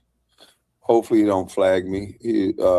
I think he had something to say about me in the past. I don't care. Good guy who. Nor do I think he does. So, but I'm going to speed it up, play it under fair use. I think it was a good display of how money changed you. I think it's a good display of how money changes a person. And if this ain't a clear cut, somebody was humble and respectful and started off with good intentions. But just like old Charlie boy, when you get the money, sometimes it go to these people's head. Sometimes they lead with money and disrespect instead of leading with respect. He's from a place like Detroit where they lead with respect. For the most part, obviously he's not one of those dudes that do that. But this is not to joke on someone's looks this go around while we're on YouTube. This is not to talk about anyone's appearance, period. This is about showing that this young gentleman is a hypocrite. And I liked him better when he was broke. I liked him better when he was broke and was hanging on to that hairline and looking like Rick Ross. My focus is not ever really completely on money. And I'm not telling you not to be successful. Be successful in everything you do. What I'm saying is be happy. You know, his focus is not on money. Be happy. To beat you. Really? If your focus is not on money, how the fuck do you have a group of motherfuckers called the Bag Chasers and you have a show called the Millionaire Morning Show? Get the fuck out of here, bro. He is absolutely right that money done changed that motherfucker. And if money can change you, it's because you ain't have no substance in the first place. Trust that. People always comparing themselves or trying to be something that they're not. Or you will never catch me. You will never be better than me. And I'm going to make sure of it because the money is going to come with it. I promise. The success. It's just important to have that work-life balance.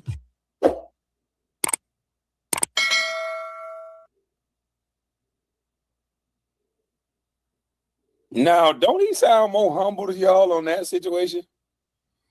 Don't he sound more humble to you guys?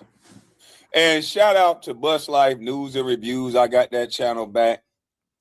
I don't know how it took 3 months or almost 3 months for the channel to come back. But shout out to Bus Life News and Reviews. I don't know who's watching over there on that channel, but that channel is back. So, again, who's ever watching, shout out to you. We on all platforms, baby. We on YouTube twice. I need to come off that one. We on YouTube twice. We on Twitch. We on Patreon.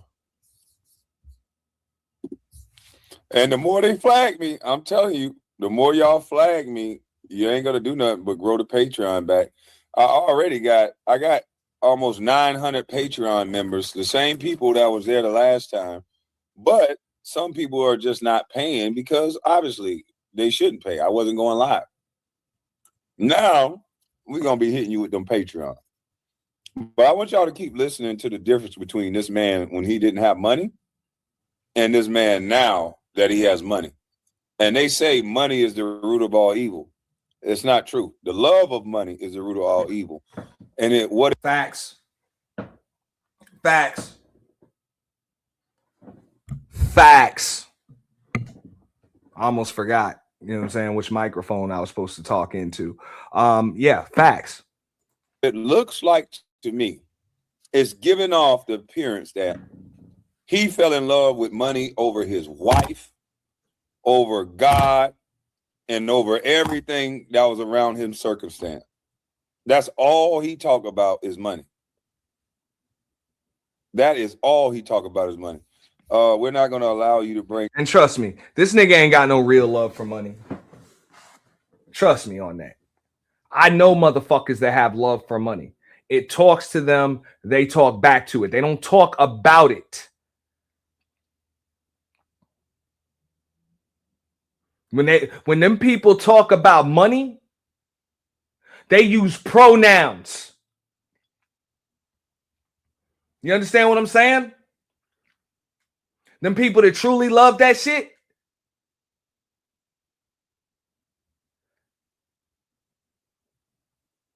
they use pronouns when they talk about money. They don't talk about name brands. That shit's a waste of money.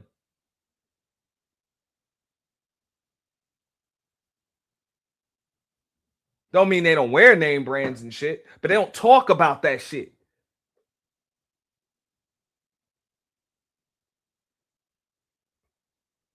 You know, they talk to their money.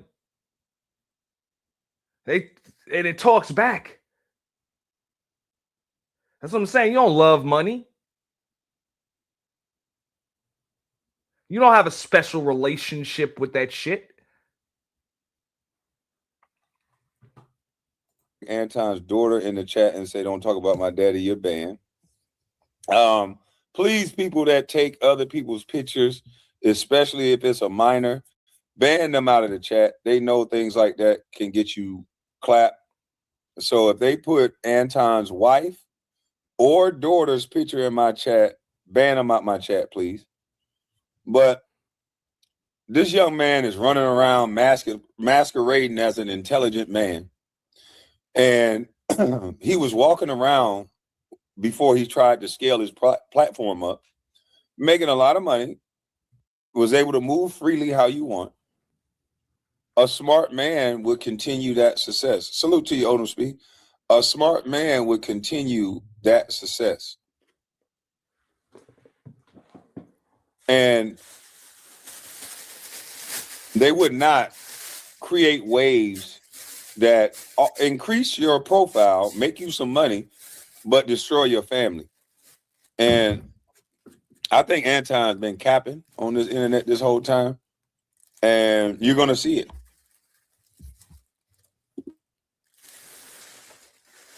I'm broke.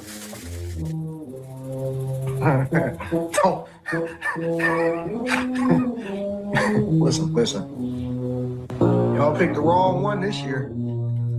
I'll call you broke, nigga. You know, I'll call you broke. And I don't give a fuck how much money you got in your fucking bank account, nigga. You're morally, intellectually, and strategically bankrupt. And I'll prove it to you. I'll prove it to you.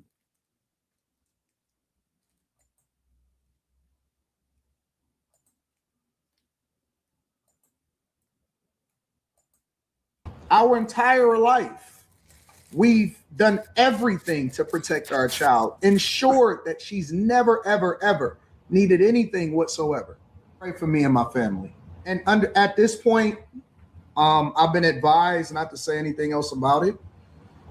So that's all I've been authorized to say. Had a couple emergency phone calls. The only thing that I can say at this point is that I can't say anything else about it. First, I need to go and make sure that my daughter is okay. And so it's a lot of tests. I'm not sure if she got to get pulled out of school for the rest of the year. This may affect her in that way. So I have to make sure that she's okay. She's no longer safe even going to school anymore.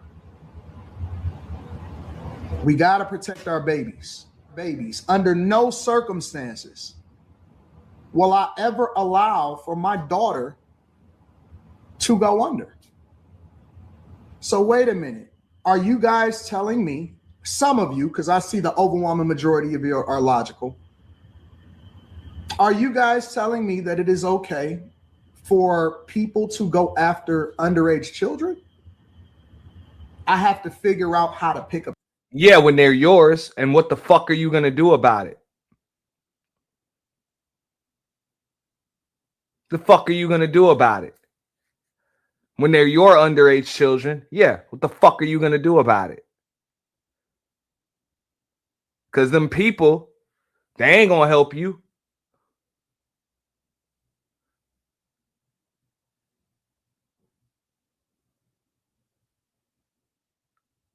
And that's how motherfuckers move. The pieces. I have to figure out how to pick. Corey, he won. Corey and Craig, you win. You win, I give up. I have to figure out what collateral damage happened after that. You guys win. I got to figure out how to pick up the pieces. Family is in shambles. Daughter is in shambles. Literally having my wife take her over to get evaluated and figure it out, because crying inside of the principal's office trying to figure out what to do. I'm in shambles. Shambles. So I said, you're strategically and morally bankrupt. Yes, you're broke. I'm gonna show you.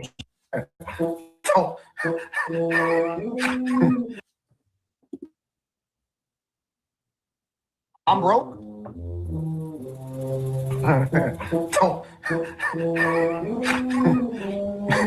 Listen. Y'all picked the wrong one this year. I'm gonna show you just how broke I am. That my focus is not ever really completely on money. And I'm not telling you not to be successful. Be successful in everything you do. What I'm saying is be happy. Focus on what fulfills you as a purpose. Because if you go through life and you never really do what you were meant to do, but you made a lot of money doing it, then what have you really accomplished? If you see people that continue to tell you that money don't mean nothing or money don't make you happy, just to beat you. People are always comparing themselves or trying to be something that they're not. Or you will never catch me. You will never be better than me. And I'm going to make sure of it because money is going to come with it. I promise. The success. And, it's all relative. Don't focus on, what somebody else is doing or what somebody else has. Don't compare yourself. One of the things that I see a lot in social media is people always comparing themselves or trying to be something that they're not. Or I'm willing to work 25 hours a day, 7 days a week, just trying to be something that they're not. Don't compare yourself. One of the things relative. Don't focus on and come with it. Never catch me. You will never be better than me. And I'm going to make sure of it because money is going to come with it. I promise. The success. And, it's all relative. Don't focus on, what somebody else is doing or what somebody else has. Don't compare yourself. One of the things that I see a lot in social media is people always comparing themselves or trying to be something that they're not. Or I'm willing to work 25 hours a day, 7 days a week, just to beat you.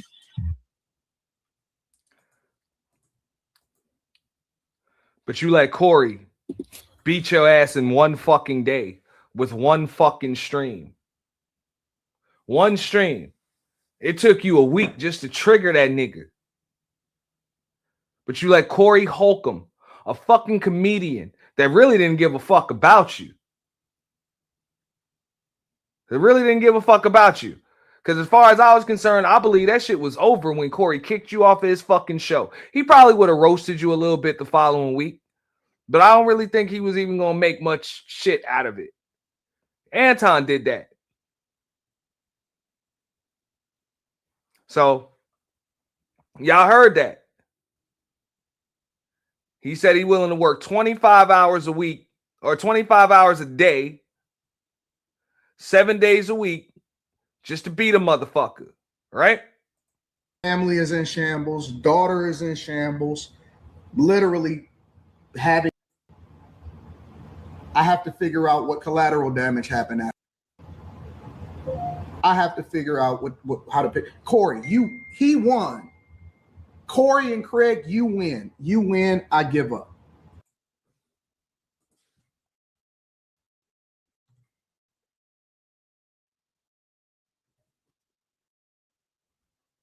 I be having to have all the clips up. Social media is people always comparing themselves or trying to be something that they're not. Or I'm willing to work 25 hours a day, 7 days a week, just to beat you.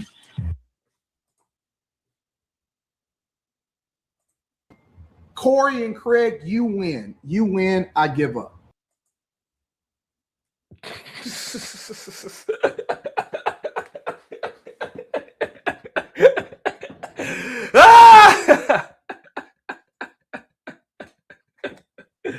Man, if that ain't a motherfucking born loser.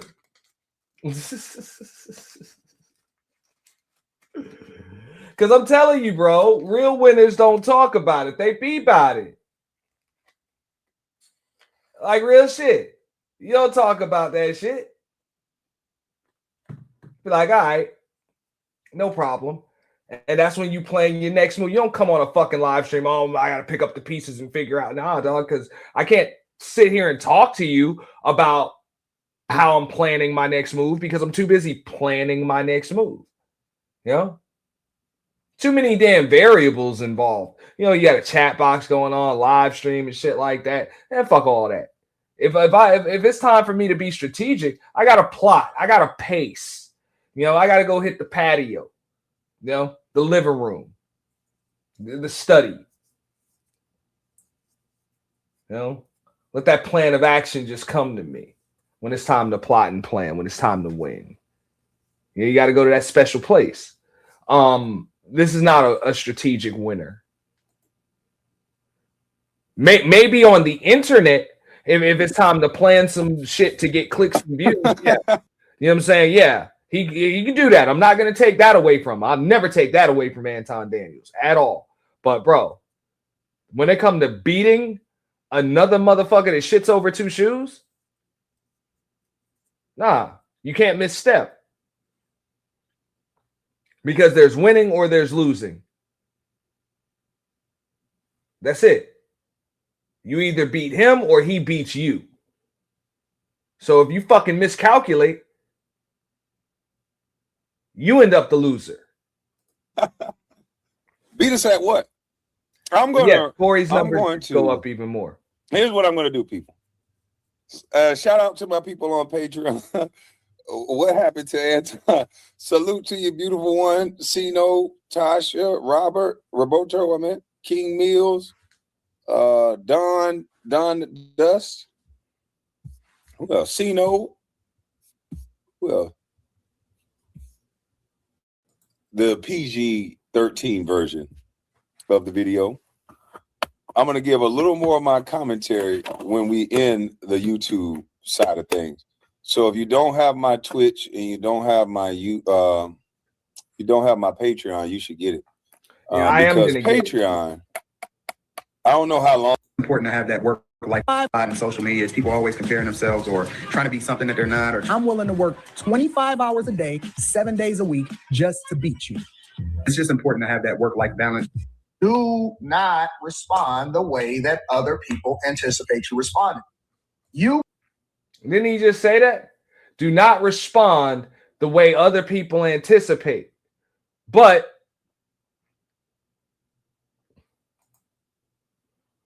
did he anticipate how Corey was going to respond? You can anticipate how they will respond, but you never move how they move. Ever. Ever. These niggas in real life is frauds. Nigga, who Corey done beat up? Corey would have got the shit beat out of him. I would have beat the shit out of Corey. And I'm not, listen, I'm telling you, it is what it is.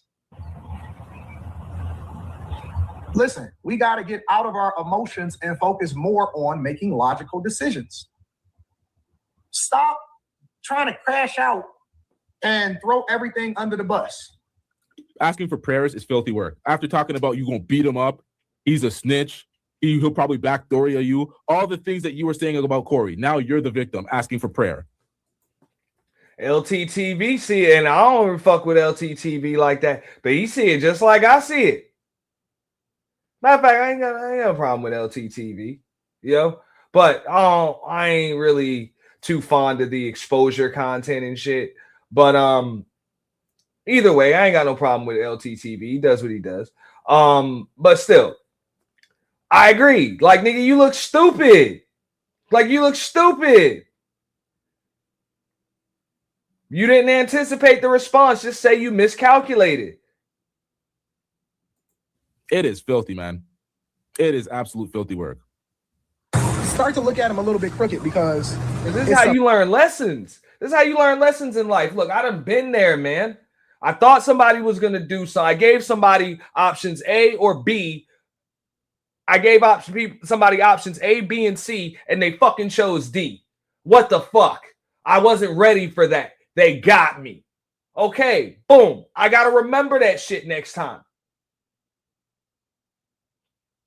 There's no shame in admitting that shit. You miscalculated. You thought you had Corey. You thought you were the vet when it came to this internet trolling shit. You were like, yo, you deal with trolls on a consistent basis. People troll you. But when it comes to somebody like a Corey Holcomb, you control the fuck out of him. And also, you realize that nigga was scared to lose some fucking money. That's why he didn't knock you the fuck out. So you figure you can just go to fuck at him, and you done left fucking California, so you thought you were safe. You were wrong. Because you couldn't protect your wife and your daughter and Mika. You couldn't protect them from that internet smoke. You didn't calculate. You didn't think Corey was a demon that was willing to go to hell. Happens. I've been there. I've dealt with people that I didn't know were demons and that they go to hell. And they got me. They surprised me. And I've also been the demon that had to go to hell on somebody just to get them to leave me the fuck alone. It happens.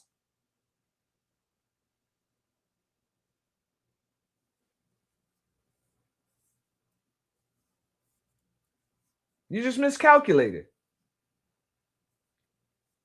Now, I'm pretty sure, Corey about to let up. Like, on some real shit. Like, Corey about to take pity on that nigga, man, and just let up. I mean, unless Corey is a real dirtbag like he says he is. Because, I mean, at this point, fuck what Anton said. I think we all agree you won, Corey. Like, you won. That is what it is. I mean, I'm not telling you, hey, if you want to eviscerate your fucking opponent, go for it. You know what I'm saying? If the nigga still got some money, that nigga still got some subs, because you can even go live while that nigga live if you want to. You can have Craig go live while that nigga live. Real shit. And then just roast that nigga. Real shit. Every time that nigga live on the Millionaire Morning Show, you can just go live while that motherfucker is live. And roast his fucking ass.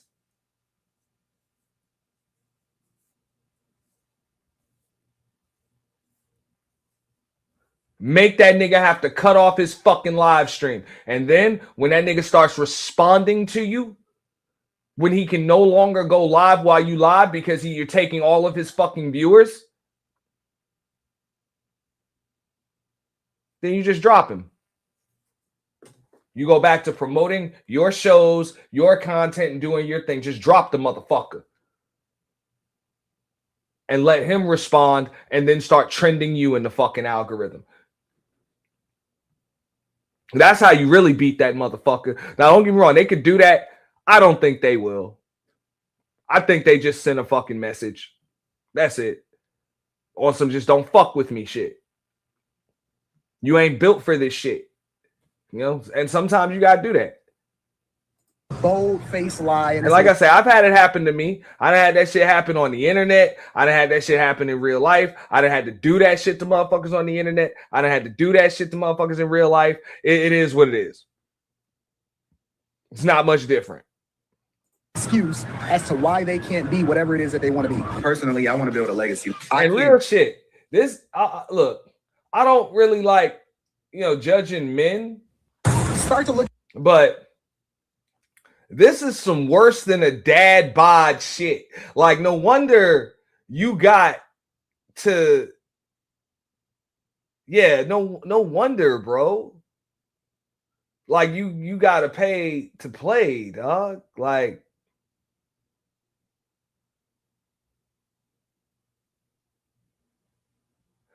for real.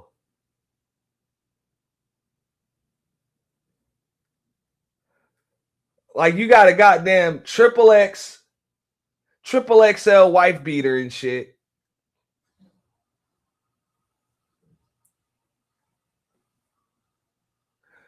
Nigga, you can't even tell the difference between that nigga's shoulders and that nigga's chest. Like, it's all in one.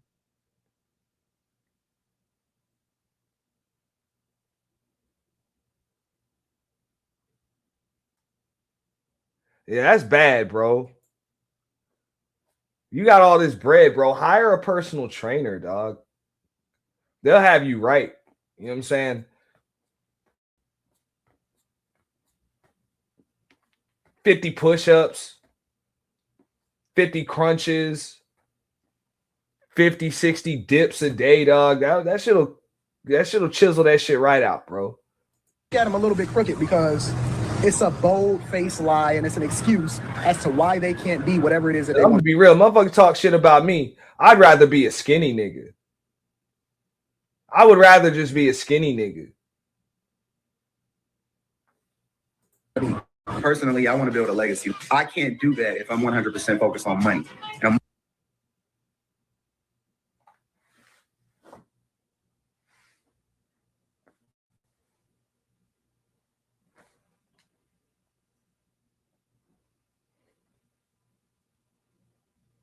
Wait a minute. Is this the same person or is this an AI video? This can't be the same damn person. Hold on, let me hear that one more time. I had to look around. This can't be the same person. They want to be. Personally, I want to build a legacy. I can't do that if I'm 100% focused on money. Money don't mean anything. It's a means to take care of the things that you need to take care of, and it's not the measure by which I want to be evaluated in my lifetime. I want to be. I guess the point that I'm trying to make is it's just important to have that work-life balance. It's just important to have that work-life balance. It's important to have that work-life balance. And now you're willing to work 25 hours when it's only 24 hours in a day just to beat another person that you don't care about what they think or say. But you're going to neglect your family to work 25 hours to beat a stranger. Because that's the mentality of a fake it till you make it ass nigga. His goal is not to be successful, or I'm sorry, his goal is not to be the most successful that he can be. His goal is just to be a little more successful than the people around him. Like I said, there are people in this world that take pride in being the world's tallest midget. They really take pride in it.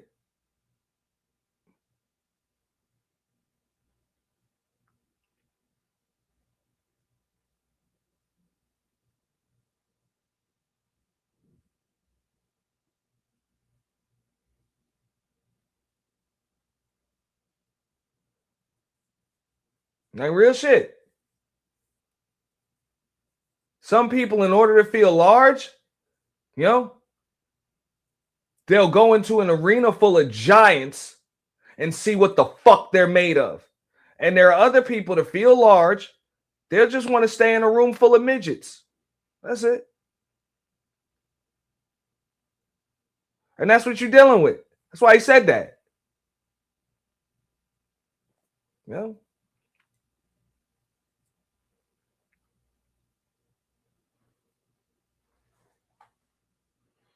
So I say, man, you keep on dealing with bums, eventually you're gonna become a bum. Even if you are a rich nigga, you can't hang around with fucking bums all the time. That's why your life is in fucking shambles.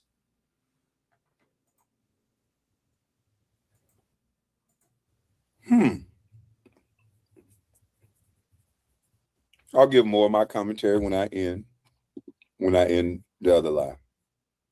Interesting. I'm willing to work. I find you entertaining. However, there's some serious questions people have.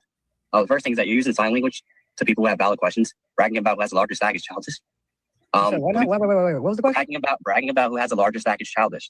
You're not answering with logic. You're using childish rhetoric against people who have questions about your so-called rise to success. Can you pull up his LinkedIn profile? And then, Anton, you say W-2 is greater than your business success, and that's why you got your multi-millions. Yet you use the latter to boast about yourself as an authority figure on the internet. So it seems to be contradicting when you said a W-2 was the primary vehicle to how you have your multi-millions. But yet on the internet, you talk primarily about your past successful business experience when you're selling yourself out there. Things can be true at the same time. Yeah, so can we pull up your LinkedIn profile? The certificates that you shown earlier in the video, those to community college. So you didn't get a degree till 2016. And I find it hard to say that you had significant W-2 success in order to make yourself a multi-millionaire. How haven't I? And some of your income is actually public information because you used to work for a public university. Correct. So knowing the salary or your income is actually public information because you used to work for the dang it degree till 2016. And I find it hard to say that you had significant W-2 success in order to make yourself a multi-millionaire. How haven't I? And some of your income is actually public information because you used to work for a public university. Correct. So knowing the salary that I know, that I've seen, I'm not sure how that's translating to multi-million investment. How haven't it? Okay, so so there's a couple of claims you. Boy, he sounds totally different when he's being confronted by those white guys. He likes to fancy himself as an educated man. That's going to bring other educated people into your space. But Anton don't like being around educated motherfuckers because it'll bring out his insecurities. And I'm sorry, it'll bring out his inadequacies.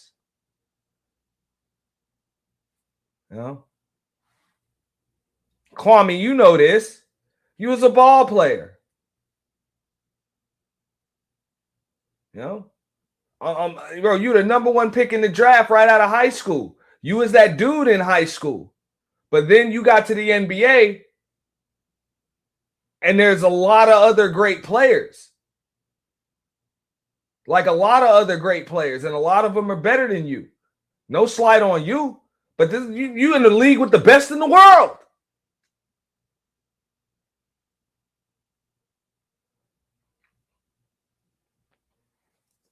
You know, with the exception of guys like what Michael Jordan and what the fuck Tim Duncan and shit.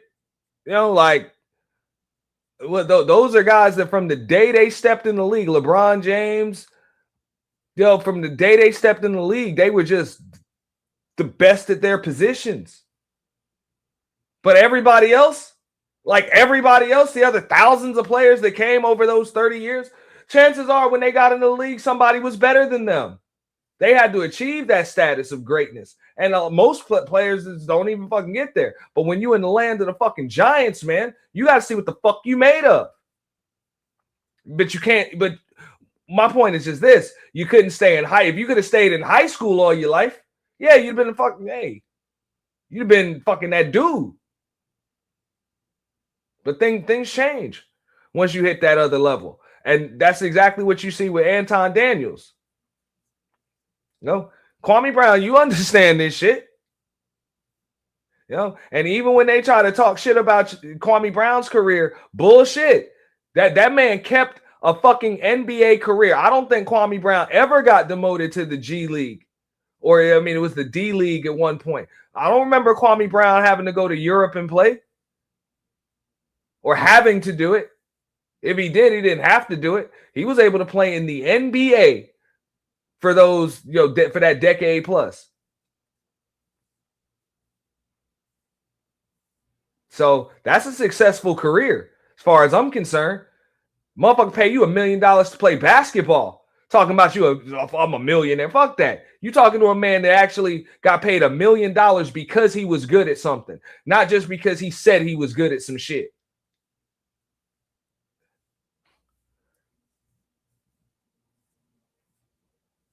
And that's what this dude on the stream is checking Anton about, bro. You just saying you good at some shit.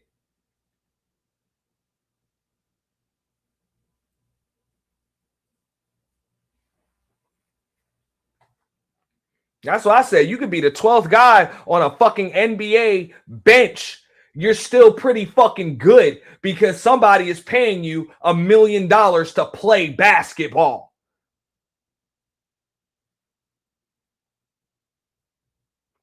I think it was Brian Scalabrine that said that shit. You know what I'm saying? He was out like working out or some shit and some random in the gym. And this is Brian Scalabrine. He wasn't a great superstar NBA player, but some random rec player tried to say to him, "Oh, you're not shit. You're not that good. LeBron puts up these numbers." Man, Brian Scalabrine, the white boy, he said, "Hey, but I tell you this much, I'm closer to LeBron than you are to me." Real shit. That's the difference. You can compare Kwame Brown to Tim Duncan and Karl Malone and all of them other great power forwards and shit. But granted, when it comes to basketball, he's closer to them than you are to him. So for that nigga to say that shit about Kwame Brown's career, nigga, fuck you. And even if, I don't know what the fuck you gonna do to flex talking about you a millionaire, because that nigga is closer, as far as the money he's made in his lifetime, that nigga is closer to billionaires than you are to him.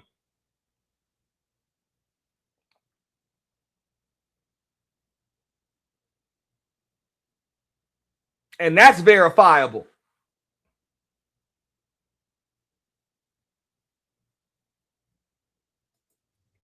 When they come into his space and they ask him questions, it don't seem to match up. How not? How so? What are you talking about? When he around us dusties, when he around us nappy, because I'm dusty right now. I'm dusty right now.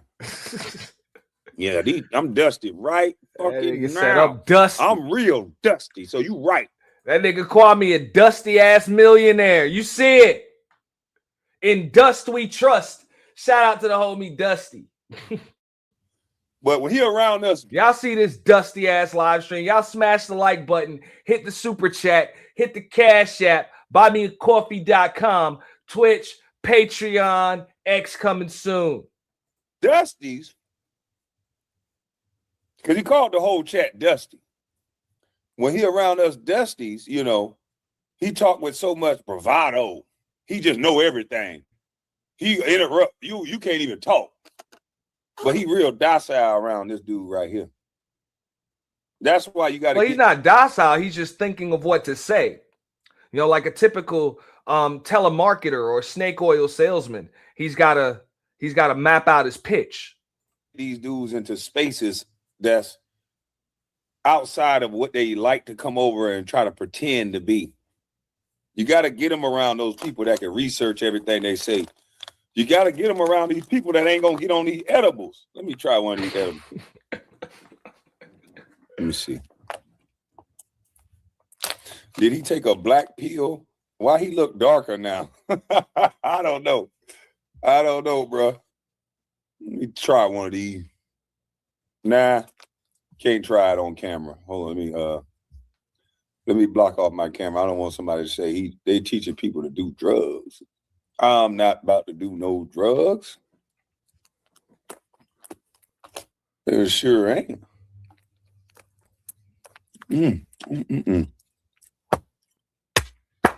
All right, I'm back. I'm back. Yeah.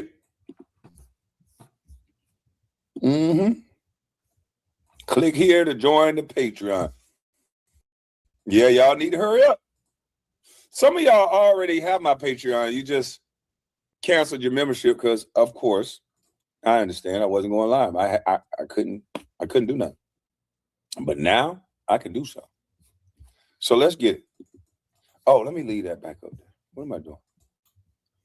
Bill.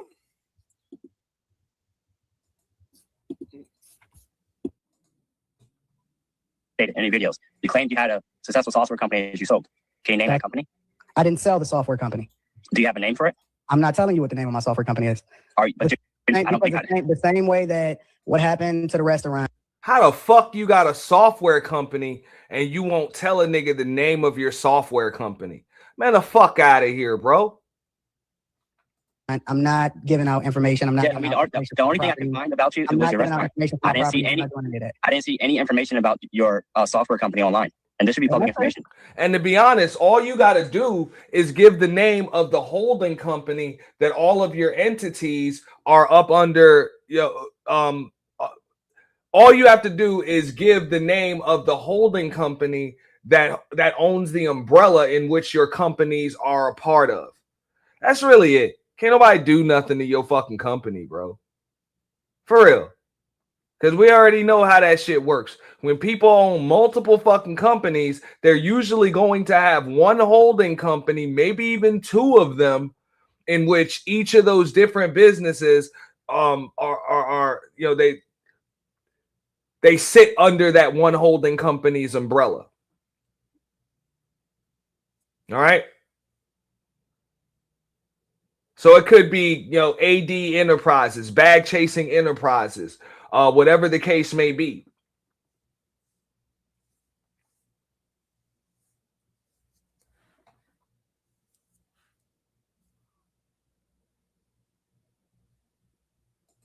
The restaurant information is public, so I saw the UCC file. And then you DBA or do business as different names. Are they changing? Are they altering his voice? Are they altering his voice at all? Kwame, you make the edible sound great. I don't know what you're talking about. I don't know. Hey. Why most of these guys always go go to the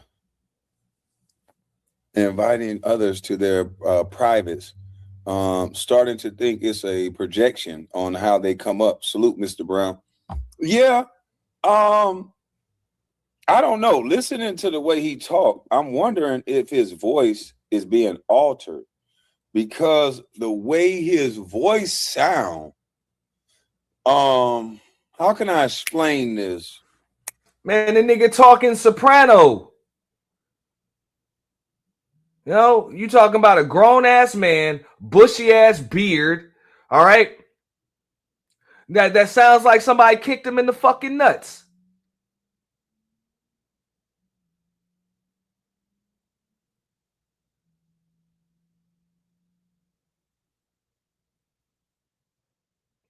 And I'll be honest, with the exception of the Corey Holcomb shit and maybe a couple other times, I ain't never heard Anton Daniels raise his voice. I be having to check myself because I be raising my voice into a perfectly working microphone. So I get it when you high pitching and shit. But usually if a nigga just speaking his normal tone and shit, like nigga, a grown man is gonna have a little bit of bass in their voice at minimum something. But bro, you speaking in soprano, alto. Thank Kwame. I know a song. There's a song. Sweeter than the honey on the honeycomb. Sweeter than the honey on the honeycomb. I don't know why that song match up with anything I'm talking about. Matter of fact, YouTube, it don't. That was just an outburst, YouTube. Don't even worry about it. No, it does match up. He says sweeter than a honeycomb. That's what he's talking about, Anton's voice. He said Anton's voice is sweeter than a honeycomb. That's why this nigga is getting flagged by the bag chasers, because he said Anton Daniels is sweeter than a fucking honeycomb. Yeah. Real shit. Again, I don't give a fuck, bro. I didn't need Fight Club to build my shit. Or Lapeef.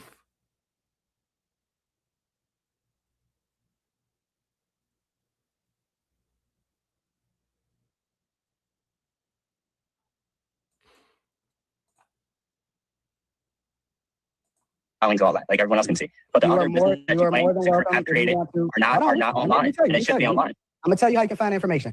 You are more than welcome to join the Patreon. I disclose all of my information in there. You see, it's like a sales funnel, right? Like it's this culture of authority. I don't. Yeah, that was some bullshit. That nigga said subscribe to the Patreon. I'll give you all my information there. In other words, pay me and I'll give you some more lies. Damn. That is gangster. I ain't gonna lie. Always be closing. I'll give him that. I'll give him that. You know what I'm saying? That's some closer shit. That's some salesman shit. You know? You want information? Yeah, that's for sale too. Fuck that. I give Anton that. That was the right answer. I don't. Anton, you're not answering the question. If you have businesses, and he's not answering the fucking question. He said pay him, and then they'll answer the question. It's just pretty slimy that you're actually doing an interview, and that's what you charging people for answers to questions.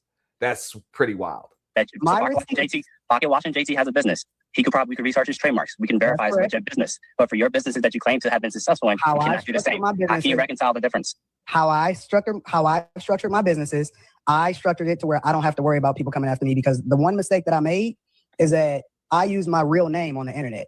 And I've learned that I think you're capping the business, man, because a lot of let me answer your question. Let him answer. We're gonna give you time, but you gotta let him answer. Let me answer your question. The one thing that I've learned is that a lot of the business that's tied to me personally rises and falls off of whether or not people like me. Fronting like you were a millionaire, but you only had enough money for one child, sir. You told on yourself. You think you can hide this? Think you can hide out in the open like you were with your side chicks? You told on yourself, sir. You were dusting it up. When I made the decision. Hey, that's not me, YouTube, saying that. That's not me saying that, YouTube. I think they did alter his voice, though.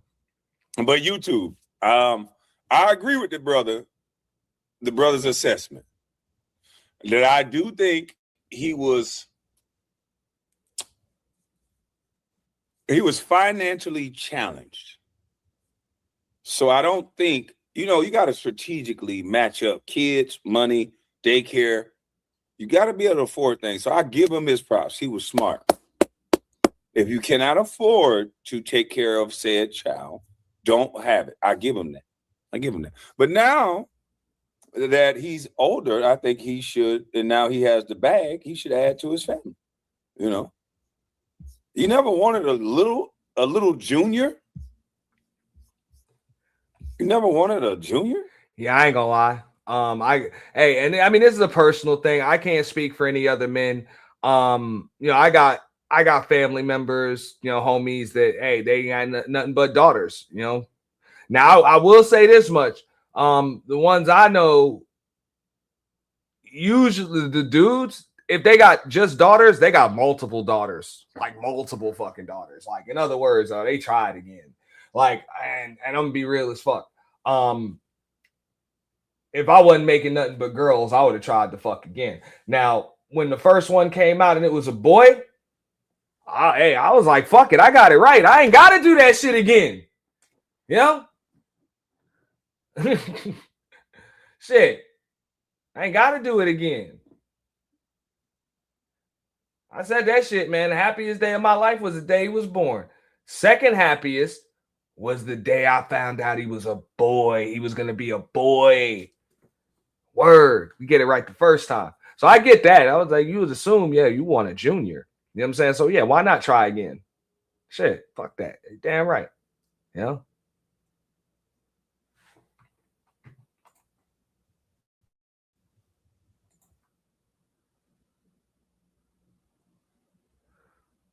But for real, I ain't knocking, girl dads, you know?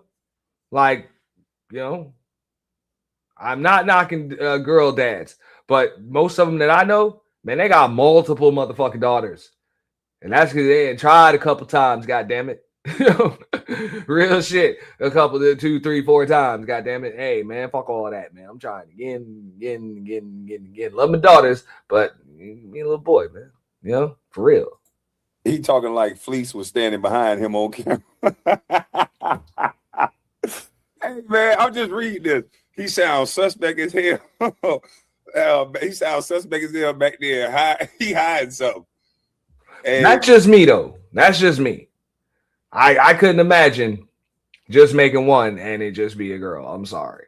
I couldn't even imagine that. I'd love my daughter, but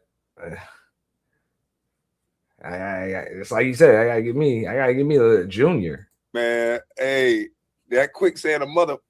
Salute to the landlord. Mama's cooking. Yeah, they keep flagging the Jesus out of me, man. Y'all go sign up to that Patreon. They getting pissed off where they can't flag me at. I got to do it every day. Why he going to Patreon? He a scammer. We gonna flag that Patreon down. And then somebody told me they having sex on Patreon. I said, huh? Do you think Patreon give a good guy hoot about me saying something that you may be offended by? When they letting Patreon is that smoke, man. That shit coming soon, dog. I got to get that shit popping.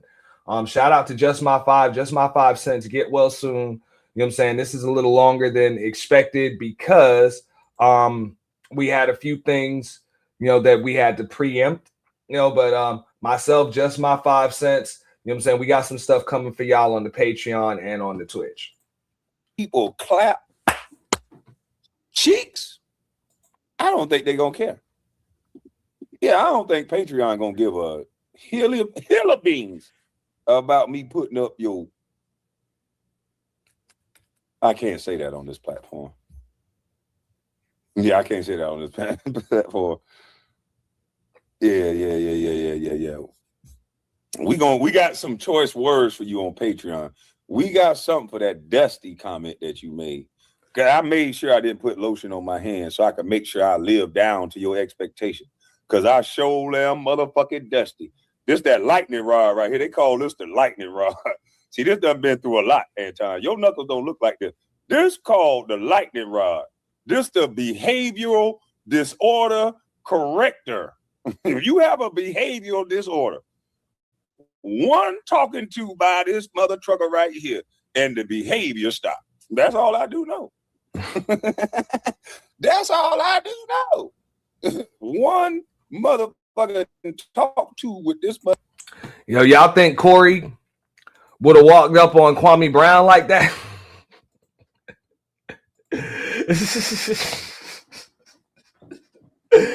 Ah!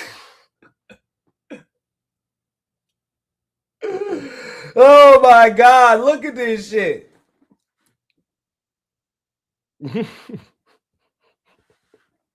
Yo, this picture never gets old. It never gets fucking old, man. I'm sorry. It'll never get old.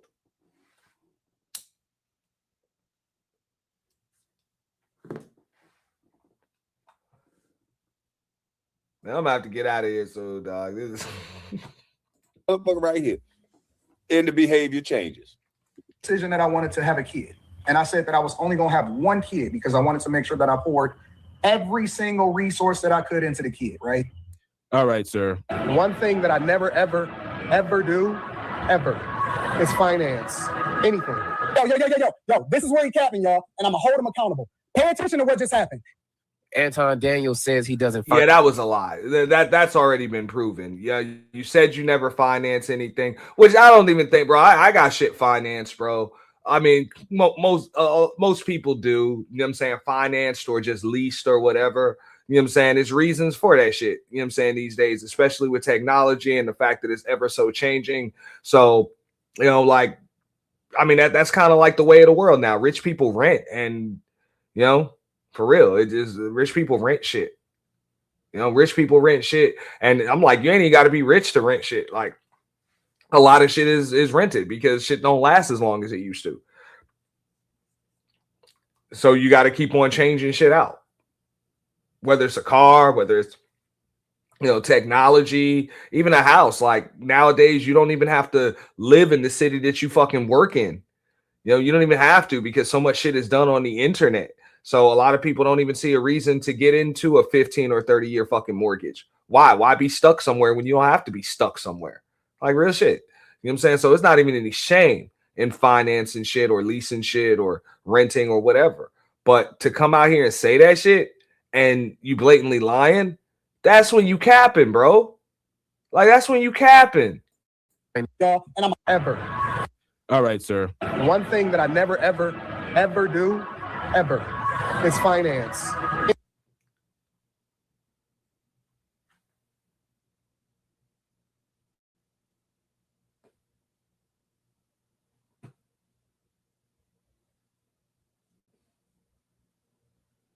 This is a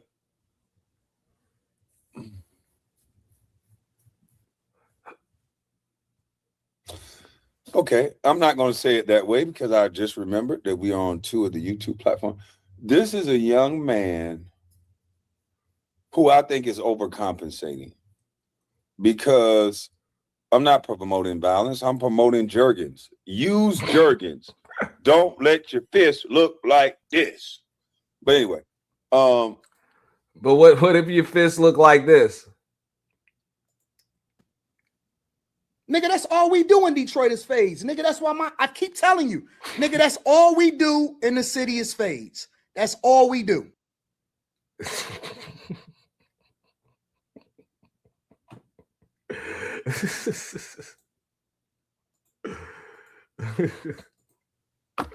I think this man is overcompensating.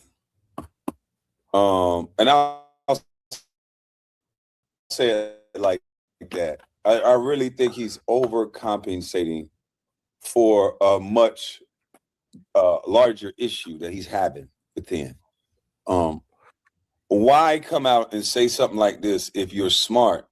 You know that there's some benefits in financing certain things, especially if you want to establish business credit, you want to establish some sort of credit. In order for that to happen, you have to borrow some money or establish some credit history. So for him to say this is weird. This is like some drug dealer, street bum mentality. And he thinks this is smart. He thinks this is a flex. Yeah, I have never taken out a loan, nowhere, no nude. That don't even make sense. That don't make sense at all. And hold up. I'm going to show y'all, man, because every time I see this nigga, man, let me put this nigga on the fucking screen, man, just so y'all see it, right? Every time I see this nigga, I can't help. Like, I literally cannot help but remember this shit from The Wiz. Remember that movie, The Wiz? With Michael Jackson and Diana Ross and shit? What happening?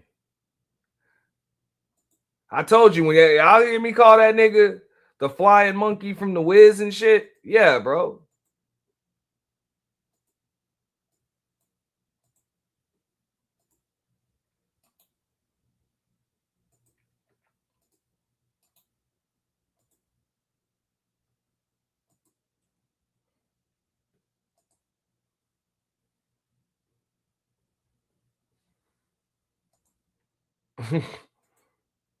What happening?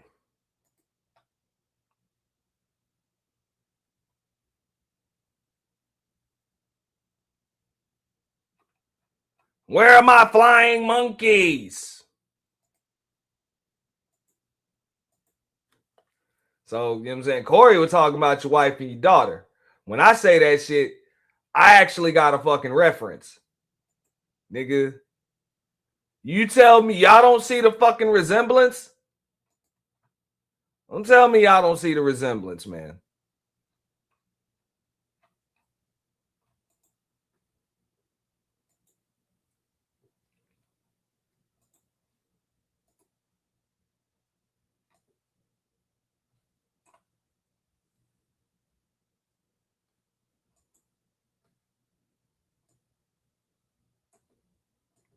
Damn shame, man.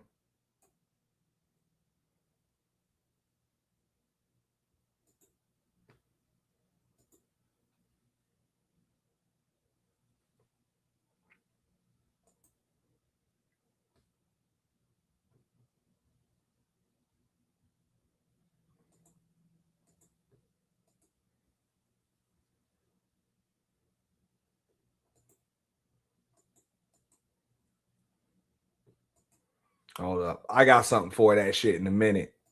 Thank y'all for being patient with me. I appreciate that. Definitely appreciate that. You know, I got to get them visuals up there real fucking quick.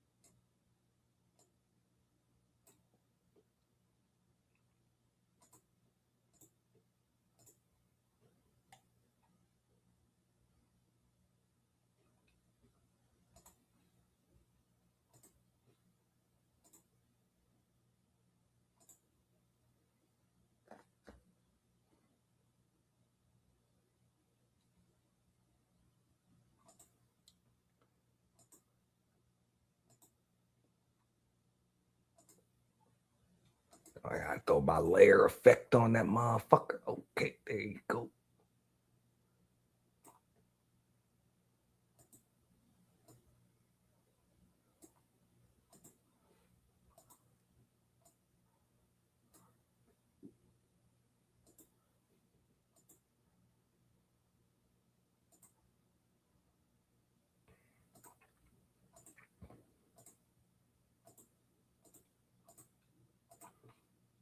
What happening?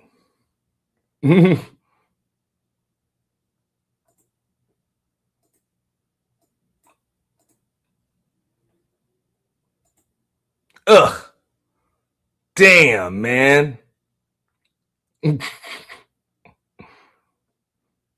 Y'all feel free to snatch that Use that if you want to. Yeah. And I ain't even come on here trying to roast tonight.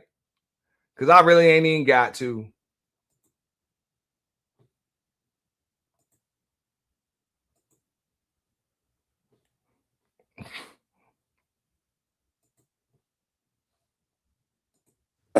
Yeah, use Jergens. Don't let your fist look like this. Use Jergens. Don't let your fist look like this. Bing. Now, have Jergens hit me up, man. Salute to you. Shut up and react. Have Jergens hit me the fuck up right then and there because of that. That's a little jingle. Thanks for the idea, goddamn. Shut up and react. Yeah, use Jergens. But this man is up here trying to flex to our community. You only sound like you only get cool points saying stuff like that in front of black folks because this makes no sense. And I'm not trying to get flagged, YouTube. We dusty. Yeah. Damn. Damn. Damn. That nigga said, hey, shout out to Kwame Brown. Damn, man. Hey, y'all hit the super chat. Damn. Shorty said, we dusty KB, and that nigga just got the $4.99 ball. You know what I'm saying? With the super chat. Yo, damn. Yo, damn. I ain't even get one, but I'm thankful for that. Yeah, I'm thankful you got it. Fuck. Yeah. Donations. Donations. Donations. Donations. Donations. Donations. Gifts. Gifts. Gifts. More gifts. More gifts. What happening? We the one dusty. And he over here overcompensating, trying to sound like he just got all the money in the world. Then on top of that, we're going to find out in the video that he's capping. So not only is he a former Dusty, because he used to be Dusty too. Welcome home, nigga. You a former Dusty. I just didn't forget where I came from. Use Jergens. Don't let your fist look like this. Bang. All right. But you definitely was a Dusty before. They said you live with your parents, with your wife. That's what they say. I don't know. But, so you're a former Dusty. They talk about, I'm not a Dusty. Salute to your beautiful wife. Hold on. I didn't even see that right. Whoa. I thought that was 99. Hold on. Oh, shit. Shout out to TMKC, in the building, in Dust We Trust. Donations are definitely welcome. We appreciate that. Donations. Donations. Donations. Donations.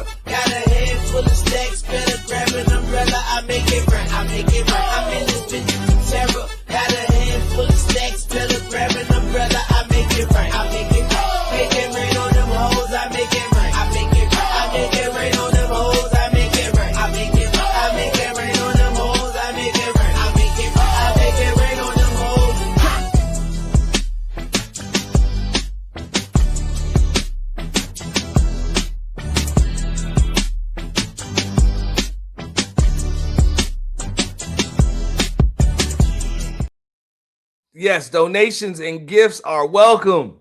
Shout out to them bag chasers. What happening?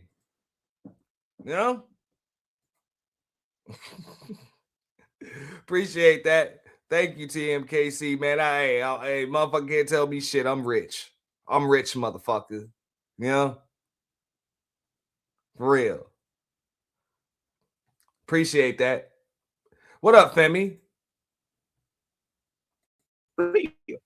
Hold on. Hey, y'all make sure y'all sub. Yeah, hey, y'all remember that shit? That was from the Wiz. That was Eveline's Flying Monkey. You tell me y'all don't see the motherfucking resemblance.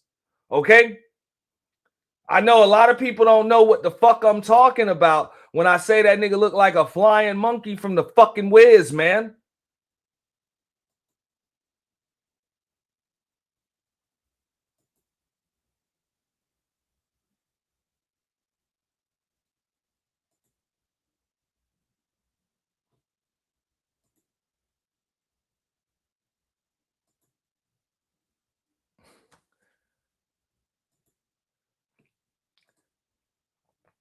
I know.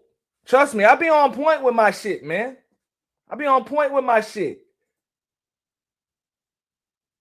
For real. I be on point.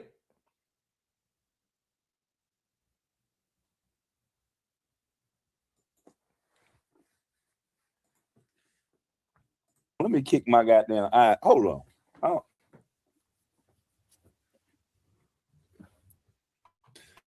It's a 4 in front of that mother trucker. Yeah, it's a foe. That ain't no that ain't no 99.99. Kwame, hey, he was like, he didn't even realize she sent him a nickel. She sent him a fucking nickel. He ain't realize that shit. Yeah.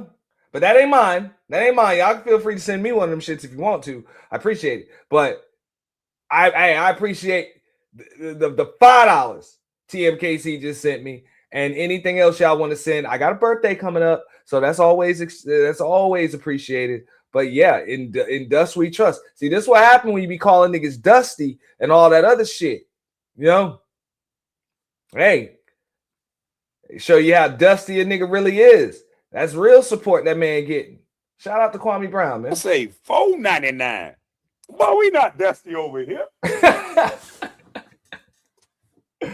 at this.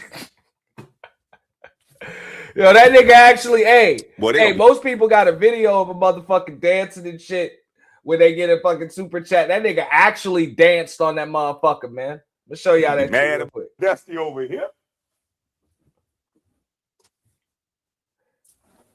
I fucks with you, Kwame, but I'm about to clip your ass going in and mad about dancing that, boy. with the we Salute to you, beautiful one. Appreciate that. I thought that was the 99. So I guess he studied you too. He studied you too. If he didn't have, if he didn't, damn sure about to find out like the rest of them. Mr. in the bushes, he should have studied better. He only a C student by his own admission. YouTube, this is not me picking on the level of education of someone. This is me just pointing out. Fuck that. You allowed to pick on the level of education of a motherfucker, because when I pick on the level of education of a motherfucker, I don't pick on their level of formal education, because I know that informal education can be just as valuable, if not more valuable, than formal education. Okay? Because I know that a salesman is the highest paid profession on earth. On earth. And for the most part, formal education, a true salesman doesn't need that. You don't need degrees and shit like that. You know, that's something that you either have it, you don't, you learn it through experience. Like for real, I believe salesmen, you know, salesmen are grown, groomed, made, you know, chiseled. You know, they're not taught. Can't teach somebody how to do that shit. You know, now to correlate it to, you know, a basketball player's terms, like a salesman would be like an agent. Like, hey, you got to be skillful to be a ball player, but you got to be a good salesman to be that agent. Now, granted, you do need to learn the tricks of the trade and the rules and contracts and shit like that, but you got to be able to close deals. Got to be able to close deals, and there's a certain type of motherfucker that's able to succeed in that shit. So, informal education can make one good at that. You know, so whatever. That he said he's a C student, YouTube. We got 1,100 people in the chat, so they definitely gonna try to flag the you know what out of me. But they gotta pick which channel. But damn, and this nigga just got another $4.99 ball. Let me stop. I hate counting other motherfuckers' money, man. Goddamn. But why Dusty though? Well, I think he has a lot of you know what, beautiful one? I'm going to tell you when I end that other live. That's what I'm going to tell you. See, we going to get into this Patreon video, and I'm going to break a guy like this all the way down to the smallest molecule that you Damn, could I ever gotta think. get on This to small, Kwame Brown Patreon, minute dog. Hey, molecule. I'm already on it, bro. I'm about to get off of this shit in about 15 minutes, and I'm gonna have to sub to your Patreon. Now, this is about a 5-day-old video, but Kwame Brown, bro, you got you a supporter. I'm gonna be on your Patreon. Y'all make sure that y'all sub to all of them Bust Life channels and also sub to Kwame Brown's Patreon. I'm about to get over there. That I'm going to break this type of person down to one that has to lie and cap to gain some type of status. One used to call a poser back in the day. And back in the day, we would call this behavior a poser. Now, beautiful one ain't no goddamn Dusty. Now, nobody over here is a Dusty, except if they're a detractor. Nobody over here Dusty except they're a detractor. And I'm not biased at all. I've seen what Beautiful One looked like. Beautiful One was tired of y'all saying that was a capping ass picture. She is really a real person. And so, no, she's not Dusty. And so, you guys need to stop that. Whether she a real person or not, nigga, that was real money, motherfucker. Real shit. Time, this is why I don't feel bad about you for people talking about your woman, because you will throw out that an entire chat is Dusty, full of women and men that you don't even know. So I'm going to get you back for that. For the women and men that cannot speak. Yeah, they said your live stream is dusty, dog. They said your live stream is dusty, fam. Nah, dog. We did a beautiful one forever. You know what I'm saying? Bust you down. Hey, bust life.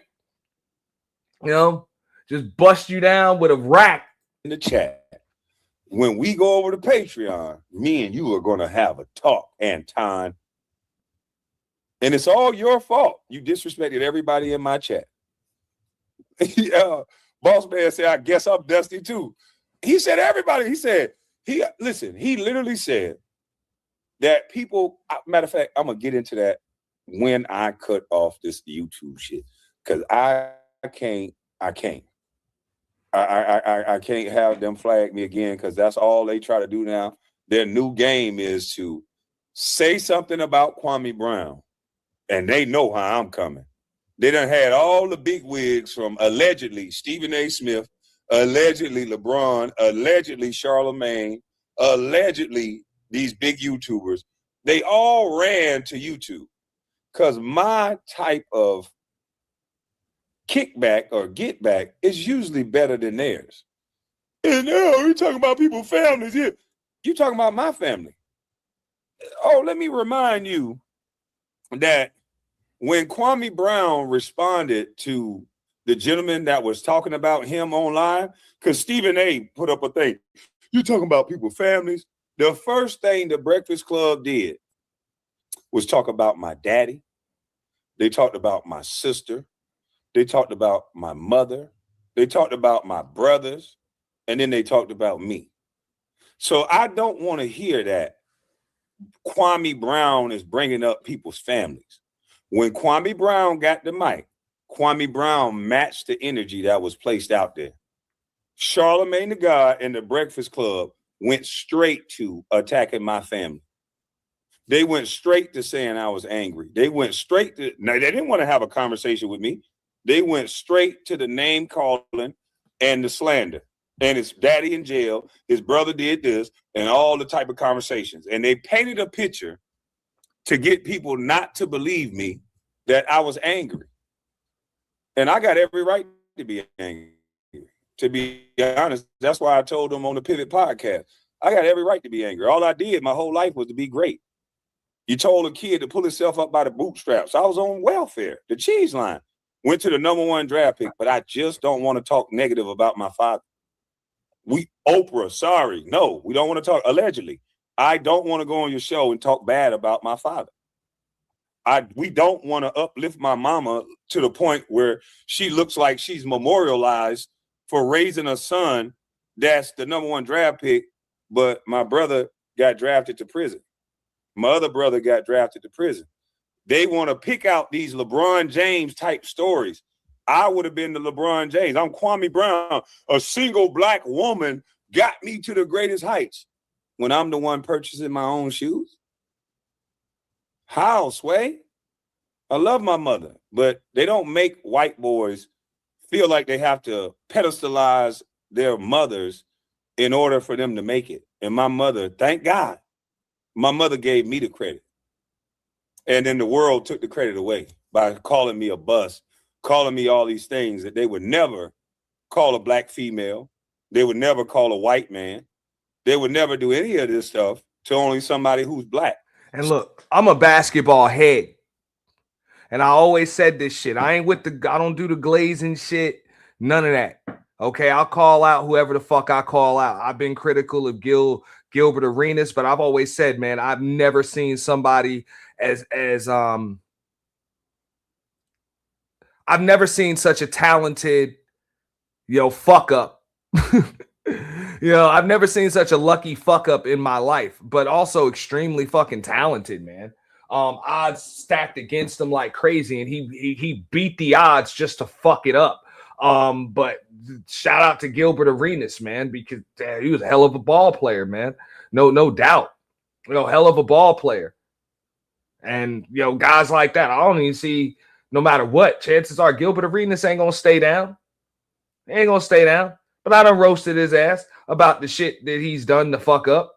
But I can't take his success away from him. And he's earned all of his success. All of his success. Earned it.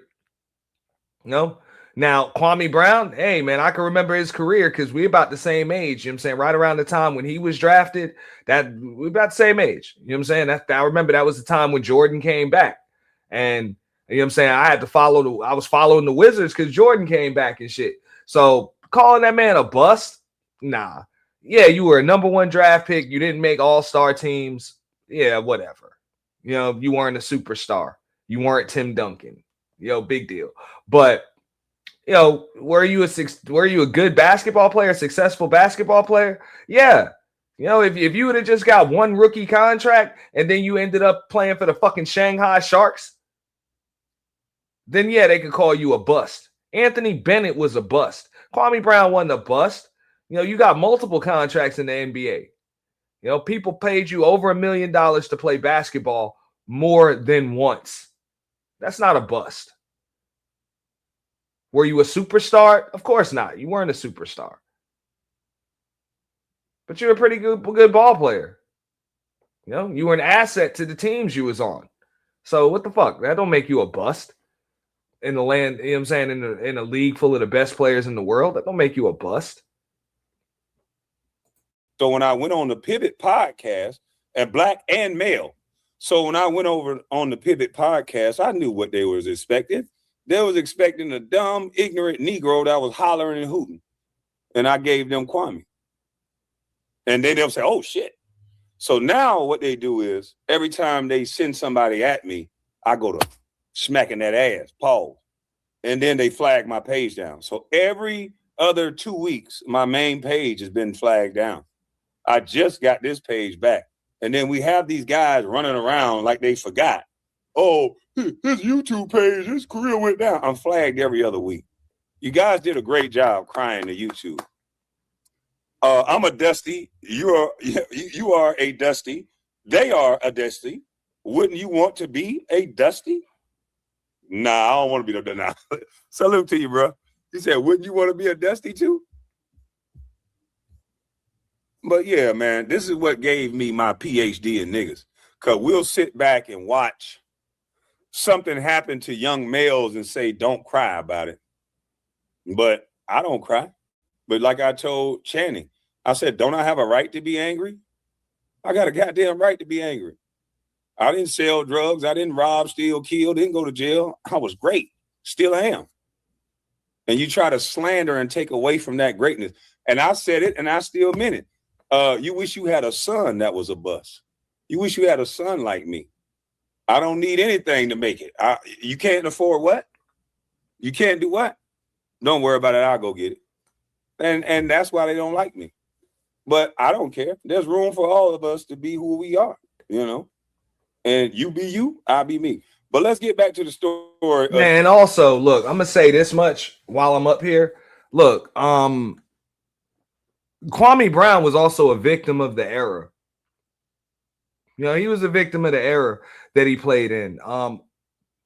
You know, after Kevin Garnett and Kobe Bryant, a lot of teams were trying to draft the next great player, you know, out of high school.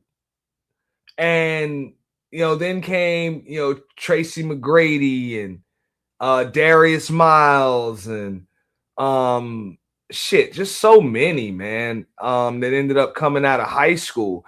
And eventually, you know, Sean Livingston came, Dwight Howard. I mean, the list goes on and on. Al Harrington, like a lot of players, you know, got drafted out of high school when in actuality college would have probably been better for them. You know, just a year, 2 years in college, you know, probably 2 years in college probably would have been better, would have allowed them to transition into the NBA. But, you know, it's tough to turn down that money because there wasn't no NIL deals and shit back then. So, you know, and I think the league understood that was a mistake, which is one of the reasons why they changed the rules as far as the age that you need to be drafted. You know, had Kwame Brown been in college, high school right now, he wouldn't even have been able to come into the league right out of high school like he did. He would have had to go play some ball overseas, or he would have had to play in college for at least a year or two.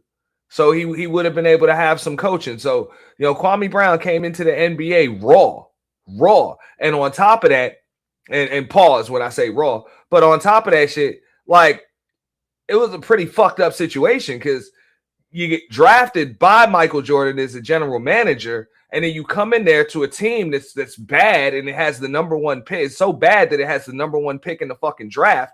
And then Michael Jordan, at damn near 40 years old, decides to come out of the front office and fucking play. And now you guys are on TV every fucking night. You know, and you got to deal with this fucking demon in practice all of the fucking time. You know what I'm saying? So that's a tough situation for an 18-year-old. Am I making excuses for him? Nah, because hey, you signed the contract to become a professional. So yeah, it is up to you and those around you to transition you. But I don't like the word bust. I don't at all. You know, because I understand the circumstances and the situation, and I agree with Kwame 100%. Like, even if he was a bust, most people would go off the rails, you know, and give their left arm to have a child that's a bust. But Kwame Brown, I don't believe was a bust. You know, you played on multiple teams.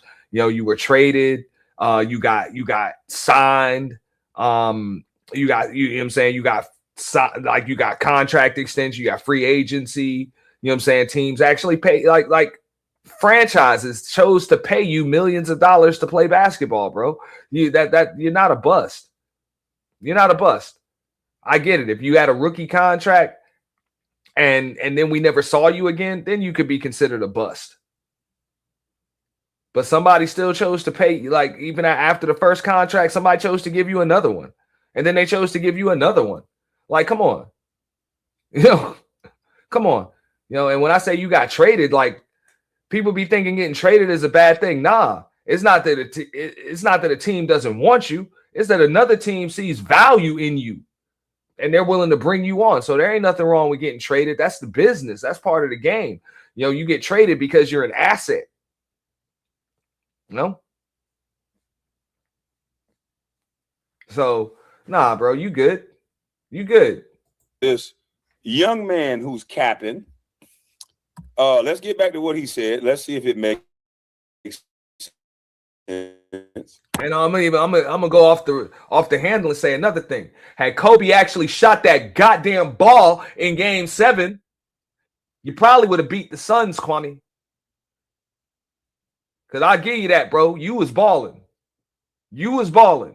I ain't gonna say Kobe wasn't balling, but you was balling. You was punking them niggas out there.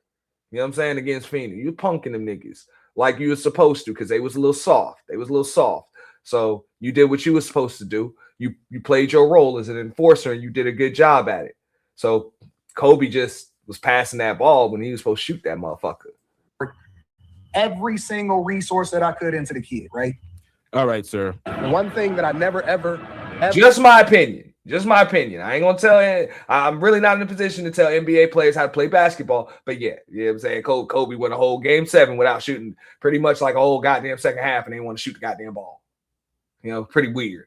Of all the niggas, dog, didn't want to shoot the ball. Fuck Kobe Bryant didn't want to shoot the damn ball. Rest in peace, Kobe. But damn, you know, damn.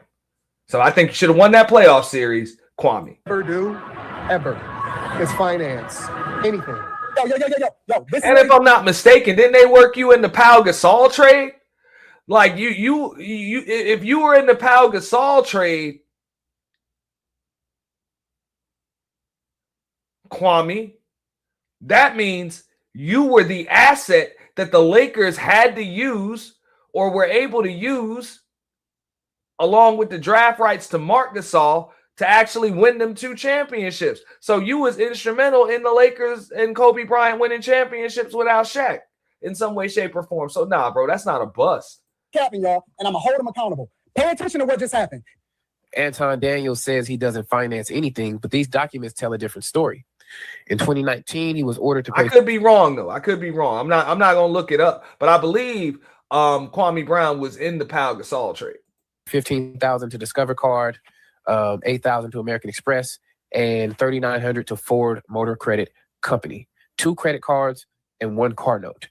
For a man who does not finance anything, why does he owe these creditors money? Real shit. To get a player like Pau Gasol, you got to give something up. And then if you was one of the things they had to give up, trust me, somebody saw some value in you. I know that. In February, we don't know if he's running away, if he's trying to run away from that debt, right? Because he told you guys that he doesn't finance anything, but according to the state of Michigan, he's in debt. He owes some money. So for a man that's balling out of control, multimillionaire, why you can't pay your bills, player? I'm just saying, somebody ain't telling the truth. Watch how we bring it out of him. And when people ask me, It's just important to have that work-life balance.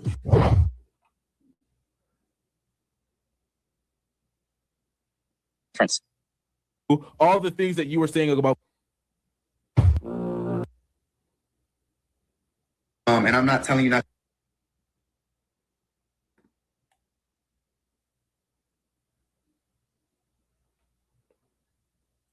You're on mute, Kwame.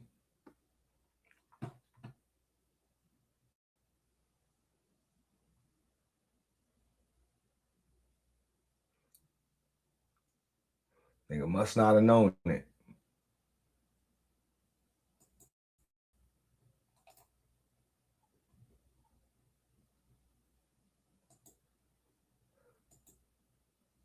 Gotta love it. Boy, I'd have had a lot of jokes for you in school. I wasn't shit. B. Hold up. I told you I would have roasted the fuck out of that nigga back in school too. Real shit. I am the pookie nigga. I am the goofy ass pookie motherfucker in high school that would have sent bro. This nigga Anton Daniels would have fucking hated me, man. Like you would have fucking hated me. You would have fucking hated me for real, dog. Like I would have been one of them niggas, dog, that you would have fucking, bro, you would have been like, hey, I can't wait to get back to the reunion and stunt some bread on this nigga, man, because I would have fucking, I would have ruined your fucking day. Real shit. And I'm going to tell you why, because you ain't got no fucking value, bro. You wouldn't have had no value whatsoever. None at all. You would have had to just keep fucking quiet. But there ain't no way in hell you couldn't have never opened your motherfucking mouth, man. We'd have roasted the fuck out of your ass, bro. You couldn't even open your motherfucking mouth. You know? For real.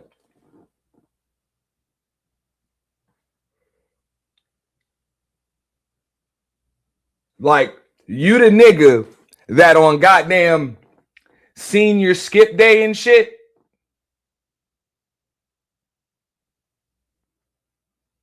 when all the seniors and the juniors and like all the fucking chicks in the school decide to fucking skip, we would have had nigga like you actually turning in, you know, my 11th grade girlfriend's fucking assignments and shit. Like you would have had to just do her with like, yeah, even though she ain't coming today, you still turning that shit in.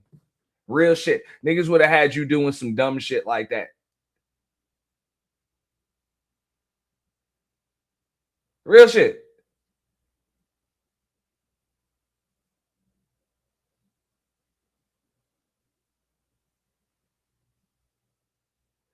We just had you doing some shit. But the thing is, you say you was a C student. So anybody having you do no goddamn work for them.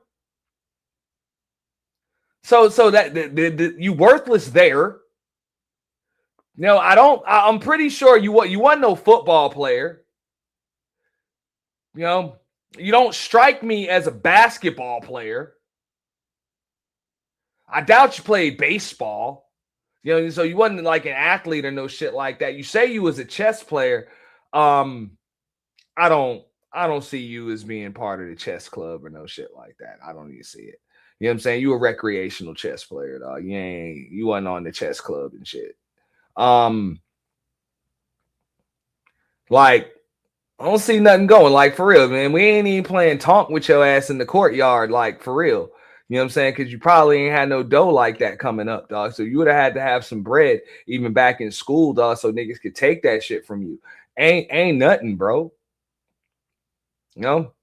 We can even tell by the way you dress right now that you probably was not fresh like that in school because you dress at age 40 something fucking years old like your ass is still in high school, like you buying the clothes and the gear now that you couldn't get when you was in school. So like I said, you had no value. We would have had to roast you every time you open your fucking mouth. Like we would have had to just roast you and just remind you of who the fuck you was.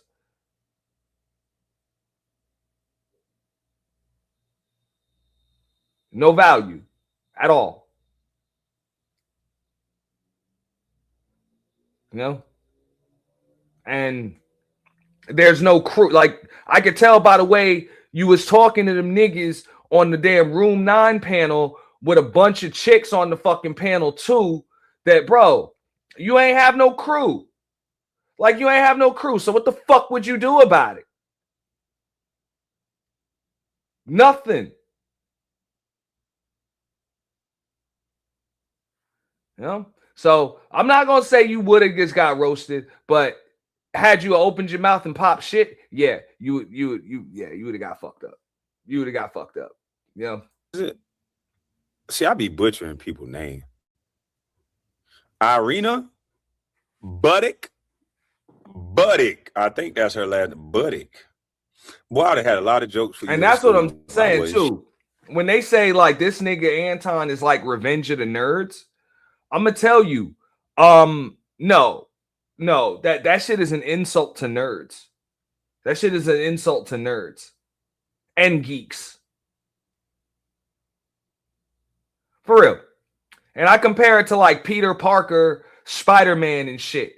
That's why a lot of people wasn't feeling, Tobey Maguire and shit as Spider-Man, because it's like, bro, like you kind of a nerd, dog. Like you playing the nerd role. And Peter Parker was always smart, but he wasn't no geek. Like he wasn't a nerd. He wasn't a dork. Y'all got that nigga as a dork, all not confident and shit like that, and timid. Nah, bro, he was just smart. Like, why do y'all associate being smart with being just awkward? You know? Believe it or not, that's why it took so long for them to come out with an Iron Man movie, because they didn't know how to land Tony Stark. They didn't know. And finally, they got Stan Lee on the job, and he got the right guy to play the role of Tony Stark and understand that, nah, this dude is smart as fuck, but he's not a nerd. He's not a geek. He's just smart as fuck. It's okay. So they had to get the right guy that can play a smart dude without being in a socially awkward geek.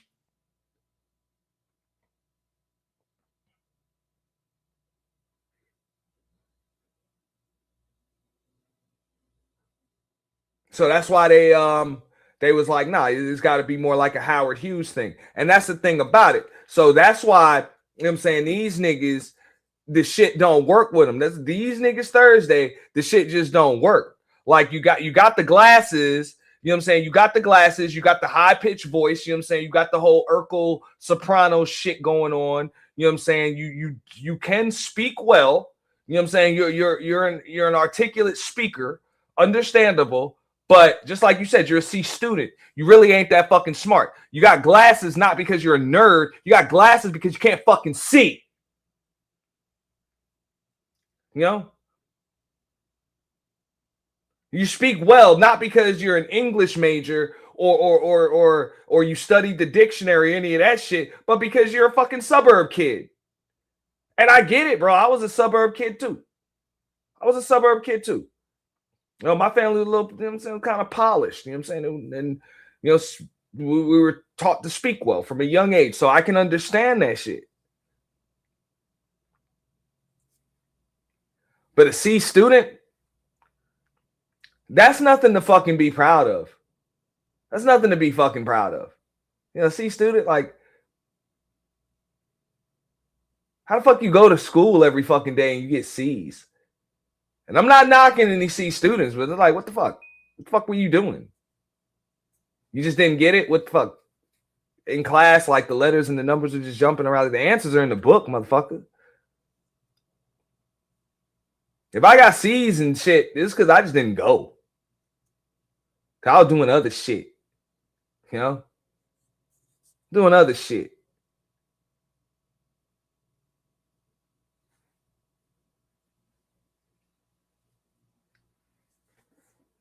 But you strike me as the type of nigga that show up every day, try your fucking hardest, and get goddamn C's and shit. It just didn't work. You just didn't get it. Mine was just wandering. Kid. B, salute to you, B. Who else? Oh man, it's more y'all. And like I said, that shit is okay when you're like Kwame Brown, when you're the star athlete. You about to go to the fucking NBA, so make it fuck you get C's, you know? Or your family is rich or whatever. Or you on some prom king shit. You know what I'm saying? Voted most likely to succeed, even though, you know what I'm saying, you just got all that charisma. I'm pretty sure you wasn't that.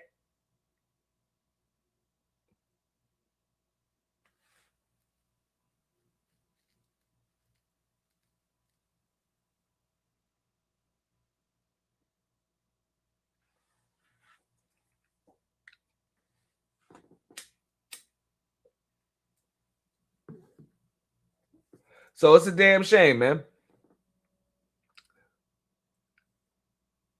When you too dorky to be considered cool, but you ain't smart enough to be considered a nerd. Like you know what I'm saying? You just right in the middle of shit. Now let's keep it real. A lot of these niggas in these spaces, unfortunately, look, this guy, this is why you see them be coming up in my chat and shit and want to suck this man Schmeat and shit virtually, because they can relate to this shit. They're not smart enough to be considered geeks and nerds and shit, but they're just not cool enough. You know what I'm saying? They ain't smooth enough with it to be considered cool. So they just right in the middle, just easily fucking forgotten in life. You know, so because of that, what they end up having to do is go take somebody else's persona or image and just totally bite that shit, like Rick Ross. Like, do you really think this nigga had a beard like this before Rick Ross fucking hit the scene? Nah, you saw somebody else with this shit and then you decided to fucking do it. That's fucking bad, bro. That's bad. Like, I get it. If you could say, hey, man, I always had that shit going on even before Rick Ross was on the scene. I get it. You could tell me you was looking like that in 2005. Nah, more than likely you had mustache, goatee.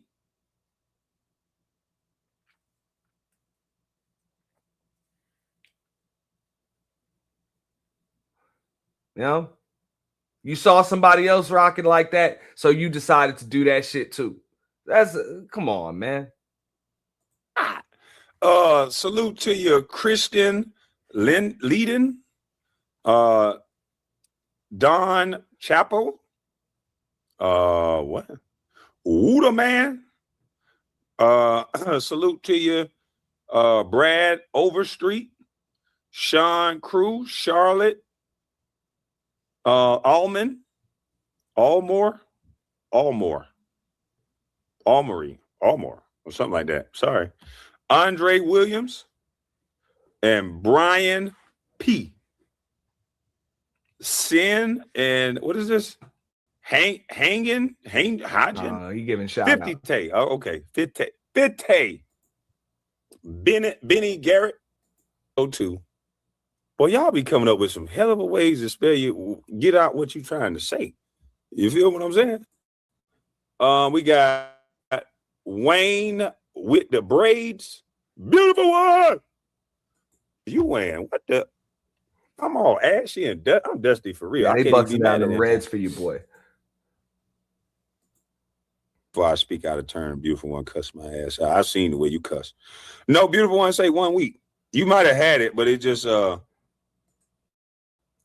right. We about to have some fun. All right, so that's a wrap. Let me see here. Yeah, that's a wrap. I'm about to get all the way the fuck up out of here. It was fun.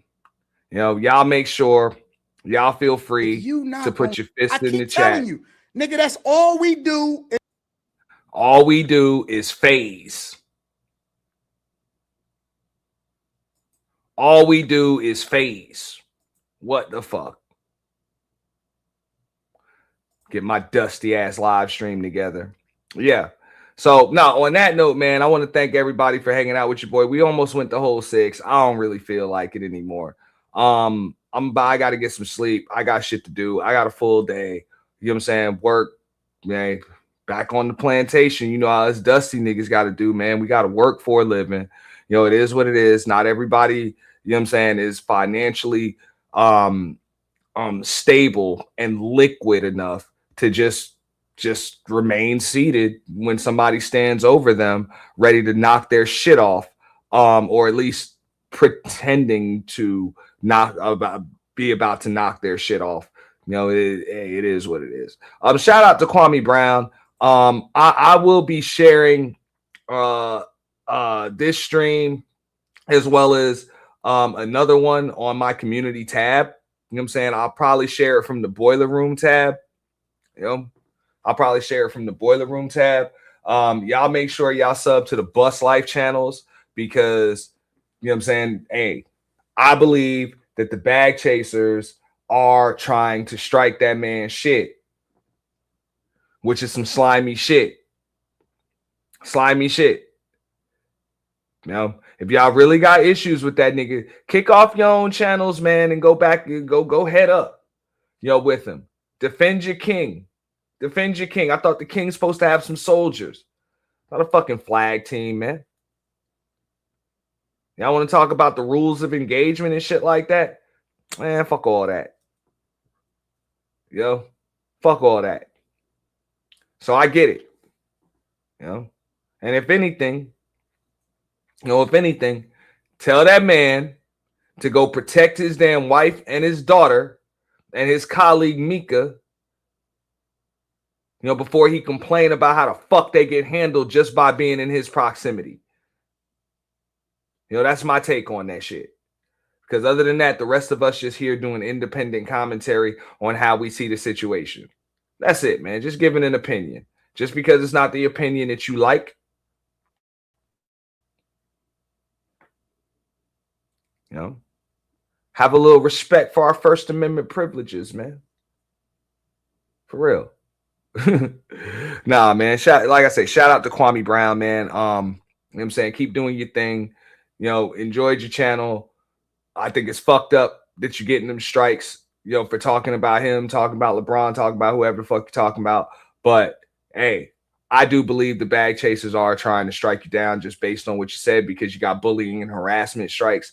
Not cool. Not cool at all. And Anton, if you don't check your crew on that shit, bro, it proves that you a fuck nigga.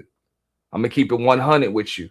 It just proves that you the fuck nigga that we really don't even believe that we gotta prove that you are. We already know that's what the fuck you are. You know what I'm saying? I done seen you do fuck nigga shit. You know, I done seen the way you talk to people. I done seen the way you talk to motherfuckers that you consider your friends. From Jay Prince for president, I done seen the way you fucking tried Brittany B and Aaron O and Sway when they was running Fight Club. Yeah, I done seen you do that shit. Matter of fact, before I get out of here, let me just say that shit. Yeah, bosses don't fucking move like that at all. We seen you come up there and say, hey, this ain't even really my channel like that. Brittany B, Aaron O, they the ones in charge of it. They got full control when somebody want to come up and say something to you. You know? And then a week later, 2 weeks later, you just pop the fuck up and then you tell them to end the stream. You just give them a direct fucking order in front of everybody, knowing damn well you could have sent a text message or a DM and did that shit. You know? Nah. You empower your people. You don't undermine authority. That's not how bosses move. You know, when you empower your sub bosses, you let them do what they do. You know, so ever since then, nigga ain't really been fucking with you, bro. And you probably don't even realize it because that's just the way you move in real life. That's just the way you move. But niggas see that type of shit. And niggas know what's up.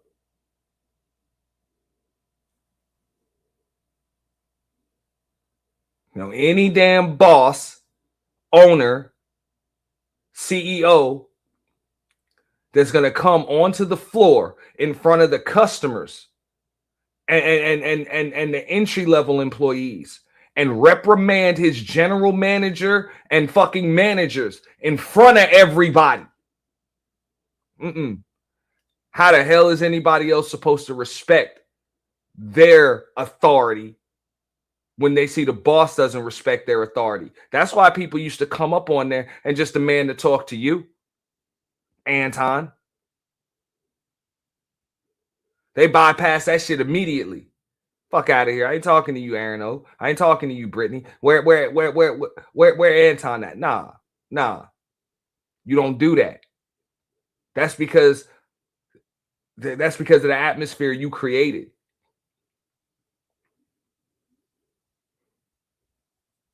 Like I say, bosses are supposed to be empowered. Management's supposed to be empowered, not undermined.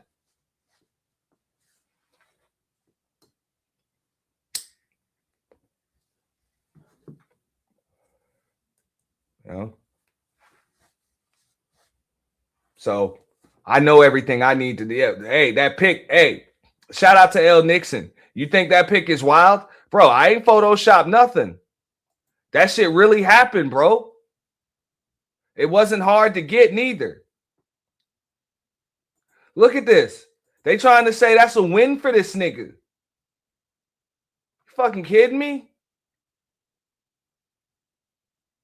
That ain't no win. This is a win. There is a man casting a literal shadow over you, and you're remaining seated, man. And I'm done. I got to go, man. You know, like I said, fist in the chat. It is what it is. Peace. Nigga, that's all we do in Detroit is fades. Nigga, that's why I keep telling you. Nigga, that's all we do in the city is fades. That's all we do.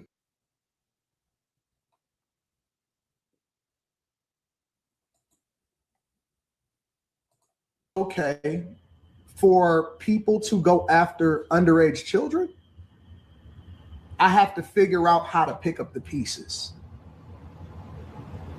I have to figure out how to pick. Corey, he won. Corey and Craig, you win. You win, I give up.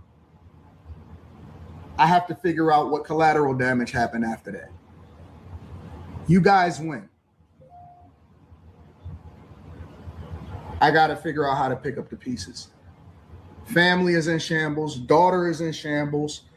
Literally, having my wife take her over to get evaluated and figure it out, because crying inside of the principal's office trying to figure out what to do. Miss Shambles. Fades, nigga. That's why I keep telling you, nigga, that's all we do in the city is fades. That's all we do.